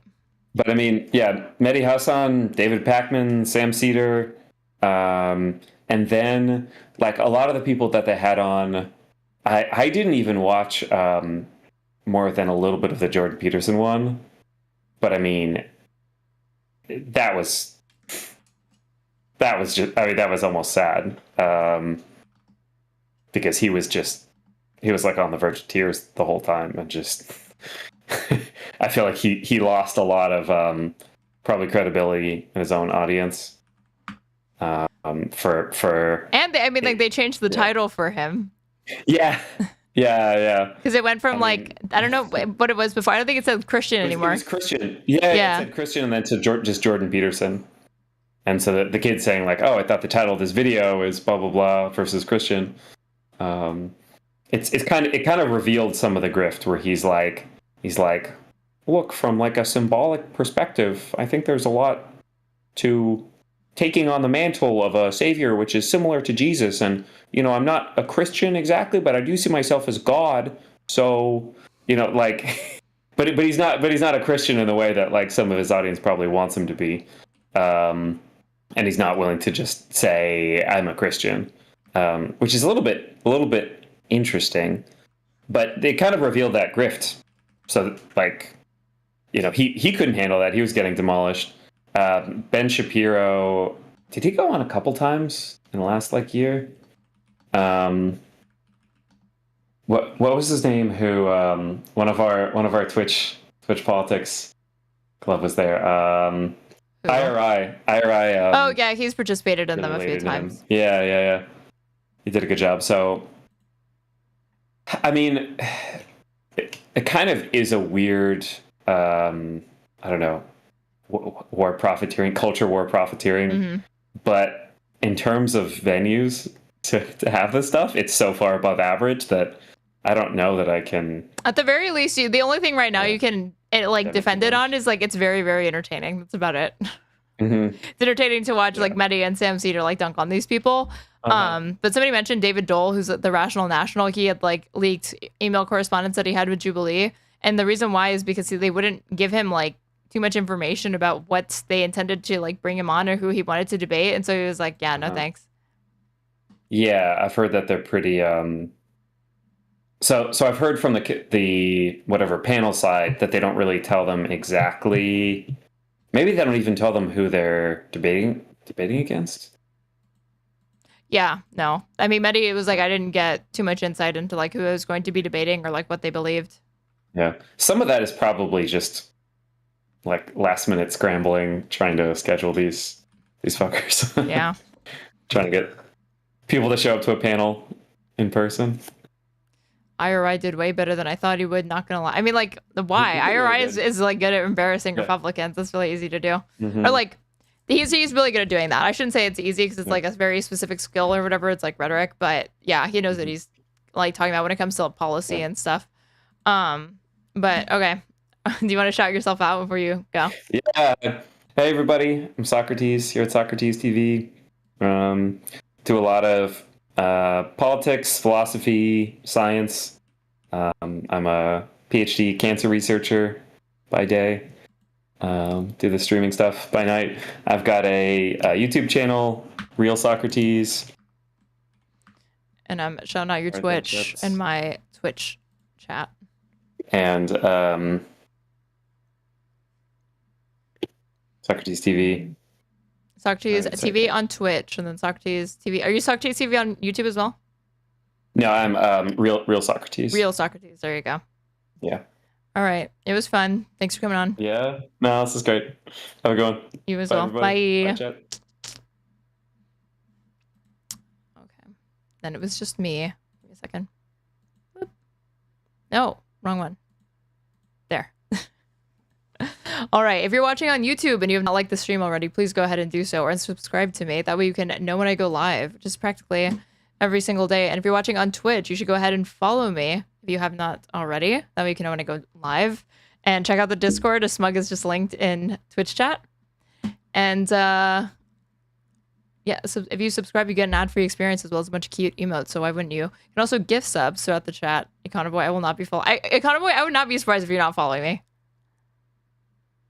No, okay, you're following me. You've been following me since January 15, 2023. We love to see it. Like 2 years. That's how it should be. Early Straighterade enjoyer. And thank you, Puppy Puncher, for the... What did you do? For subscribing with Prime. And if you want to just support me, you can follow the donation links pinned in my Twitch chat or in my YouTube description box. I'm at Straighterade _ on everything. And thank you so much, MigsXDD, frequent chatter here, for gifting a sub to Econoboy. Now he has access to lots of different emotes, which I'm sure he's very grateful for. Okay, so what's the next thing we're gonna do? There's like so much content to go over. I want to see the PBD crash out over Epstein really quick, and then we're gonna watch Adam Friedland do an interview with Harry Sisson, the Democratic fuckboy who got canceled.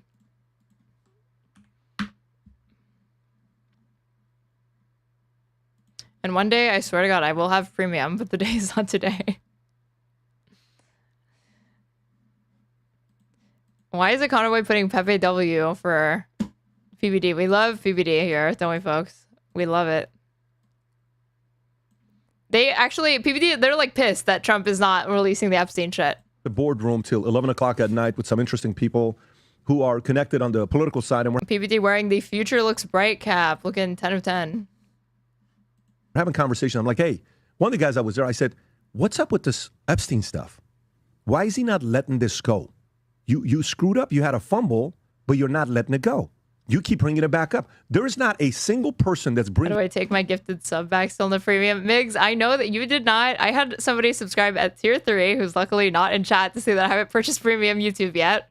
So I don't owe it to you. I owe it to that person. More attention to the Epstein than Trump. Not one. And there isn't anybody that's bringing more attention to this than him, okay? And then he comes out yesterday and he calls MAGA-based stupid people and gullible weaklings over Epstein files. Rob, I don't know if you have this clip or not. The radical left Democrats have hit, is that the one or no? This is his Truth Social post, and then he commented as well. I have the videos. Do you have the video? Play the video first of stupid people. Because, you know, I want to know the strategy behind saying something like this. Go ahead, Rob. All this intrigue over the Epstein files, but I do want to ask you to clarify something you said this morning. PBD either has to criticize Trump's business acumen, again, Mr. Art of the Deal over here, and say that he knows better than Donald Trump, or he has to like the idea is like this is a 10D chess business move that he just doesn't understand. You said this was all a hoax. Has your attorney general told you this was a hoax? What evidence have you seen? No, it's not the attorney general. No, I know it's a hoax. It's started by Democrats. It's been run by the Democrats for 4 years. You had Christopher Wray and these characters and Comey before him, and it's a bad group. He's saying Comey and Wray have been running on Epstein. The 51 agents, the intelligence, so-called intelligence agents, it was a hoax. It's all been a big hoax that's perpetrated by the Democrats, and some stupid Republicans and foolish Republicans fall into the net. Did you go to college or are you a natural streamer? You know, that's not a real dichotomy that exists. I did go to college. I have a degree in biology. And so they try and do the Democrats' work. The Democrats are good for nothing other than these hoaxes. They're bad for policy. They're bad for picking candidates that can get elected. Like in New York, we have a communist running. He may get elected too, actually. Why not say Kamala Harris? Why say Zoran, who's very, very popular? He'll destroy the city. No, it's I call it the Epstein hoax. No freaking way. Biology, that's awesome. I got it. I graduated with it because I did dual enrollment, and then I got my undergrad at 20, so I've had it for 6 years. I don't actually use it unless you count me talking here as using it. But I wanted to switch to poli-sci, but I decided not to do that. Thank God. Takes a lot of time and effort. Instead of talking about the great achievements we've had. Pause it right there, Rob. Okay. So, Tom, one end, resume, a lot of victories. On this end, Epstein, he's not letting it go. Now he's calling stupid people. I've not heard a strategy where you call your customer stupid or you call your voter base stupid. How do you process this? Well, I have trouble with it. I have trouble with the word stupid and hoax. So it was not a hoax when Southern District. Suddenly, again, we have issues with the language that Donald Trump is using. Very, very problematic to call MAGA stupid and to call people like to use words like hoaxes. But of course, when he was calling like all Mexicans rapists or whatever, we can give that a pass. In New York, in cooperation with Florida authorities, found 22 girls that were in the original indictment. We're talking about the Epstein's Florida indictment, which was in the early 2000s. It has nothing to do with Russia, correct? Comey, none of that correct. bullshit that he's talking about. But it was girls going to the island, girls here, things that happened, and it was all there. And then a prosecutor dropped it down to one charge of solicitation, and then like solicitation with intent. The whole thing was dropped down, stuck in a drawer. But the data was there, the evidence was there, all of that was there. So that part was not a hoax. You take a look at, the Crown, England. They were upset with Prince Andrew. The picture was real. The encounter was real. Things that happened with there. That was not a hoax. He was over there with Epstein. Thank God I'm finishing my poli-sci degree almost as old as such. It's not that. It's not that poli-sci is like a useless degree. It's not that. It's that I had already done a dual enrollment program. I got 2 years of a degree for free. And if I had changed it, I would have had to restart it. And it was like pointless that I had done the dual enrollment because a lot of the prerequisites for that program were not going to transfer over to poli-sci. That's why it was not going to work out for me. And they were upset with Prince Andrew. The picture was real. The encounter was real. Things that happened with there. That was not a hoax. He was over there with Epstein and Virginia Giuffre, and that's happened. That's not a hoax. So it's not a hoax. It's not like the Steele dossier that was a pack of paper that was proved to be fraudulently written, and it was. The Steele dossier? Is this something related to like Russiagate? Yeah. Trump-Russia dossier, a controversial political opposition research report on the 2016 presidential campaign of Donald Trump, compiled by counterintelligence specialist Christopher Steele, was published without permission in 2017 as an unfinished 35-page compilation. I only remember like the Mueller report of unverified and potentially unverifiable memos that were considered by Steele to be raw intelligence, not established facts, but a starting point for further investigation. The dossier was written from June to December 2016 and contains allegations of misconduct, conspiracy, and cooperation between Trump's presidential campaign and the government of Russia prior to and during the 2016 election campaign. U.S. intelligence agencies have reported that Putin personally ordered the whole Russian election interference operation that the Russians codenamed Project Lakta. While the dossier played a significant role in initially highlighting the general friendliness between Trump and the Putin administration, the corroboration status of specific allegations is highly variable. The following allegations have been publicly corroborated by U.S. intelligence agencies: the January 2017 ODNI report and the Mueller report. This is what I was familiar with. Quote, that the Russian government was working to get Mr. Trump elected. No shit. That, no way, like another far-right authoritarian government was friendly to the United States electing Trump, stating so. That Russia sought to cultivate people in Trump's orbit, that Trump campaign officials and had secretive contacts with Russian officials and agents. Didn't this lead to multiple indictments? That Putin favored Trump over Hillary Clinton, that Putin personally ordered an influence campaign to harm Hillary Clinton's campaign and to, quote, undermine public faith in U.S. democratic processes, in the U.S. democratic process, and that he ordered cyber attacks on both parties. Some other allegations are plausible but not specifically confirmed, and some are dubious in retrospect but not strictly disproven. Was a hoax. You've got all these things that have happened. So I have a problem with the word hoax. You could say overplayed. The P-tape thing. Overblown. You can say a lot of things. But hoax. But then, calling people stupid. They're not stupid. They want answers. They want to know about JFK. They want to know about RFK, a senior. They want to know about MLK. Did we, through intelligence agencies, FBI, CIA, have a hand in doing things to our own? And then, wanting to know if the world is run by pedophiles doesn't make you stupid. Yes, they want to know what the hell is going on with Epstein. And then to say, you're all dumb and you're falling for a hoax. I don't know if that's how you energize your base or you get the base to move in a certain direction. How do you process that? Well, listen, saying all the loser and all that stuff, we've been hearing that talk. But to say I don't want your support. We've been hearing it from Adam because Adam is like seeing how much conspiracism surrounding Jeffrey Epstein brushes up against anti-Semitism and Mossad conspiracies. So he can't soy out and say, we shouldn't look into this because it's contributing to anti-Semitism. So instead he has to say, you're a loser if you care about this. I'm focused on more important things like grinding and making money. Unlike you guys that are wasting your time with this gossip rag. I've been here fairly close to me, like 2 feet away from me. Very, very. Losers. There's a lot of losers around here. Losers, stupid people. Yeah, but right in this I area. don't want to interrupt. Not so much here.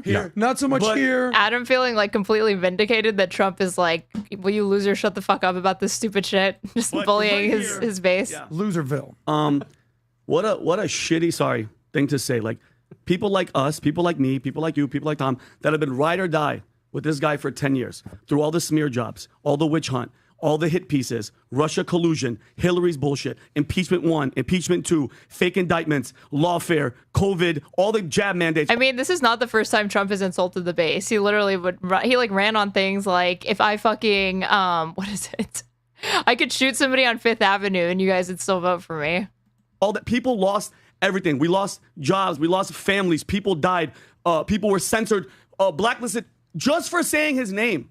I was in California, guys. I was in the belly of... You know it's illegal to say Trump's name in California? The beast of the biggest Trump-hating, red hat, punching people in the face, that whole thing. I'm not taking away from him. He's the president. He's gone through a ridiculous journey, including getting shot in the head, okay? All right? We were in the trenches. Including getting shot in the head. Remember when that happened? With you. Okay, now what? Because we're questioning one thing. Jeffrey Epstein. Literally listing off crimes and failures that you have moronically stuck with him through, uncritically, but because he's not calling you a special little boy, because he's not saying, we love you, you're very special, just please go home, because he's saying, you guys are fucking dorks, cut it out, I'm tired of it. This is your breaking point, really? Suddenly, we're the enemy. We're the losers. We're the idiots. Look away. Shut up. It's Russia collusion. That's horse shit. Okay? This Epstein's been going on since early 2000s. What? Maybe even the 90s he was doing this perverted stuff. You don't get to do that. I'm sorry. And everybody always thinks that we're always on the Trump train. This dude sounds like he's on the verge of tears. That's just Vinnie. He always sounds like he's on the verge of tears. This vein right here will become very, very prominent. He turns red. Fantastic bit. We don't have any criticism. I'm sorry, bro. You don't do that shit. You don't spit in our faces. Everything that we've been through. Pat, I've lost not only friendships, I've lost family members. I don't even talk to anymore because of this shit. And then you're going to come out and tell us, like, I don't need your support. I don't need your... That sounds like a personal problem, Vinnie. Okay, have that attitude. And you're going to see it make these people lose. 2006, the midterms, you're going to lose that type of freaking support. This is so cucked, though, that, like, I gave up my family for you. I left, my wife and kids left me because of my love for Donald J. Trump. I stood by him, but he's abandoning me in this critical moment. Your Fuentes is so much worse than my Fuentes, goddamn. No, these people are more entertaining than Fuentes, sorry. And anybody attached to his name. If Eric tries to run, if anybody with the Trump name 2028 tries to run, this is going to be hanging over the head because now the trust is lost. Okay, we're the idiots. You think it's going to hurt the entire last name? 100%. And I'm going to be this guy, Pat. We cannot let this shit go. I'm actually happy. I'm happy. I know people are probably like, we're tired of it. Move on. We're on. What's today? Thursday. I'm so happy that we're still talking about. We're only talking about it because he's talking about it. Thank you. Yeah. So guess what? And I'm sorry. Shut up about it. You should have just said, guys, it's done. It's over. But it's getting back to the root, Pat. Getting back to the root. What changed? What happened? Something shifted. There wasn't all of a sudden, no, you guys are idiots, shut up. I have an idea. I have one too, and I think the majority of the people know what is happening. I don't know, because the relationship... I know what it is. What is it? I don't know. No, I mean, there's so many layers to it, but I'm starting to piece everything... That's a low blow for Madam there. ...together, and it's like something shifted. All of a sudden... Is this the tampon MAGA? Yeah, that guy Majority of the people know what is happening. I don't know, because the relationship. I know what it is. What is it? I don't know. This guy threw a tampon at Anna Kasparian. No, I mean, there's, let me there's so many there's so many layers to it, but I'm starting to piece everything together, and it's like something shifted. All of a sudden, this relationship, Bibi, all this goes back to me, to Bibi and Israel and Mossad, because Trump was going. There it is. I'm just. Oh, Adam. No, I'm sorry. Keep going. See, Adam is upset that he even mentioned Israel or like the Mossad. Connecting the dots makes me that guy. It's like I don't think that's the case. I think that's one of the main things. I think it's one of a handful of things. I don't think that's the main one. So what would you think is? I think it's one of a handful of things. Here's Rogan, by the way. You want to play the clip with Rogan? Here's what Joe had to say about the deal. I think it's one of many things. Anyway, I'm not going to finish that sentence. Let's just go. Let's go to this clip of Joe Rogan. With Epstein. They've got videotape. Was that before she joined the Valuetainment Network? No, it was while on her new show on Valuetainment. Her take that's where that happened. And all of a sudden they don't. You know, you have the director of the FBI on the show saying there's no. If there was, nothing you're looking for is on those tapes. Like what? Why did they say there was thousands of hours of tapes of people doing horrible shit? Why did they say that? Right. Didn't Pam Bondi say that? What, are you talking about Epstein or Diddy? Yeah, Epstein. Yeah, she said it literally, I think a week before you had the FBI. Her take is a valuetainment entity. You guys, I know you guys knew that. Yes, it's a valuetainment joint. It's a value entertainment movement TV show or like web show. Even here and now, this conversation being all over the place. Kevin Spacey's coming out saying, release the files. Alan Dershowitz, release the files. All this stuff that, release. Speaker Johnson was, is this the one about him talking about Epstein? Yes, sir. He had a different position he was taking here. Go ahead and play this clip. I'm for transparency. We're intellectually consistent in this. Look, Reagan used to tell us we should trust. He's not for transparency. Mike Johnson's just smart enough to know that when asked about the Epstein files, if he just says yes, nobody is going to demand accountability from him. Nobody is going to follow up. It only becomes a bigger thing the more you harp on it and the more you look like you have something to hide. American people. I believe in that principle. I know President Trump does as well, and I trust him. I mean, he put together a team of his choosing, and they're doing a great job. It's a very delicate subject, but we should put everything out there and let the people decide it. I mean, the White House and the White House team are privy to facts that I don't know. That's right. This isn't my lane. I haven't been involved in that.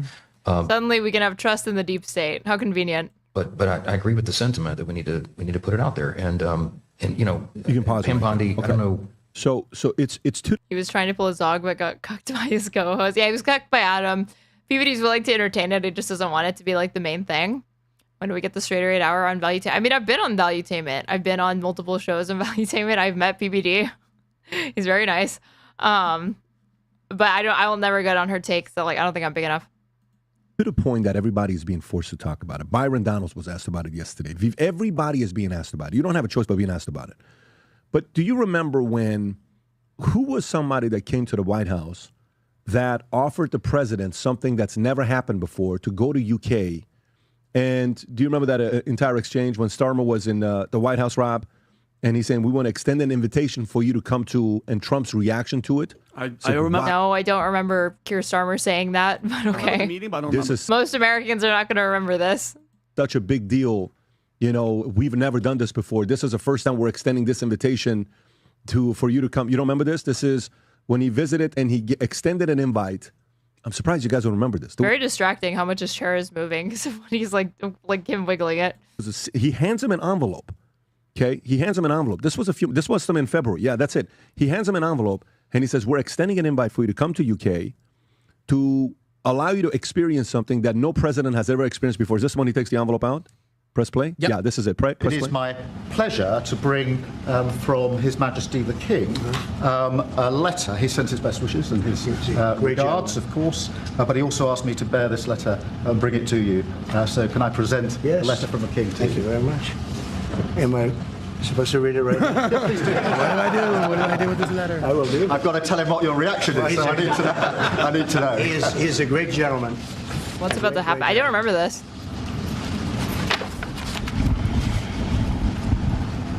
Why did I think he was going to read it out loud?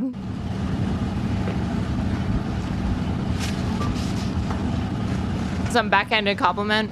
Oh, that's well, that You is can't really read. nice. I must make sure his signature's on that. Otherwise, it's not quite as meaningful. It is, and that's quite a signature, isn't it? How beautiful. He's a beautiful man, a wonderful man, and we appreciate it. I've known him, gotten to know him very well, actually. First term and now second term. Perhaps you'd like to say what that very important paragraph. Yeah, so this is a letter from His Majesty the King. It's an invitation for a second state visit. This is really special. This has never happened before. This is unprecedented. Okay. Stay with me here.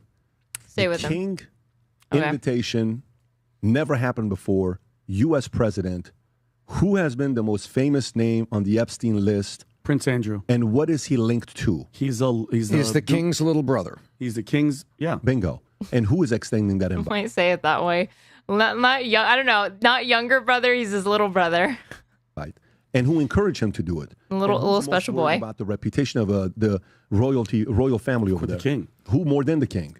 Yeah, but he said it couldn't have been him because he had like a sweating condition and he slept on the couch or something. Brother. The brother, I get that, but the mother, the family. The late Queen was irate and stuck Andrew in hiding for 6 months. Yeah, his punishment for pedophilia was you can't speak in public. That's right. But let me tell you, the reputation of the family. It was like a self-imposed travel ban is what they're referencing, and then recently he like lifted it off himself. Is on the line. 100%. Okay. Known as the crown. That's right. So to me, Trump is sitting there and he is getting these big He didn't sweat at that exact moment, apparently.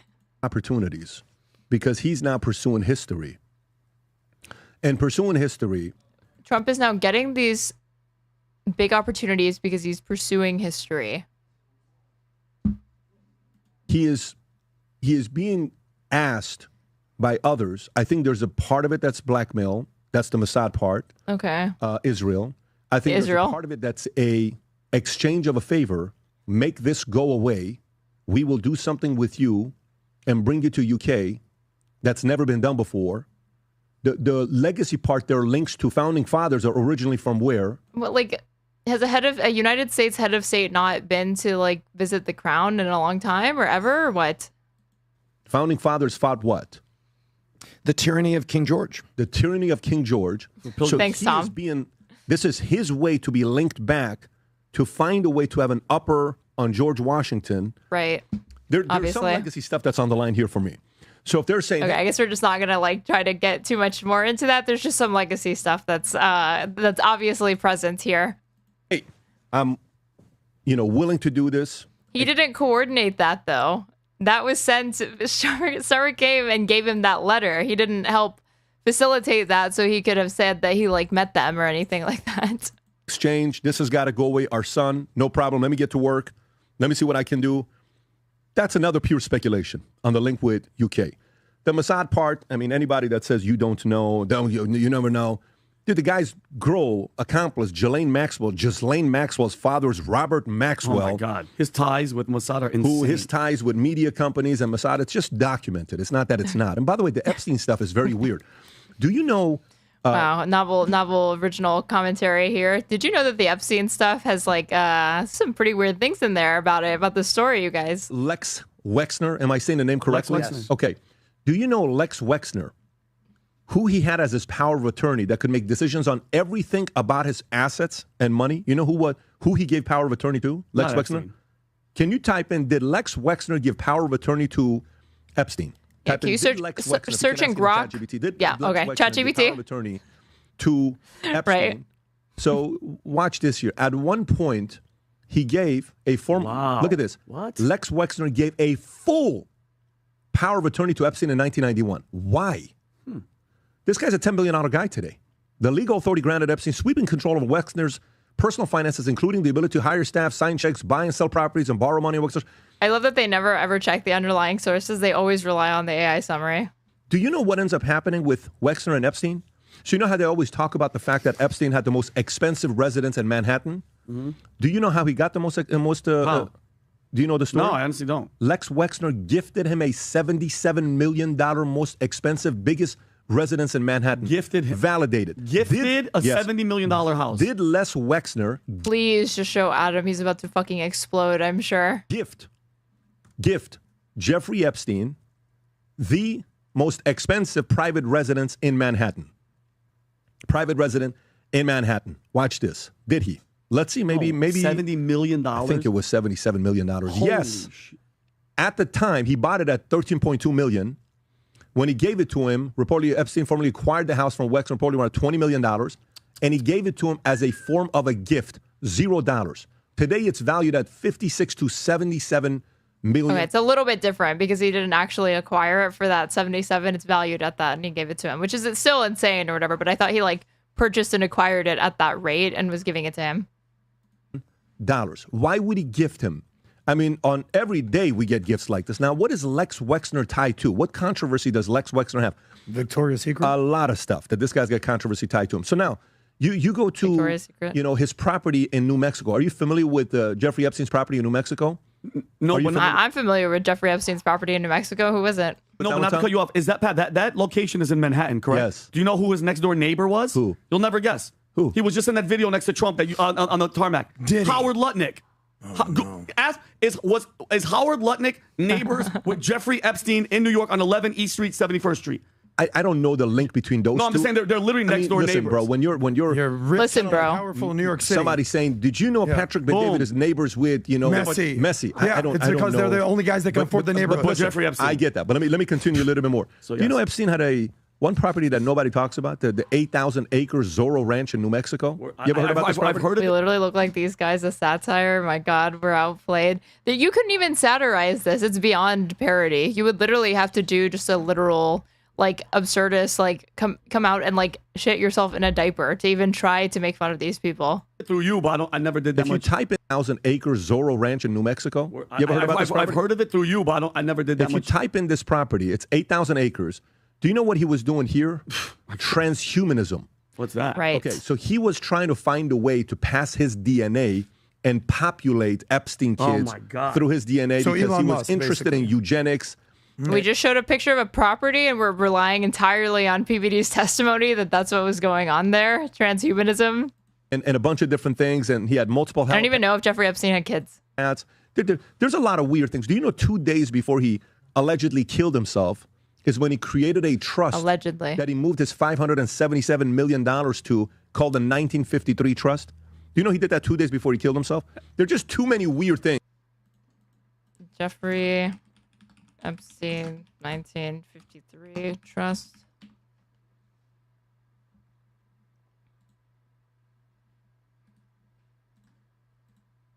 According to Forbes. Jeffrey Epstein put his assets in a trust, but here's how his alleged victims can go after his money. This was reported in August 2019. As the events surrounding Epstein's death gradually unfold, it has been revealed that he signed a will 48 hours before he died by suicide on August 10th, listing his brother Mark as the only heir to his $577 million fortune. Yet the disgraced financier took further steps to keep his assets, which include $56 million in cash, away from public scrutiny by putting them into a new 1953 trust, reportedly named after his year of birth. Lawyers have vowed to go after his estate, beneficiaries or not, but moves to put the assets in trust could complicate attempts by alleged victims to sue his estate for damages, as at least 5 women have already sought to do so, including 2 women who are seeking $100 million. So did Epstein bequeath his assets in trust to keep them out of reach of potential claimants? People put stuff into so-called asset protection trusts all the time to try to keep them away from their creditors. It's a growing business. J.D. Adkisson, an attorney dealing with creditor and debtor issues, told Forbes. By putting his funds in a trust before he killed himself, the assets are kept private and are not immediately available to anyone who might want to go after them, such as creditors or alleged victims. So what was he bringing up this point? There's a lot in eugenics and a bunch of different things, and he had multiple helipads. There's a lot of weird things. Do you know Epstein basically wanted to build a robot that could contain his brain and his weird dick. I think he wanted to freeze himself. All of these people can't help themselves. Peter Thiel is injecting himself with the blood of like young men. No, so he can like be younger. 2 days before he allegedly killed himself is when he created a trust that he moved his $577 million to, called the 1953 Trust. Do you know he did that 2 days before he killed himself? There are just too many weird things. So but it's like in the context of him being like about to be like, weren't they about to reach like a verdict or something? You would expect that. Before you commit suicide. Yeah. And it's still active? And it's still active? It's still active. And by the way, that money, that $577 million in that trust, is still moving till today. It went all the way down to $40 million. It just got another $114 million. I think it's around $150 million right now, and it's moving. So that trust is constantly moving. It's called the 1953 Trust. 2 days before, there you go, 2 days before his death, he signed a new will that transferred his entire fortune to this trust called the 1953 trust. 2 days before, little suspect. Just too many things. Wait, why is this suspect? I don't understand. Like, it could be suspect, but he's not even given a reason why it's supposed to be suspect. Because again, he was like awaiting a verdict on a trial. No, things that are suspect. So the more and more and more the president brings attention to it, the more and more and more causes average day-to-day people to research, to get a little bit deeper and say, average day-to-day people like MLM grifters like PBD. By the way, think about the people that using Chat GPT. One story to be interested in Epstein. Then think about people that need 5 people to mention it to be interested in Epstein. Then think about people that need 50 people. Then think about people that were never interested, the bottom 50% that now the president keeps talking about. You're forcing those guys to not be interested. You're doing it because you keep talking about it. No one's bringing more attention to this than him. So either fire a few people, refocus. Yeah, fire a few people. That'll end well. That definitely is not going to just fucking pour gasoline on this entire fucking fire and draw even more attention to it. Your attention on all the... You can't fire any of these people. They either have to resign or like be forced out or something. But if he were to fire them, it would obviously look like he feels he's implicated in the Epstein files, which play is, and it's just trying to prevent them from releasing it. Great things that you're doing, or guess what? Stop talking about it. I think he's hinting Epstein is not dead. Why else would he bring up that it's still active? It's weird because like don't trusts continue living? Make a choice. One of those two. Adam, thoughts?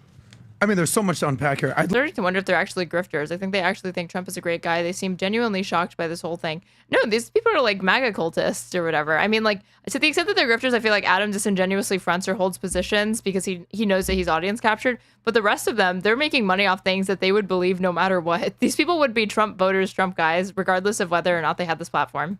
I'd like to play maybe a little game, if I may, before you tell me what's my point. The point is I want to play a game. And maybe this game is directed at Vinnie, but I'd like your contribution. Let's go as far as we possibly can down the rabbit hole. I mean this. Okay. Let's go to where you think this is going to lead. Everyone's out there we're figuring it out. Like, you ever seen Always Sunny? Not really. You ever seen Always Sunny? Can you show that image?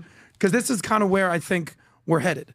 Is Charlie from Always Sunny is like, you know what's going on here? This guy found him, and he found him, blah, blah, blah, blah, blah. And it turned out, bro, you haven't slept. I mean, yeah, it's like literally a conspiracy, right? Slept in weeks. I'm not saying that about you. I'm saying when you go down the road, He's such a passive aggressive bitch. Just call Vinny out. I don't understand this whole like, not you, bro. I mean other people. Just saying people that are wondering about the same thing that you're interested in. I'm just saying that they're autistic losers and they're fat and neckbeards. I'm not talking about you though. He's talking about you. Maybe I am. My stupid loser friend Vinny. Go ahead. Yeah, make fun of PBD if you must, but his male mentorship app Connect changed my life. Many people are saying this.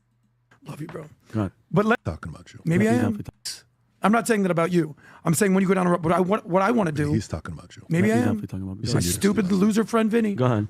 Love you, bro. Go ahead. But let's go down as far as down the rabbit hole. It. Because as you know, I'll go down like the rabbit hole. Like, take a look. Just get there already. Guys, you know what? Get in the hole. Everyone can rant forever. I go 30 seconds. What's your point? Get in your hole. I'm done with that. Not what's your point. Get to the point. I'm getting to the point, guys. I love when PBD starts scolding them for like taking too long, even though he allows himself all the leeway in the world to just give these like monotonous, never-ending, just like dinner table conversation stories that go nowhere. I want to go down the rabbit hole because I'll go take a look and be like, nah, don't want to go. Get to the rabbit hole. Sir, let's go down. Like, where do you think this all leads? Let's say all your convictions and all your questions. And, where do you think it ends? And once you find that answer, what then? So let's go. We find out actually what you think it is. Okay. Say it. Okay. And then what happens then? And then I want to understand what. Okay. What I think, Adam, Vincent Oshana's opinion is that Jeffrey Epstein. Who's Vincent Oshana? Were we trusting? Oh wait, that's Vinny's actual name. Okay. I'd never. Oh my God, he looks so different here. I didn't even recognize him. I was like, oh, we're gonna trust a comedian. I was like, oh my God, he's referencing himself. Was a Mossad agent working for a foreign country, setting up shop, getting blackmail on everybody, singers. This is why the right wing wins. More leftist shows need straight up internal animosity. So are you honestly arguing that there's not enough internal left wing infighting? Are you serious? Actors, politicians, everybody under the sun, maybe even a sitting president. Adam, I don't know. He visited the White House. Let's just say that. Yep. They take all that footage. And mind you, this is a Mossad, Israel approved blackmail ring to have men traffic children, women, men, kids, whatever, have sex with these people, have all the footage, have all the files. So then, Adam, once they're all gone, you can use it for policy. Why Anna Kasparian was saying this on her take as well. They think that like the elites of the American government are implicated in this child, like not just a few of them, like a lot of American like intelligentsia or whatever, and that they do Israel's bidding. The Zog, this is like the Zog shit, because they have dirt on them. What? This law to affect our policy, okay? No, all the victims, everything, all, you know, they're never going to get any justice. Then the guy who was running it, either he suicided himself or something happened to him, or in the 3 minutes of that footage that was doctored multiple times from Adobe Pro, by the way, they're the worst at covering their tracks. Maybe okay, now I cannot believe I have to bring this up. So what he's talking about is the Wired article that showed that there was tampering. Hold on.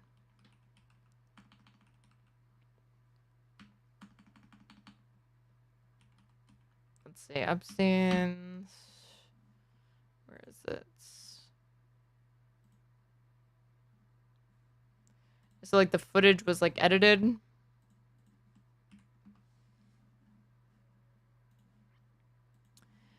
Metadata shows the FBI's raw Jeffrey Epstein prison video was likely modified. There's no evidence that the footage was deceptively manipulated, but ambiguities around how the video was processed may further fuel conspiracy theories about Epstein's death.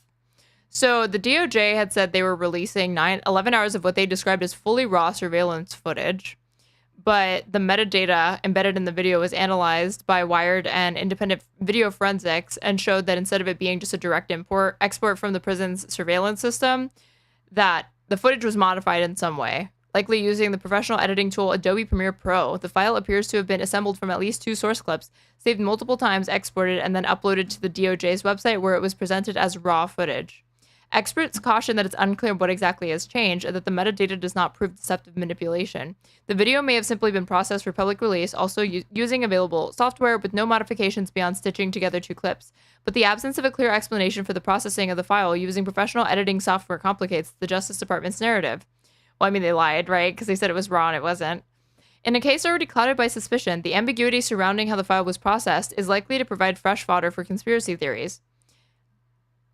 For months leading up to the joint memo the DOJ and FBI published Monday, Attorney General Pam Bondi had promised a release of records. We knew this. The FBI enhanced the footage by adjusting contrast, color, and sharpness and released both the enhanced and what it described as the raw version. Both versions of the video appear to have been processed using Premiere and include much of the same metadata. According to the FBI, anyone entering the area containing Epstein's cell during the relevant timeframe would have been visible on that camera. Working with 2 independent video forensics experts, Wired examined the 21 gigabyte files released by the DOJ. Using a metadata tool, reporters analyzed both exchangeable image file format, or EXIF, and extensible metadata platform, or XMP, data to identify signs of post-processing.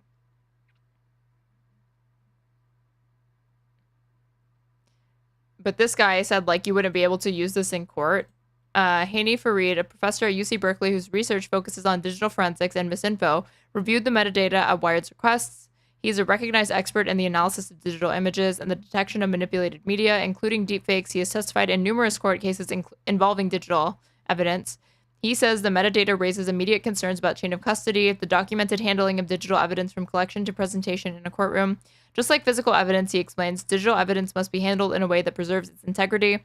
Metadata, while not always precise, can provide important clues about whether the integrity has been compromised. If a lawyer brought me this file and asked me if it was suitable for court, I'd say no, go back to the source, do it right. Do a direct export from the original system, no monkey business. Walked out. They're never going to get any justice. Then the guy who was running it... Like, it could be as benign as them changing a file format or stitching together, but he's even claiming that, like, they manipulated the data, but even, like, based off what they analyzed, there's no evidence that they did that. Either he suicided himself or something like it's more likely to the extent that they changed it or whatever, that they left things out, they edited things out. Happened to him, or in the 3 minutes of that footage that was doctored multiple times from Adobe Pro, by the way, they're the worst at covering their tracks, maybe he walked out of the cell. Because some people are saying the photo of him laying there with his hook nose isn't even really him. Jesus Christ. No, the guy that they switched out, they're saying, I'm just telling you all the options. Let's go. Keep going. So Adam, just call him a fucking anti-Semite. You know you want to. You just said pretext. You just said that you could have fucking done it right there. Guy and the suicide. So now people want to know, like, who has all this footage? Because the FBI. Do me a favor, Rob. Show me that one image again. Yo. The one of Charlie? Yeah. Keep going, Rob. Yeah. Go ahead, Vinny. Keep going. Okay, so, and the FBI's chain of custody, guys, I don't know if you know this or not. The FBI's chain of, it's documented, it's processed, evidence remains intact. So in the Epstein case, the FBI seized, Adam, 300 gigabytes, that's a lot, okay? Data on this property, videos, hard drives, CDs labeled with disturbing titles, official records. So Adam, the FBI has strict, crazy protocols. What happened to all of it, Adam? Okay. Hold on, Adam. Whistleblowers even say that, you know, all of this was here. Now all of a sudden, Adam, it's all gone. Okay, so you know what that means, Adam? Mossad, Israel government. I don't know that Vinny could definitely take him in a physical altercation. Has all the footage. They have all the dirt, and they're influencing our policy. The president of the United States, Adam, has flipped and changed his tune like that. Okay. I mean, like they have lied or whatever. Even if like he's being too outlandish about what can reasonably be claimed right now, given what we know about how the chain of custody was violated and the way that the metadata shows that there was some sort of modification. They did lie because they said this was completely wrong. Clearly, it's not. Hold on, like that. So, Adam, I have a problem, and I'm pretty sure the majority of the losers and the idiots that you think are out here watching it are not comfortable with our president, who we've been ride or die with him, now changing the tune, saying, you guys are losers. I don't need your support anymore. Because, Adam, I don't give a shit how many wins he's stacked up. And I love that he's doing it. For him to go, don't worry about the blackmail sex trafficking thing. Just shut up about it, because I've done so good for you. That's like having a dad, Adam, that buys you the bike, gives you the ice cream, does everything for you. But guess what, Adam? He's, sleeping with underage kids in the neighborhood, but who cares? He gave you the bike, he gave you the house, he has a roof over your head. I'm uncomfortable with that, Adam, and that's why I know it drives you crazy. 1,200% of the internet. Crazy 1,200% of the internet wants to know the truth. And guess what? Nobody believes him. Okay. And nobody believes, Adam, that Mossad didn't have anything to do with it. Okay. So let me just. Is that guy? Show that picture, Rob. That's me, Adam. Oh my God, Adam. Like literally, just like way more red. He's tweaking out, man. Is somebody asking questions and connecting dots? That's who you think I am. If you're wrong, that may very well be you. Prove me wrong. Well, there's no fucking proof. All right, so then me when I propagate a conspiracy, it's on you to prove me wrong. Proof. Okay, so then we'll go around in circles. Go ahead. So let me just unpack this. Mossad is at the top of the list. There's nobody bigger on this particular thing. Meaning he was working they're for running them. the show. Oh yeah. So not CIA, not FBI, that's the main. So Mossad's number one. The guy's name is Jeffrey Epstein. Ehud Barak and all these guys were visiting his apartment. There's photos covering their faces leaving his house. So because he's Jewish, obviously Mossad. Okay, there we go. Hold on, because you want to go there, Adam. As of late, Vinny's so stupid. He's been going there for the last several episodes, but this has come up. It's obvious that's what he is offended and bothered by, why he wants them to drop it, because he just thinks it enables too much anti-Semitism. Vinny's finally like waking up to the fact that that's Adam's contention with it this whole time. As Donald Trump, who was beefing with Bibi, because Bibi and them had Mike Waltz in a cabinet meeting texting Israel, trying to get us into a war with Iran. Trump was like, no. He was like, hell no. Went to the Middle East, didn't even visit him. And then all of a sudden, Adam, I'm going to go to war. I'm going to bomb. And Epstein is all bullshit. Okay, Trump decided to do that because of the favorable coverage of Fox News of the reports, and because he gave a wink and a nod to Bibi. That was not something that like the Israel just dragged the United States into unwittingly. They knew. Weird, Adam. Isn't that weird? I'm gonna ask some questions before. Yeah. So Mossad's at the top of the list. Yeah. Bibi Netanyahu's controlling Trump, and Israel is dictating policy America. Is that what's going on? So you don't think AIPAC in our AIPAC as well? Okay. Adam, so it's not hard to. Okay, that's like the dumbest point that he's making. AIPAC obviously has an influence on domestic politics and like the United States' posture towards Israel. Obviously, it makes complete sense. Yeah. So Israel controls America. Israel has very, very strong influence over our policy. Okay. Yes. Okay. I'm sorry that it hurts. Okay, but that's not the only thing you're saying. He's doing like the Zog shit, but we get it. Mott and Bailey a little bit. We found out. Oh, well, hold on, Adam. Right. Does that make me anti-Semitic? No, it makes you. Does that make me hate Vinnie, Jewish people? You haven't said one thing that might not be true. Okay. You're probably 100% true. But just in case you're not, let's say you're absolutely right. You did it. You, Vinnie Oshana, cracked the code. If I can see that picture one more time. Yeah. You cracked the code. You did it. You did it. Congratulations. Yeah. Mossad, Epstein, Trump, he's owned. Yeah. Now what? What do you mean? What do you want to do now? You cracked the code. Now what? Everybody that was involved, Adam, goes to. I mean, he's like literally saying, I mean, if he's actually serious, which I don't think he will be, next time Trump does something based in Epic, they're going to be back on the Trump train. It's going to be like, none of this ever fucking happened. Trump just needs to, you know, end another war and get a Nobel Peace Prize nomination or something. And they'll be back to like, well, maybe we shouldn't be so harsh and quick to judge Donald Trump and lose faith in him just because of the Epstein thing. They'll find a way to forgive him. But I mean, I was talking about this a little bit with Pisco where I'm like, because Anna's like flirting with this whole Zog thing. And I'm like, why are you taking it away from like concrete criticisms you can have of like AIPAC's influence on elections or U.S. complicity in the genocide in Gaza? Like, why are you going to take people's anger at those tangible things that should be called out and move it to, we need to help expose, like, we need to demand accountability from politicians to expose the global Mossad pedophile ring that makes the U.S. bow down to Israel? Pointless. In jail. Okay. There's a trial and you go to jail. Okay.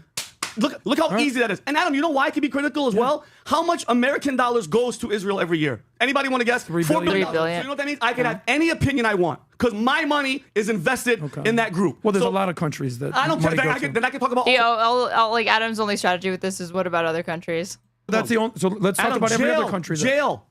So Israel's the only country that receives money? No. Go back to your point. Okay. What do I want, Adam? I want jail. Okay. And if God forbid the president of the United States was involved with it, guess what? Same for him. Which president? Our president. Okay. If he was you want Trump to go to jail now? If he was with underage girls, He's saying if he's implicated, obviously. 1,000%. So if Trump was with a 17-year-old girl, I'll say it again. When he was 40 years old. Adam, please, come on. That is like, why are you going to turn that into? This is so fucking stupid. One, that's already gross, but two, it's not just like barely legal girls that were implicated. It was like kids. Yes. So you want Trump to go to jail? Pedophile. Hold on, let me ask you. Is it illegal? Oh, is Adam going to do actually it's a febophile? You have sex with a 17-year-old in New York? 35 states. In New York? The age is 16. And then in certain states, it's 18. According to some Muslim scriptures, you could be 9. Now suddenly, okay, we're citing Sharia law to relativize this, to downplay, if Trump's even implicated, to downplay his role in that, because Sharia law allows it. What? So it's okay if he was on a different part of land hooking up with a 16-year-old. Okay, but let me ask one last thing, because, I mean, obviously... but he's actually being way more coherent here. We're going to appeal to not morality, not ethics. Like, we're going to appeal to the fact that in some law, like, child marriage is legal in some countries, in some states in the United States still. We're going to appeal to the age of consent. What? And those law like that's an entirely separate question from whether or not it's responsible for a 16-year-old to be having sex with an adult. What I wanted you to do was just get it all out there. Yeah. Thank you for that. You could be right. You could be wrong. So we want Trump to go to jail. Israel's controlling the United States. Don't say that. No, anybody that was guilty of having sex. Yeah, he keeps strawmanning him. He's saying that, like, if you were actually implicated, you should be held to account. It's not a crazy statement. With an underage child belongs to go to jail, including the operation. One more time, people. That was beautiful.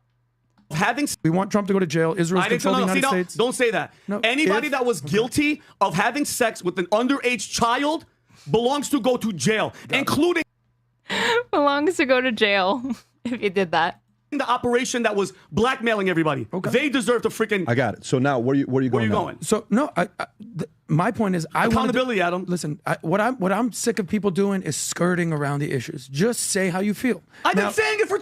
Yeah. Perfect. So then last question. Who do you trust more? Yeah. Also belongs to jail for underage child. As opposed to the overage child. Donald Trump, J.D. Vance, Kash Patel, Dan Bongino, Pam Bondi. Who do I trust the most? Or whoever's the loudest people on the internet, Tucker, Candace, Dave Smith. Who do you trust more out of that group? Dave Smith being included alongside Tucker Carlson and Candace Owens, please. No, it's a binary option. Hold on. Who do you... Very true. To be fair, the PBD crew are overage children. That is true. I did overlook that fact. Adam, I don't trust anybody that's lying to me blatantly in my face.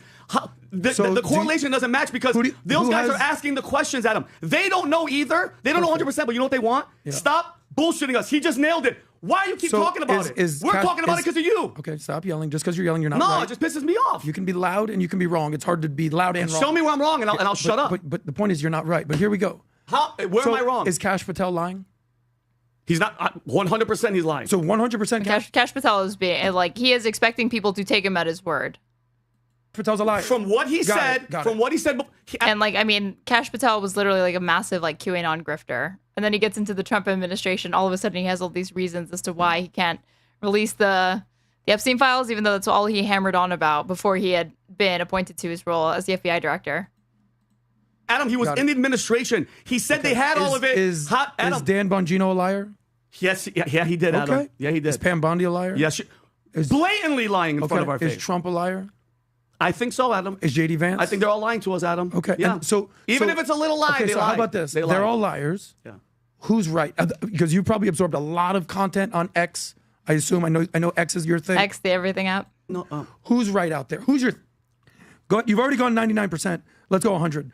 This person, this person, this person. I trust them. Adam, who is it? I don't trust anybody. 100%. Who do you give the most trust to? Here's my thing. Who do you give the most He's asking a question credibility to?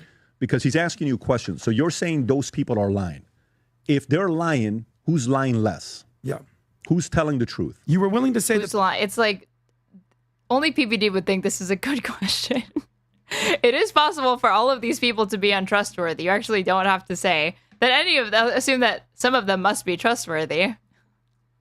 The director of the FBI, the president of the United States are all liars. 100% Who's lying. more Cash right than lying. them? Bongino lying. Trump, you're like, I Who's think he's more lying. right than them? Yeah. If that's 100%, who's 100% telling the truth? Well, the all the victims that were out there. Hold on. What the fuck kind of question is that? According to PBD, a very good one. All the FBI reports. All the. By the way, But name names. But name names. 'Cause you were Virginia Giuffre. Okay. All right. Who said? Hold on. Since we're gonna go back to I Prince. think it's like Jeffrey, not Giuffre. She was underage, and the prince was there having sex with me. Yeah. Time out. No, Time out. hold on. Like at least Vinnie stands on principle. They don't though. This is the one time I've actually seen the MAGA cult stand up to Trump. This is the one time outside that time, the time that that crowd booed him for saying that he did Operation Warp Speed and like created the vaccine or whatever. This is the only time I've actually ever seen MAGA cult defy Trump. But they will move on from this. They're not going to abandon him over this.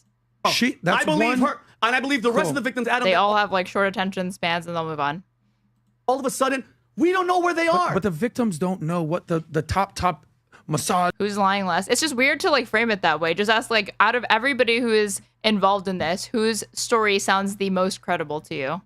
Intelligence was. So who do you think knows those answers? Adam, it's easy to say the victim. Listen to me. Trump, Dan Bongino, Kash Patel, they all know what is going on. But That's not the question. No, that's not the Who question. do you trust them? Is it Candace? Is it Tucker? Is it Dave Smith? Is it Dan Bilzerian? Who do you think? I mean, it's not even about trust. It's like it's possible for somebody to be untrustworthy, but to raise a good or important question. Because this guy knows what he's talking about. Who's that person? Adam, Is it you? I trust for all the stuff that I'm seeing, all the stuff that I'm reading, all the Dan Bilzerian. That's bait. The only thing he left is like Jake Shields. You think? I have a problem with that. Because Go to ahead. me, This is true. This is the best comedy show on the internet. to me, the moment, like if you pull up Power versus Force, Rob, the chart, which one of these Pull that feelings up. do you currently have right now? Power versus Force. Go to second one. Yeah, zoom in a little bit. We're doing like a feelings chart, like you'd find in therapy. On this now, particular at this issue. specific moment. Yes. At this specific Like moment. a feelings map of want you to God. go- Why are we doing this? Next, we're gonna do like the like therapy wheel thing. Go to the third column. So this says, so upwards is power, down is force. This is the map of consciousness. There's God view, life view, level, scale, emotion, process. And then from there under God view, it's like self, all being one, loving, wise, merciful, inspiring, enabling. Life view is perfect, complete. Does this create like a Mad Lib? What the fuck is this? What is this? Process, pure consciousness, illumination, transfiguration, revelation, abstraction, transcendence, intention, release. You know where it says level? Like this is like astrology or like and like there's like numbers, like a scale. It's like PBD numerology, valuetainment, astrology.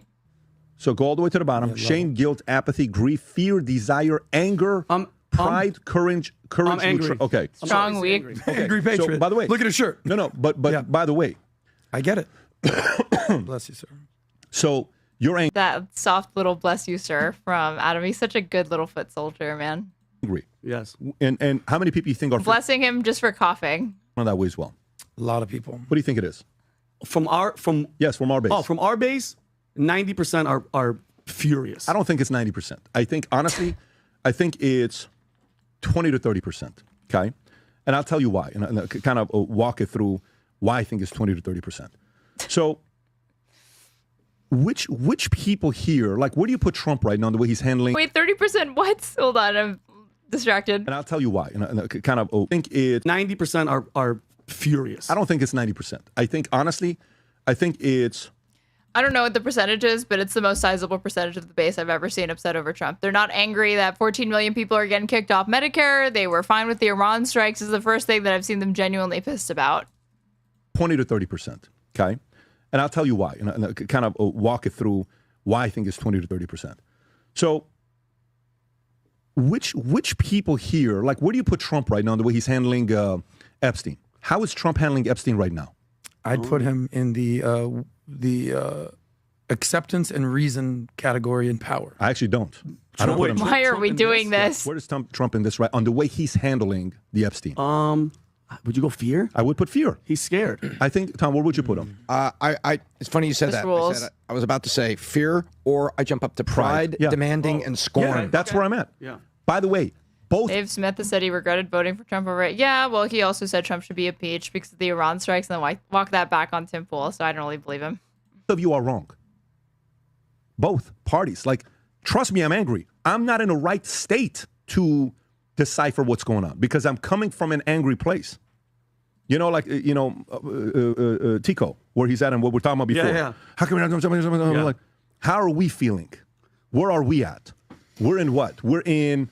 Men really do need to take a moment to center themselves and ask, where do I fall right now in this moment on the map of consciousness?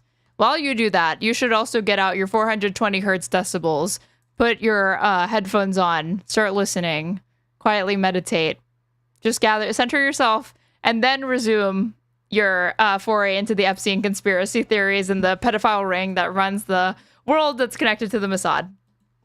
You know, anger, Kind of a little pride. Yeah, I'm right? when it comes to him, I'm very like, Yeah, dude. That's right. Yeah. But guess what? Yeah. Dude, you know, maybe we have to He's having joy. willing and accept. Thank you.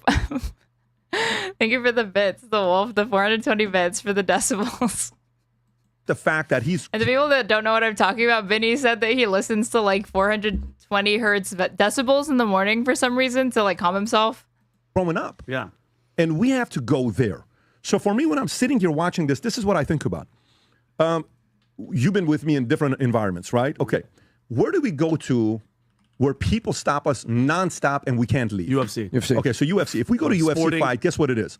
We can't even walk without being stopped. It's like they're like, this is like the male version, I guess, like the alpha masculine version of like the emotion wheel, which you find in therapies. Right? Okay. Give me the other sport. Like what's baseball, Yankees. Like vibrational frequency shit. Yeah. You would die. Oh, sorry, that's what it is. Sorry, 432 hertz. It's not decibels. Yeah, you would die if you tried to listen to that. We go there. Yankees for sure. Give me where we go. Nobody stops us. Synagogue. Where do we go that no one stops us? Tom, where do we go that nobody stops us? We were at F1. We went to F1. 5 people stopped us. They would laugh at others on the left doing it. Yeah, because when the left does it, it's weak soy pussy shit, needing to get in touch with, your emotions. Okay, but when they do it, it's alpha, raw, masculine, objectively and rationally assessing where you fall in the map of consciousness. Okay. So. Yes, rational astrology. I was going to say New York, but New York was surprisingly, like, people knew. No, Hamptons. No, Hamptons was. But the point is, if we go in different markets, if I'm in LA, I'm stopped by people that don't like what we talk about. To have a conversation. That's right. Yeah. And he witnessed this one time when we're leaving one of the presidential debates and we're at a Yoshinoya. Oh, yeah, that was great. So what's the moral of the story? If we hang out at UFC fights all day, we think we're so popular. We're not. If we only go to Formula One races, we think we have a very small podcast. Damn, we're doing a shitty job. We're not. if we go to, a place where they hate us and what we stand for, like let's say you and I go and walk in the streets of, I don't know, Chaz, or if we go in the streets of Chaz. Why is Chaz coming up so much today? Yeah, if we go walk in the Capitol Hill Autonomous Zone, the thing that existed for like 3 weeks in Seattle. Berkeley. Oh my God, that's not true. That's not the case. But if you go to a place... What if we kissed in the Chaz, you guys? Florida, oh my God, we love you guys. That's also not the case. Mm-hmm. So if you spend most of your time of social media on X, I hate to say it to you, you're brainwashed. Okay, so you're brainwashed, PBD. By your own definition, this guy clearly... his whole life is about X. There are so many times where they're covering the news and he's like, could you imagine how many tweets are going to be on X when this thing happens or that historical event happens? It's going to be the internet, aka X, is going to go fucking crazy. He will dedicate non-insignificant amounts of this time, or like of the show, when he's doing political commentary, to just reading off his tweets that he's already published. I'm just being straight up. If most of the time people are on X, you are absolutely brainwashed. Yep. If you're on Fox News, even you're gonna get brainwashed on Elon Musk's X. You're brainwashed. If you're only on CNN, you're brainwashed. If you're only on PBD though, just nothing but straight facts, objective journalism, and reporting here though, right? Brainwashed. If you're only on, certain podcasts, you're brainwashed. If you only read the... I love how earlier he's like, it's an important question for you to answer, Vinny. Who can you trust? Who can you trust in the Trump administration? Who are you going to put your faith in? But now he's turned around and said, like, there's propaganda outlets in here like Fox News, but then CNN, he's like, if you watch the news, you're brainwashed. Journal, you're brainwashed. If you only... You have to be able to kind of take that emotion that you're having and you're like, whoa, because 90% you're X, right? So who's on X? Who has... X is not all of America. No. X is 20% of America. Okay, correct, true. Like it's 100% of America. It's not. There are a lot of people that don't care about this topic. I do. I got 4 kids. I care about it. And I also care about the fact that... I do. I'm a father of 4 children, and yet I care about this bullshit. If you tell me you're going to do something, do it. I'm that guy. So I'm literal. I'm going to hold you to it. Go. Is it even 20%? No, it's not. I don't even think so. It's not 20%. It's very, what percentage of Americans are on X? Pew. Okay. Actually, maybe it is 20%.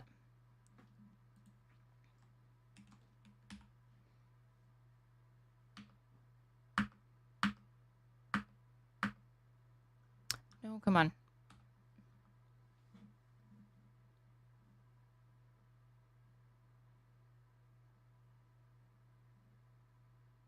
Oh, wait. For Americans who use X, about a quarter of adults as of last year.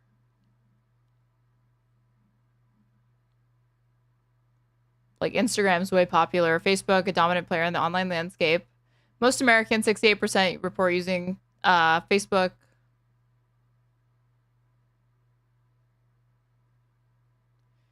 Third of U.S. adults say they use TikTok. 33% use TikTok.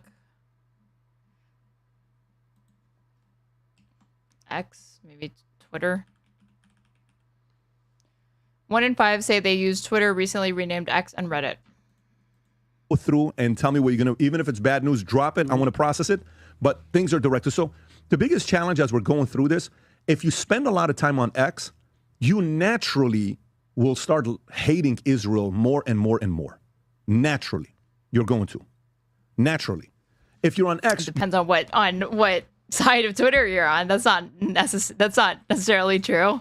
It's like Zionist Twitter, dude. This is pro-Israel Twitter. Just depends on what your biases are going into the app. It's going to feed you. Your algorithm is going to be manicured exactly to your preferences, and they're going to show you more of whatever they think keeps you engaged. So if you're a massive Zionist, you're very, very pro-Israel, and you engage with those posts, you're going to get more pro-Israel posts. You're naturally going to have a certain level of animosity and skepticism towards everything being tied to Israel and Mossad. Naturally. If you Wait, skepticism towards things being tied to Mossad? No, I think he means the opposite point. If he thinks you're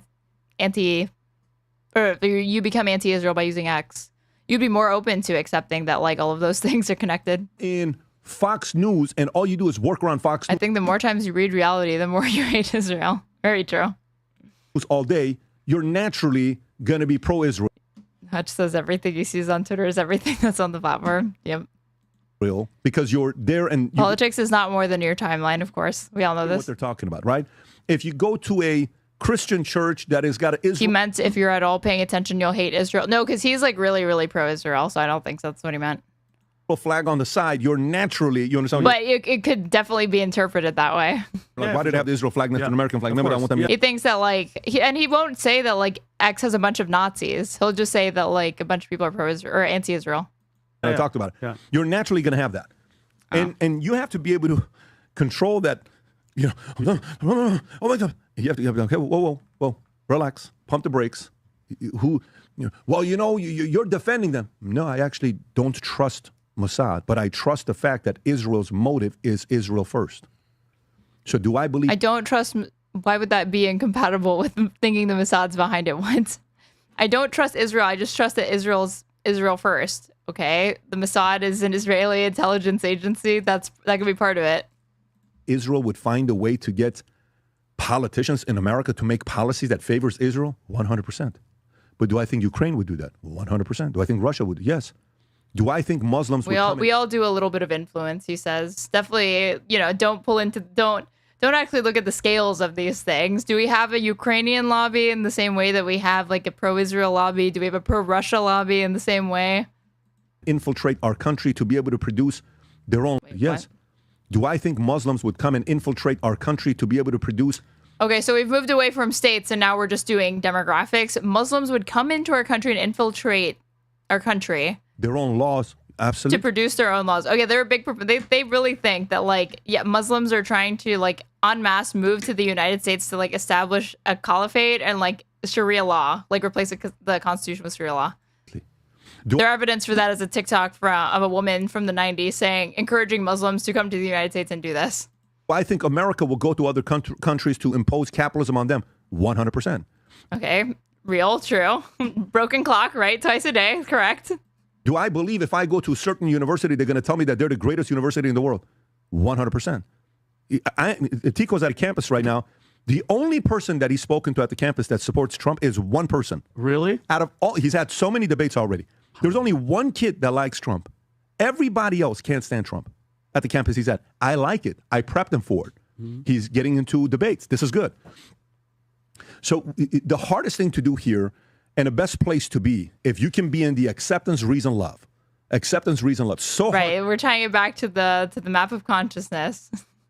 The emotions start, the feelings wheel. To be in that. But if you look at the God view of what it is on the left, look at what it is on the left side. Wise, meaningful, reason, understanding, abstraction, right?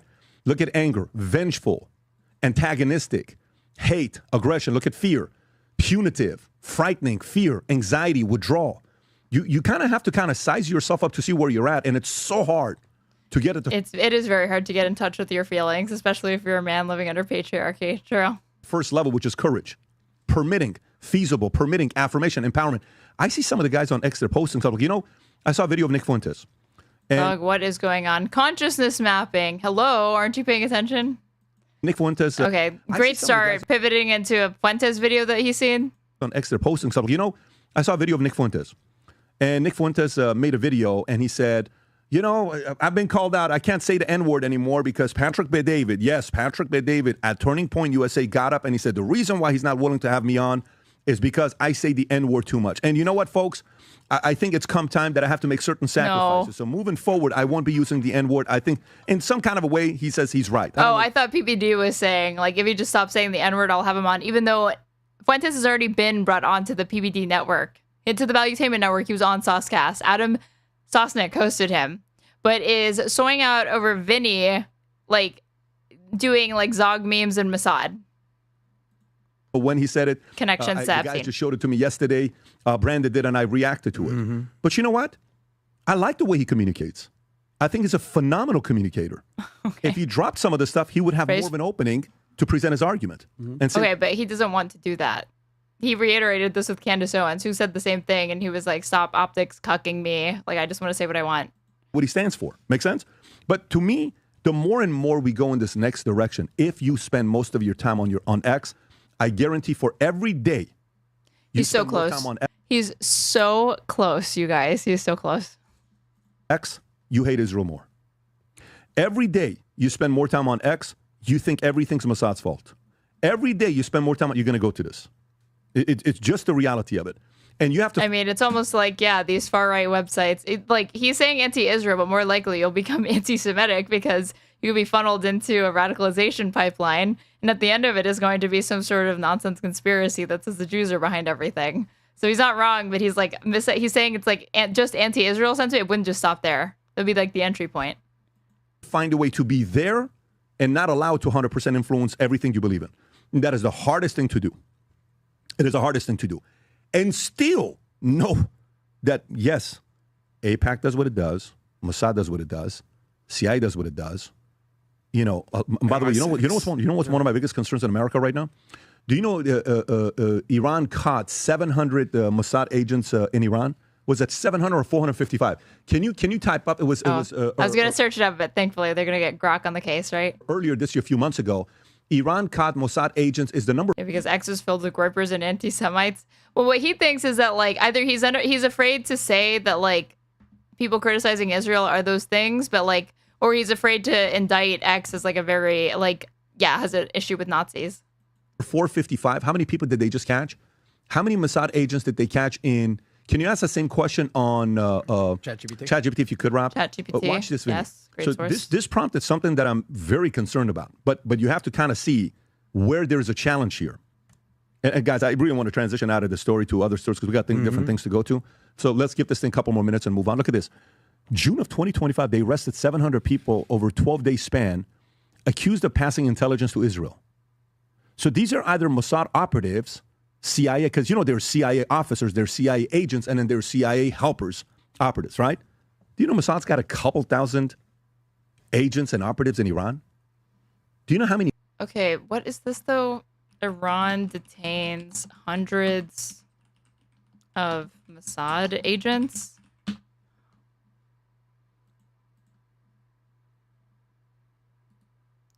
The only like France 24. Iran says 700 arrested for wartime ties with Israel. 3 alleged Mossad agents hanged. Okay, he said there was like hundreds of Mossad agents. This was reported June 25th, 2025. Islamic Republic executes men it says smuggled equipment into the country that was used for an assassination. Carried out similar death sentences Sunday and Monday. Iran has, over the last 12 days, arrested more than 700 people accused of ties with Israel, state-linked media reported Wednesday, in the wake of a ceasefire between the two countries that was cut short almost 2 weeks of war. Since the beginning of Israel's attack on Iran, the Zionist regime's spy network has been highly active in the country, says Fars News, reporting on the arrests. And that's true, they had breached into Iran and like they didn't even realize it. Additionally, the Islamic Republic on Wednesday morning executed 3 people it accused of collaborating with Israel, its judiciary Mizan news agency announced. The agency named those executed as Idris Ali, Assad Shojai, and Rasoul Ahmed Rasoul, saying they smuggled equipment used in the assassination of one unnamed person. The men were, okay, so like the citation for this is like Iranian state media, so just keep that in mind. Arrested and tried for cooperation favoring the Zionist regime, Mizan said, referring to Israel. The sentence was carried out this morning and they were hanged. The execution took place in Urmia, a northwestern city near the border with Turkey, Iran's judiciary said, sharing photos of the 3 men in blue prison uniforms. Tehran regularly announces the arrest and execution of agents suspected for working for foreign intelligence services, including Israel, country it regularly vows to destroy. Iran is the world's second most prolific executor after China, according to human rights groups, including Amnesty International. An Israeli outlet that likes Amnesty? No way. I wonder why you'll cite them here, but not for other articles. Also carried out executions of men accused of being Mossad agents on both Sunday and Monday. Okay, weird. After Israel attacked Iran on June 13th in order to thwart what it deemed the existential threats of Iran's nuclear and ballistic missile programs, Tehran vowed swift trials for people arrested on suspicion of collaboration. Over the course of the 12-day war, which appeared to end on Tuesday with the U.S.-brokered ceasefire, Israel launched airstrikes targeting Iran's top military leaders, nuclear scientists, uranium enrichment sites, and ballistic missile program. The U.S. also struck key Iranian nuclear facilities at Natanz, Fordo, and Isfahan. Iran retaliated to Israel's attacks by launching over 550 ballistic missiles and around 1,000 drones at Israel. Iran's missile attacks killed 28 people and wounded thousands in Israel, according to health officials. Missiles hit apartment buildings, a university, a hospital, causing heavy damage. Iran also fired at a U.S. base in Qatar after the American strikes, but no one was killed in that. We have? He said hundreds. There were 3. I know. Let's go back and see what he was saying. This, Vinny, is the number 4 up? It was Mossad agents right now. Do you know Iran caught 700 Mossad agents in Iran? Was it 700 or 455? Can you type up? It was earlier this year, a few months ago. Iran caught Mossad agents. Is the number 455? How many people did they just catch? How many Mossad agents did they catch in? Can you ask the same question on ChatGPT if you could, Rob? But watch this, Vinny. So this prompted something that I'm very concerned about. But you have to kind of see where there's a challenge here. And guys, I really want to transition out of the story to other stories because we got different things to go to. So let's give this thing a couple more minutes. Yeah, we have to get to Obama addressing his divorce rumors. And move on. Look at this. June of 2025, they arrested 700 people over a 12-day span accused of passing intelligence to Israel. So these are either Mossad operatives, CIA, because, there's CIA officers, there's CIA agents, and then there's CIA helpers, operatives, right? Do you know Mossad's got a couple thousand? PBD believes all 700 were some form of Mossad asset. I guess. I don't know if that speaks to him thinking that Israel had infiltrated to that extent, and that he's like trusting an Iranian state media, which is weird because he like never trusts Iran on anything. Agents and operatives in Iran. Do you know how many we have? Not a lot. Why do we not have a lot of people in Iran, CIA? Actually, simplify why we don't have it. It's harder for CIA. I mean, like proximity, literally. Get in there than it is for Mossad agents. Why is to that? get there. Simplified. Why is that? Well, let's make some assumptions. What percentage of the Mossad agents do you think are Jewish versus want to see bring down the regime? Yeah, no, I get what you're saying. But what percentage? We mean Mossad agents are assets? 60-40 is Iranians that want to see Iran fall. Okay, so they're recruiting Iranians, converting them to help them create assets to drop information to them, right? Oh, wow, did you? Yeah, PBD thinks if you're arrested for something, you're convicted or whatever. It's like the shoddiest charges that they brought these people in. You have no idea what they count as like suspected collaboration or whatever. It could just be like regular Israelis. Just catch that fly? Recruiting Iranians, converting them to help them create assets to drop information to them, right? Oh, wow, did you just catch that fly? Are you Mossad? No. What just happened? Fly in the studio. Okay. Holy. Dude, and you put the fly right here? I just killed him. What do you want me to put him? He's still alive, PBD. Okay, but give me a trash. Come out. First of all, who you are want some trash? That was Vinny. Give me your opinion for a second.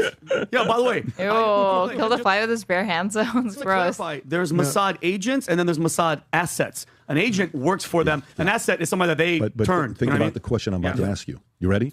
Actually simplify, Ready? Tom. You should be able to get this answer fairly quickly. And I know you're under the weather a little bit, but watch this here. Tom can do it. Why is it that Mossad is capable of having more intelligence in Iran than American CIA? Well, Obama did that once during an interview. Did he like grab it out of the air with one fist? Intelligence in Iran than American CIA. Well, I think they live right there, and socio. Amazing insights already. I think they're really close to them. Israel is like really close to Iran. Socio-ethnically. Proximity. No, go ahead. They live right there. They're in proximity. Again, reiterating, they live right there. They're in proximity. And we don't. Yeah. Right. So when they look like them. Amazing insight. Loved Tom's analysis. I was recruited many years ago to go be dealt. Like, again, these superficial observations aren't stupid, but PBD like tapped Tom to say something like he was going to have something more to add to the conversation than the obvious. And to go through things because I spoke 5 languages. I have features there's a lot of things you can do with that, right? We can use you in many different ways, right? So I did think PBD was Israeli at first. Yeah, Billy Joe from Alabama is going to have a tough time in Tehran. We don't have a lot of CIA assets in Iran. How do you know? How do you know that? You don't even know that. So if you don't have it, you're America. You're the president, Vinny. What do you do? If I don't have... Iran is one of the top 5 countries that hates us the most. Some people... Like the idea that we don't have CIA assets in Iran is laughable. They say they're number 1. Yeah. Okay? Don't you want intel in there? I do. Yeah, you outsource your you weaknesses. So say, what hey, do help you us do out if here, we guys. don't have it? You have to recruit other people. So like to the extent that we have is probably like more covert and better than the Mossad probably. What relationships do you need? Maybe you have an ally that you trust. on an ally to give you that intel. This is so complicated. Yeah. This is so complicated for us to be sitting here thinking about all this other stuff where...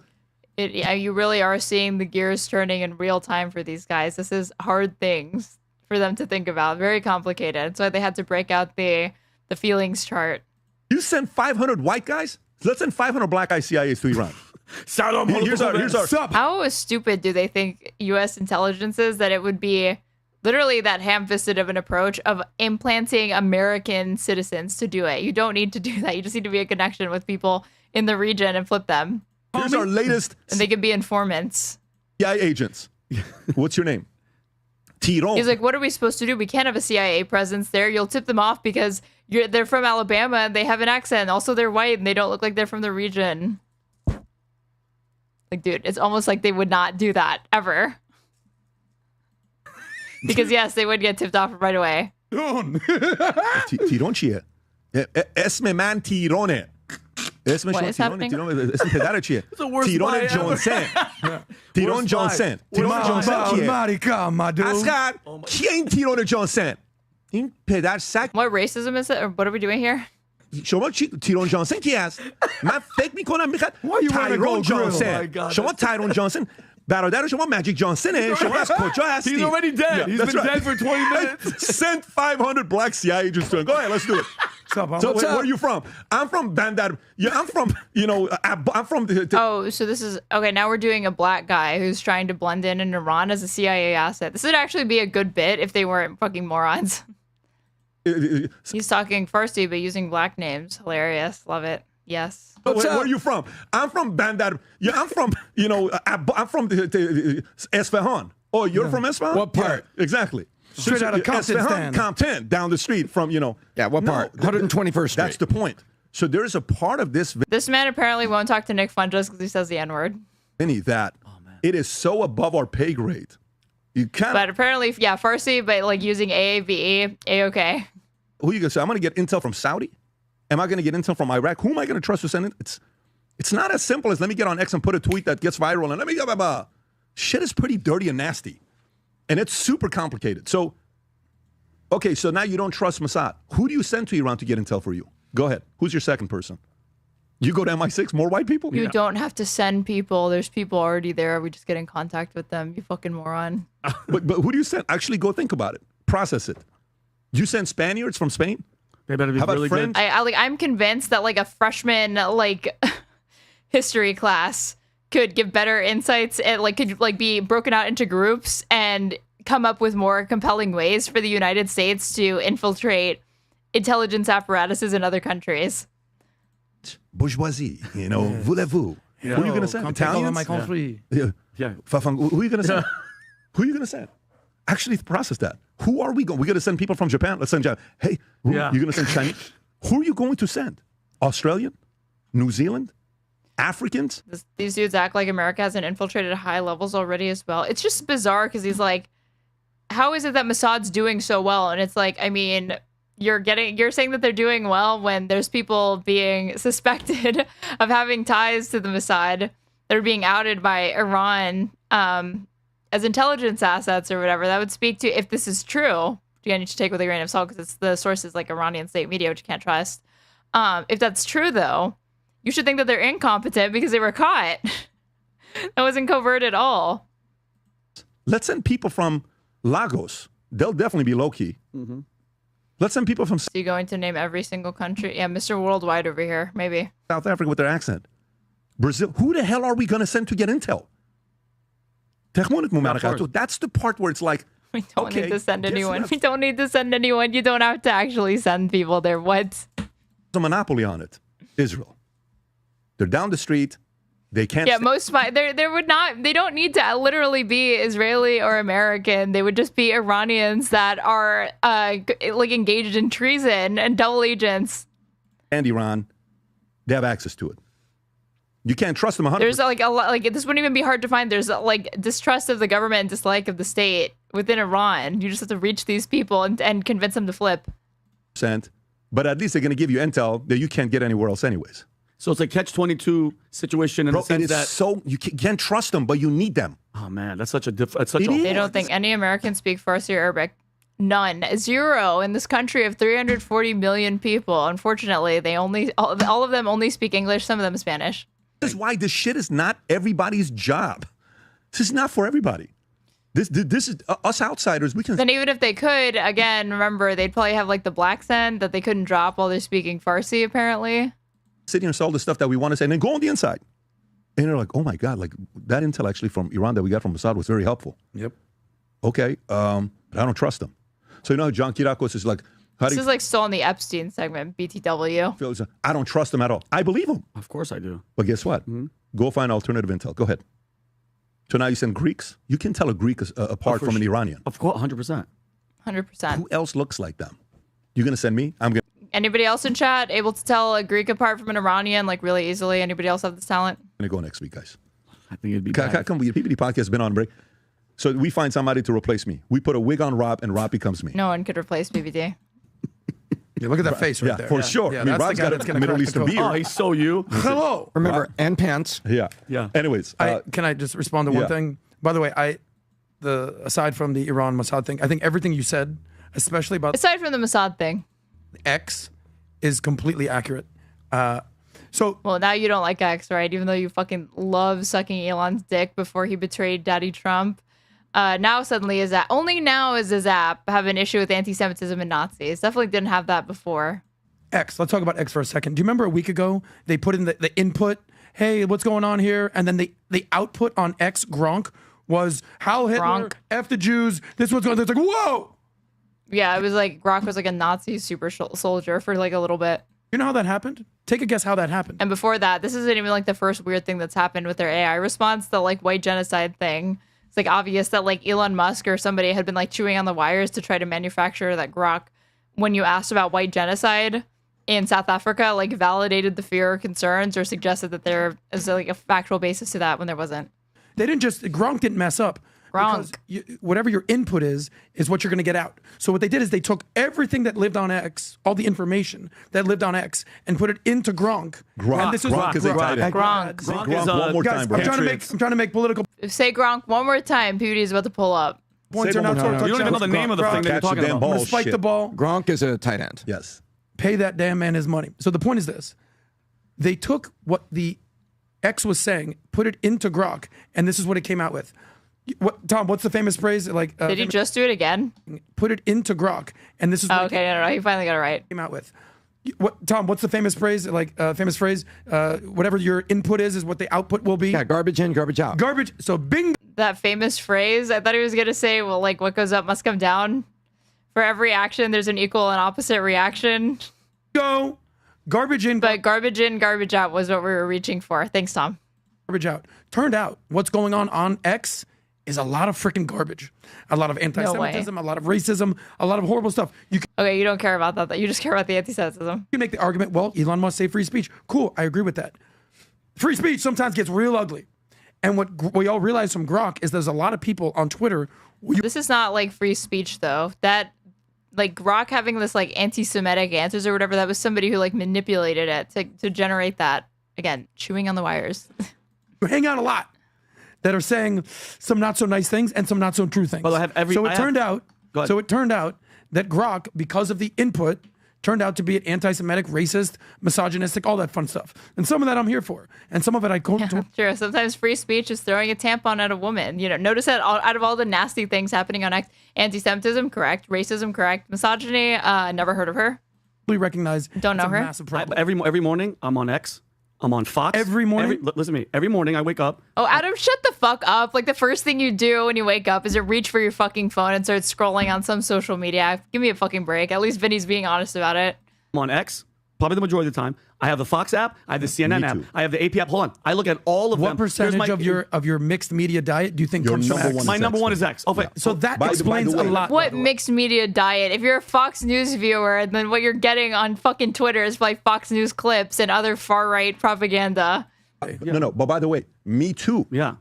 Just so you know, like my number one is also X. Yeah, but respectfully, the way your brain processes things but we want is a little bit different. I know we want to move on. Okay. Respectfully, Vinny is a fucking idiot, and PBD, you're just too high IQ to be duped by anything on X. Of course, you're just too big brain. Everybody else, though, the unwashed masses that have access to X, the everything app, no, they can't be trusted with that. Free speech too far, garbage in, garbage out. Except you, PBD, you know what you're doing.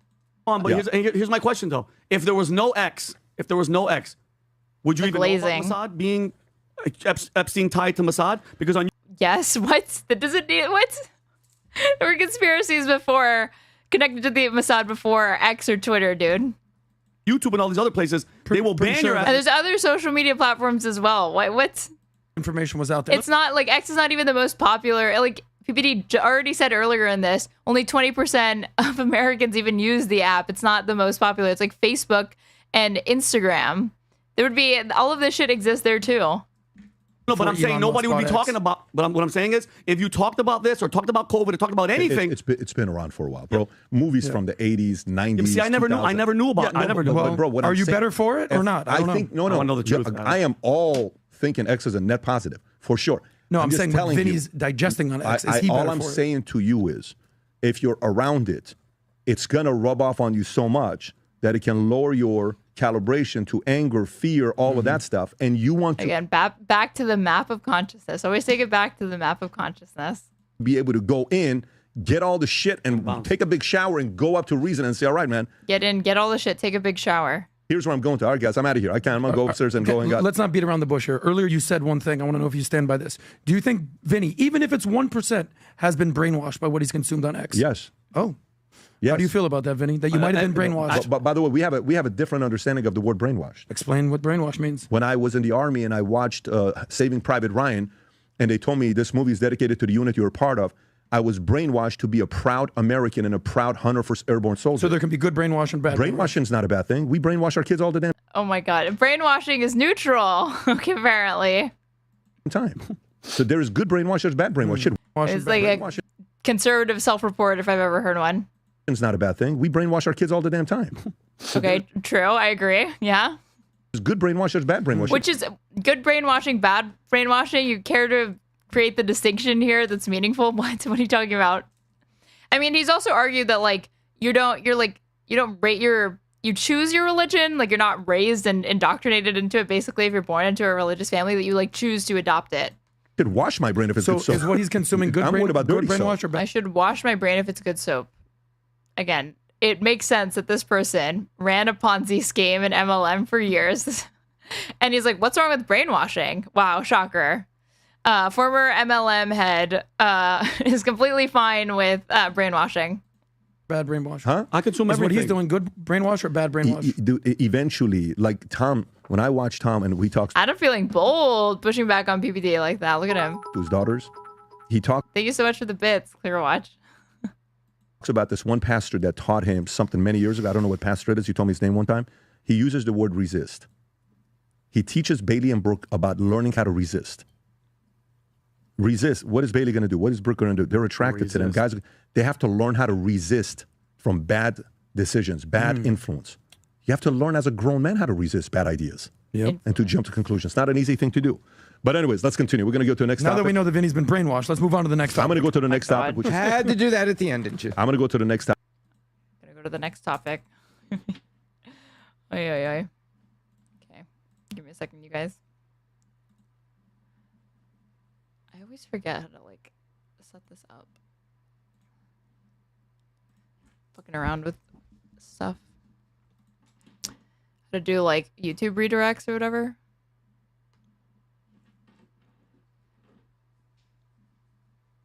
Let me see. How to redirect YouTube content. Actually, fuck it, whatever. Keep Topic this here, playing while I which fix is that. Adam's top topic, talking about Obama saying every man needs a gay friend. So Obama Okay. goes Important. on his wife's podcast, okay? And they're sitting there having this conversation, and it opens, they covered a lot of different things.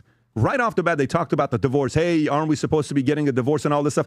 Just tell me if this seems like they woke up together Adam's in the top same topic. bed this morning, the last week, the last month, the last 90 days, or if they live in two different places. Just watch this real quick. Go ahead, Rob. Wait, you guys like each other? Oh, yeah, really, huh? That's cool. The rumor mill. Yeah, slap that hand It's my hard. husband, y'all. She took me back. Oh, I already know this is about to turn real racist real fast. Let's see. Let's see if they can avoid doing that. Now, don't start. I can't. It was touch and go for a while. It's so nice to have you both in the same room together. I know, because when we aren't, folks think we're divorced. These are the kinds of things. Yeah. Okay, they weren't really addressing divorce rumors, though. They were just saying that if we are not always together, people start to assume the worst. It's true. Right? So I don't even know this stuff's going on. Right. Oh, yeah. And then somebody will mention it to me, and I'm all like, what are you talking about? Yeah. There hasn't been one moment in our You can pause it right marriage there, right? where There was a lot No, of hang on. There hasn't been one moment in our marriage when I thought about quitting. Bull. Every man and woman who has ever been married, you think about quitting. There's a Is that what moment she you said? think Yeah, things that's what will she's happen. saying. Yeah. Yeah, that's such BS. We all have that. She even Why? said it. She said Because she we're hated him. human. She said she hated him for 10 years. Hold on, are you admitting on camera that you thought about quitting Kim? Rob, can you rewind, Is that Rob? babe? Look at how his Oh my god! Or Adam's gonna be like upset that like a guy is like, even though that he wasn't listening to what they were saying. That was not what Michelle Obama was saying. But he's touching at something very real, which is like, yeah, relationships aren't fucking easy. Even couples that are very much in love have moments of doubt between themselves and their partner. But and Adam's gonna shame him for being like, really? This is the equivalent to people that like shame moms who are like, yeah, it's overwhelming sometimes to have kids. Sometimes I think about life before I had kids and I kind of miss it. And he would like get mad. I bet he would be the type absolutely to get mad at somebody for even just talking about that feeling. It's very, very common.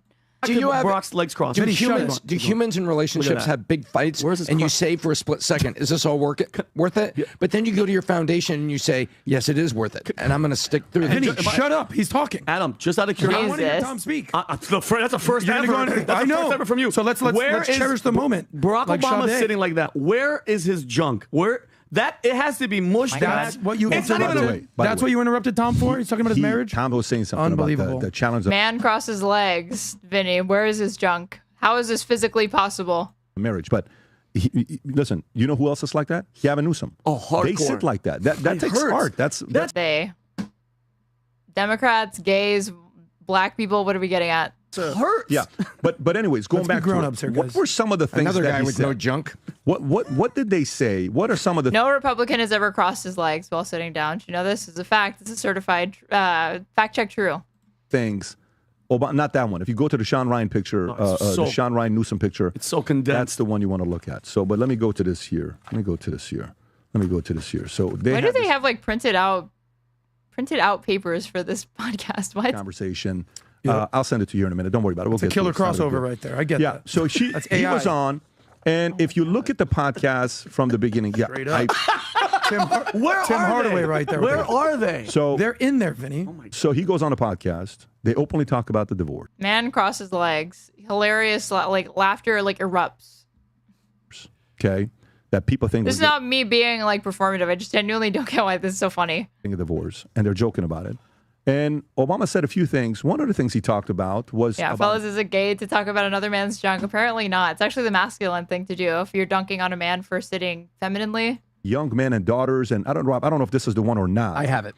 You know which one I'm talking about? Where they talk about progressives, Democrats, and young men? Yeah, he was talking about, it was actually it was going in the right direction of a point. And then he Dunk self-adjusting. Well, these men wouldn't know that. talks about every man needs a gay friend. I'm like, oh, you were making a very good point. And then you say, And then you brought up that gay shit. Then you weren't. this is the one where he says, for those of you that don't have sons, Rob, is this the one? I just sent you the clip on Instagram. He talks about for those of you that don't have sons, that only have daughters, which he's talking about himself. We need men. He's making the point of parents who have only girls, they need boys to become boys because our daughters, they want to have a relationship. I think that's one right there. Play that clip, Rob, if you could. Go for it. Those of you who do not have sons, so Emma, we are rooting for you because those of us with daughters, we need good men. We've got to have good guys out there, not necessarily to get married, but to make sure that what we're learning. Oh my God. Literally Trump crossing his legs with President Xi. Yeah. Wow, look at this dainty little fellow here. Amazing.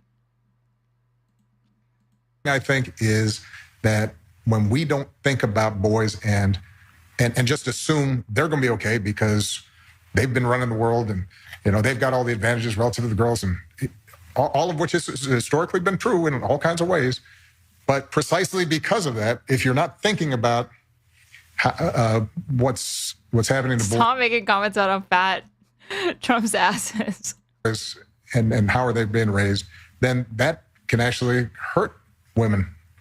And I would argue that some of he doesn't know how to say it. broad political trends we've seen, not just in this country, but around the world, have to do with this sense of, boys, men not feeling as if they are seen, feeling as if they count.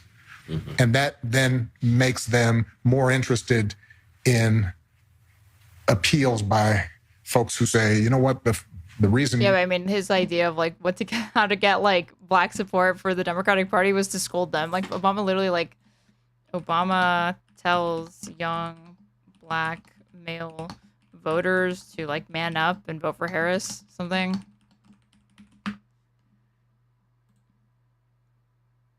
He's lecturing them. Tells black men to drop excuses and support Harris.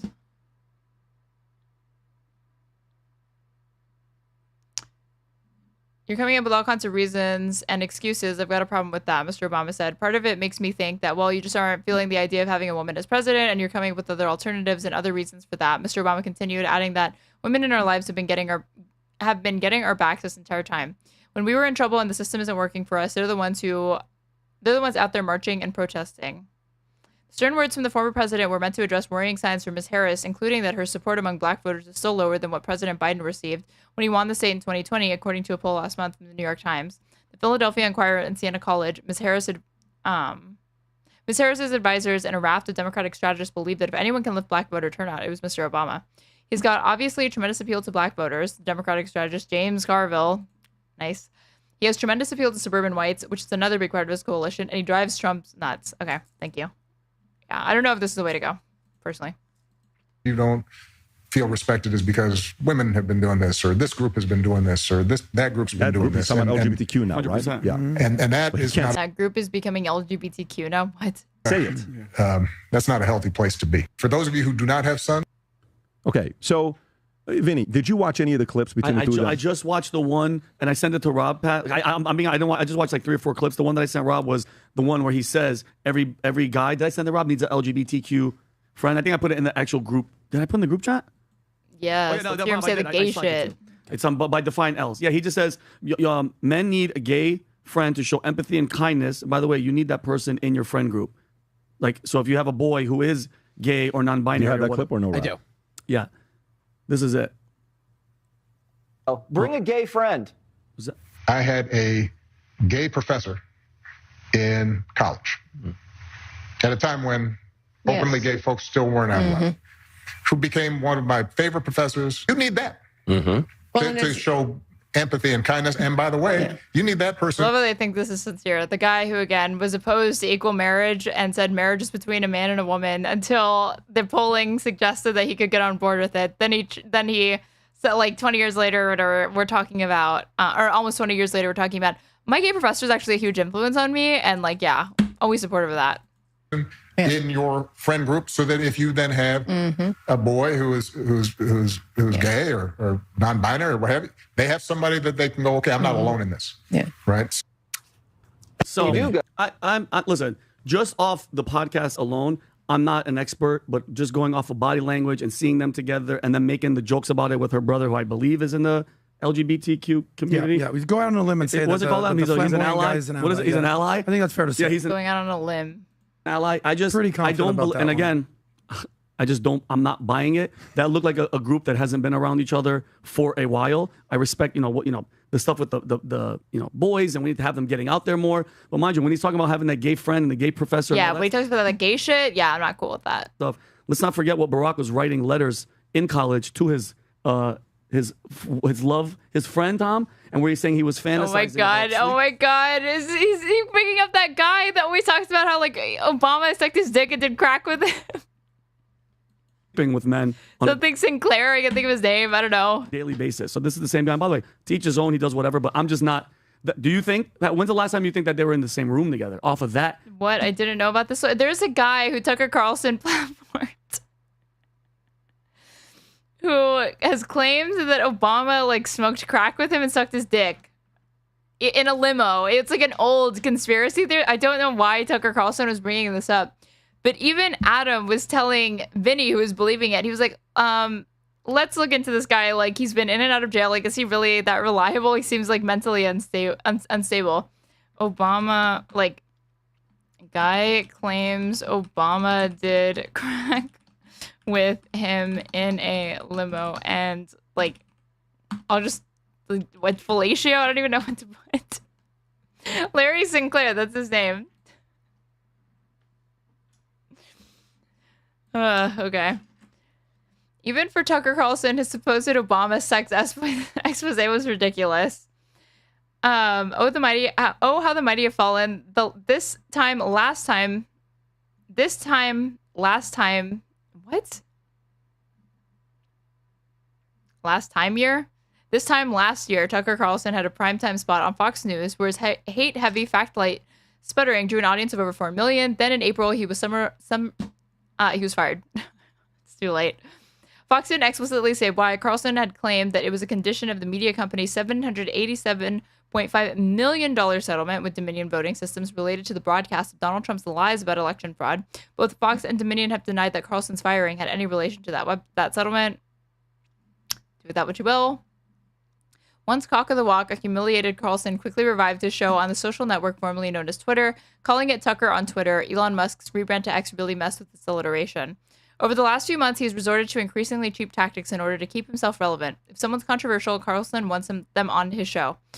While everything about Carlson is in bad taste, he really outdid himself this week. Clearly desperate for ratings, he interviewed a man called Larry Sinclair, who claims he took drugs and had sex with Barack Obama while the young politician was working in the Illinois government just before his meteoric rise. According to Sinclair, he wasn't the only man to have drug-fueled dalliances with Obama, but no one else is around to speak up about it because they were all murdered by the Obama's campaign. Sinclair, who has a substantial criminal record and seems to specialize in cons, has been making these claims for 15 years. That's what we were exhuming to get clicks. Thanks, Tucker. For 15 years now, nobody has ever been able to verify them, and one imagines many news outlets have deployed considerable resources attempting to do so. Despite the fact that Sinclair claims Obama was running all around Chicago doing crack and powder cocaine, making stops at the Comfort Inn to do oral sex, nobody else seems to know anything about it. Which is strange because at the time all of this supposedly took place, Obama had a public profile as an Illinois politician. These claims are neither unverifiable because all the witnesses have been murdered, are either unverifiable or because all the witnesses have been murdered, or because the whole thing is complete nonsense. I've got a sneaking suspicion it's the latter. Why did Tucker Carlson feel the need to dredge up a discredited conspiracy theory about Obama? Gee, I wonder why. Okay, so let's back up a little bit. See, and this is what I thought they were referencing. Well, mind you, when he's talking about having that gay friend and the gay professor and all that stuff, let's not forget what Barack was writing letters in college to his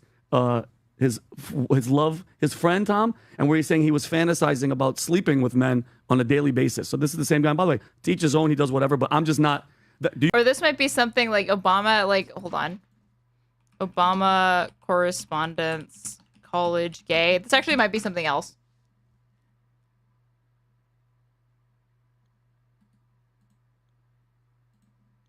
From the Independent and the New York Post. Yeah. This was August 2023. Barack Obama told X, I make love to men daily, built but in the imagination, letter shows. Former President Barack Obama wrote of his own androgynous mind and making love to men daily, but in the imagination, according to the redacted portions of the now notorious 1982 letter obtained by the Post. The more than 40-year-old letter to an ex-girlfriend recently resurfaced after Obama biographer David Garrow gave a long and winding interview on the one-time commander-in-chief. In regard to homosexuality, I must say that I believe this is an attempt to remove oneself from the present, a refusal perhaps to perpetuate the endless farce of earthly life. You see, I make love to men daily, but in the imagination. Obama, then 21, wrote to Alex McNear in November 1982. My mind is androgynous to a great extent. I hope to make it more so until I can think in terms of people. Not women as opposed to men, but in returning to the body, I see that I have been made a man, and physically in life, I choose to accept that contingency, he added. McNear, who dated Obama during his year at Occidental College in Los Angeles, later redacted the salacious paragraphs, which Pulitzer Prize-winning historian Garrow hunted down and included in his tome Rising Star. The letter is currently owned by Emory University, which doesn't permit it to be photographed or removed. Instead, Garrow's friend Harvey Clare transcribed the paragraphs by hand and sent them to the author. Clare provided the redacted portions of the letter to the Post. Obama, father of two, has been married to his wife, Michelle, since 1992. Garrow said there was nothing unusual about Obama's youthful musings. I'm a historian, not a psychologist, but I think it's public record news that a vast majority of human beings have sexual fantasies, he said via email. A rep for the former president did not respond to a request for comment. This picture. Getting blown in a limo. What's the issue? Being too cool, apparently. Do you think that when's the last time you think that they were in the same room together? Off of that vibe. Is that why conservatives said Michelle's man? You know it's not. They were always going to say that shit. That was like mostly racism. Video. Let me tell you, the energy I got. I've been around couples a lot when I'm sitting down with the insurance company, PHP. Oh, to be a couple around PBD. And I sit down with them and I get a feeling how they sit next to each other, both legs being crossed the other way. And, you know, those who are extremely comfortable with each other, those who are spending, you can feel the energy, 100%. You can feel it, 100%. That was an energy of, they're not living together. That was an energy of, we have a grown relationship, we've separated, I live in a different place. You live. Okay, enough of this. Quick meme. Resurface thing, I've seen this before. Howard Stern, deeply unsettling under 2006 audio recording. Donald Trump says he has no age limit for sleeping with young girls. He says he'd stop at 12 years old. What is the best thing about being Donald Trump right now? Well, other than the fact I'm married, okay? Right. And I'm very happily married. I have a great wife. But if I weren't married, I'd be able to get all of the girls I want, except for possibly Robin. Do you think you could now be banging 24-year-olds? Oh, absolutely. I have no trouble. Would you do it? I have no problem. Yeah, do you have an age limit, or would you? No, I have no age. I mean, I have an age. I don't want to be the like upper bracket, Congressman Foley with 12-year-olds. Can I make a prediction for you? Yes. I say you have one more marriage in you. Yeah. Well, that's nice. I'm sure Melania will love to hear that. No, what is the best thing about being? Very normal. Very cool. Truly an enigma, whether or not this man is in the Epstein files.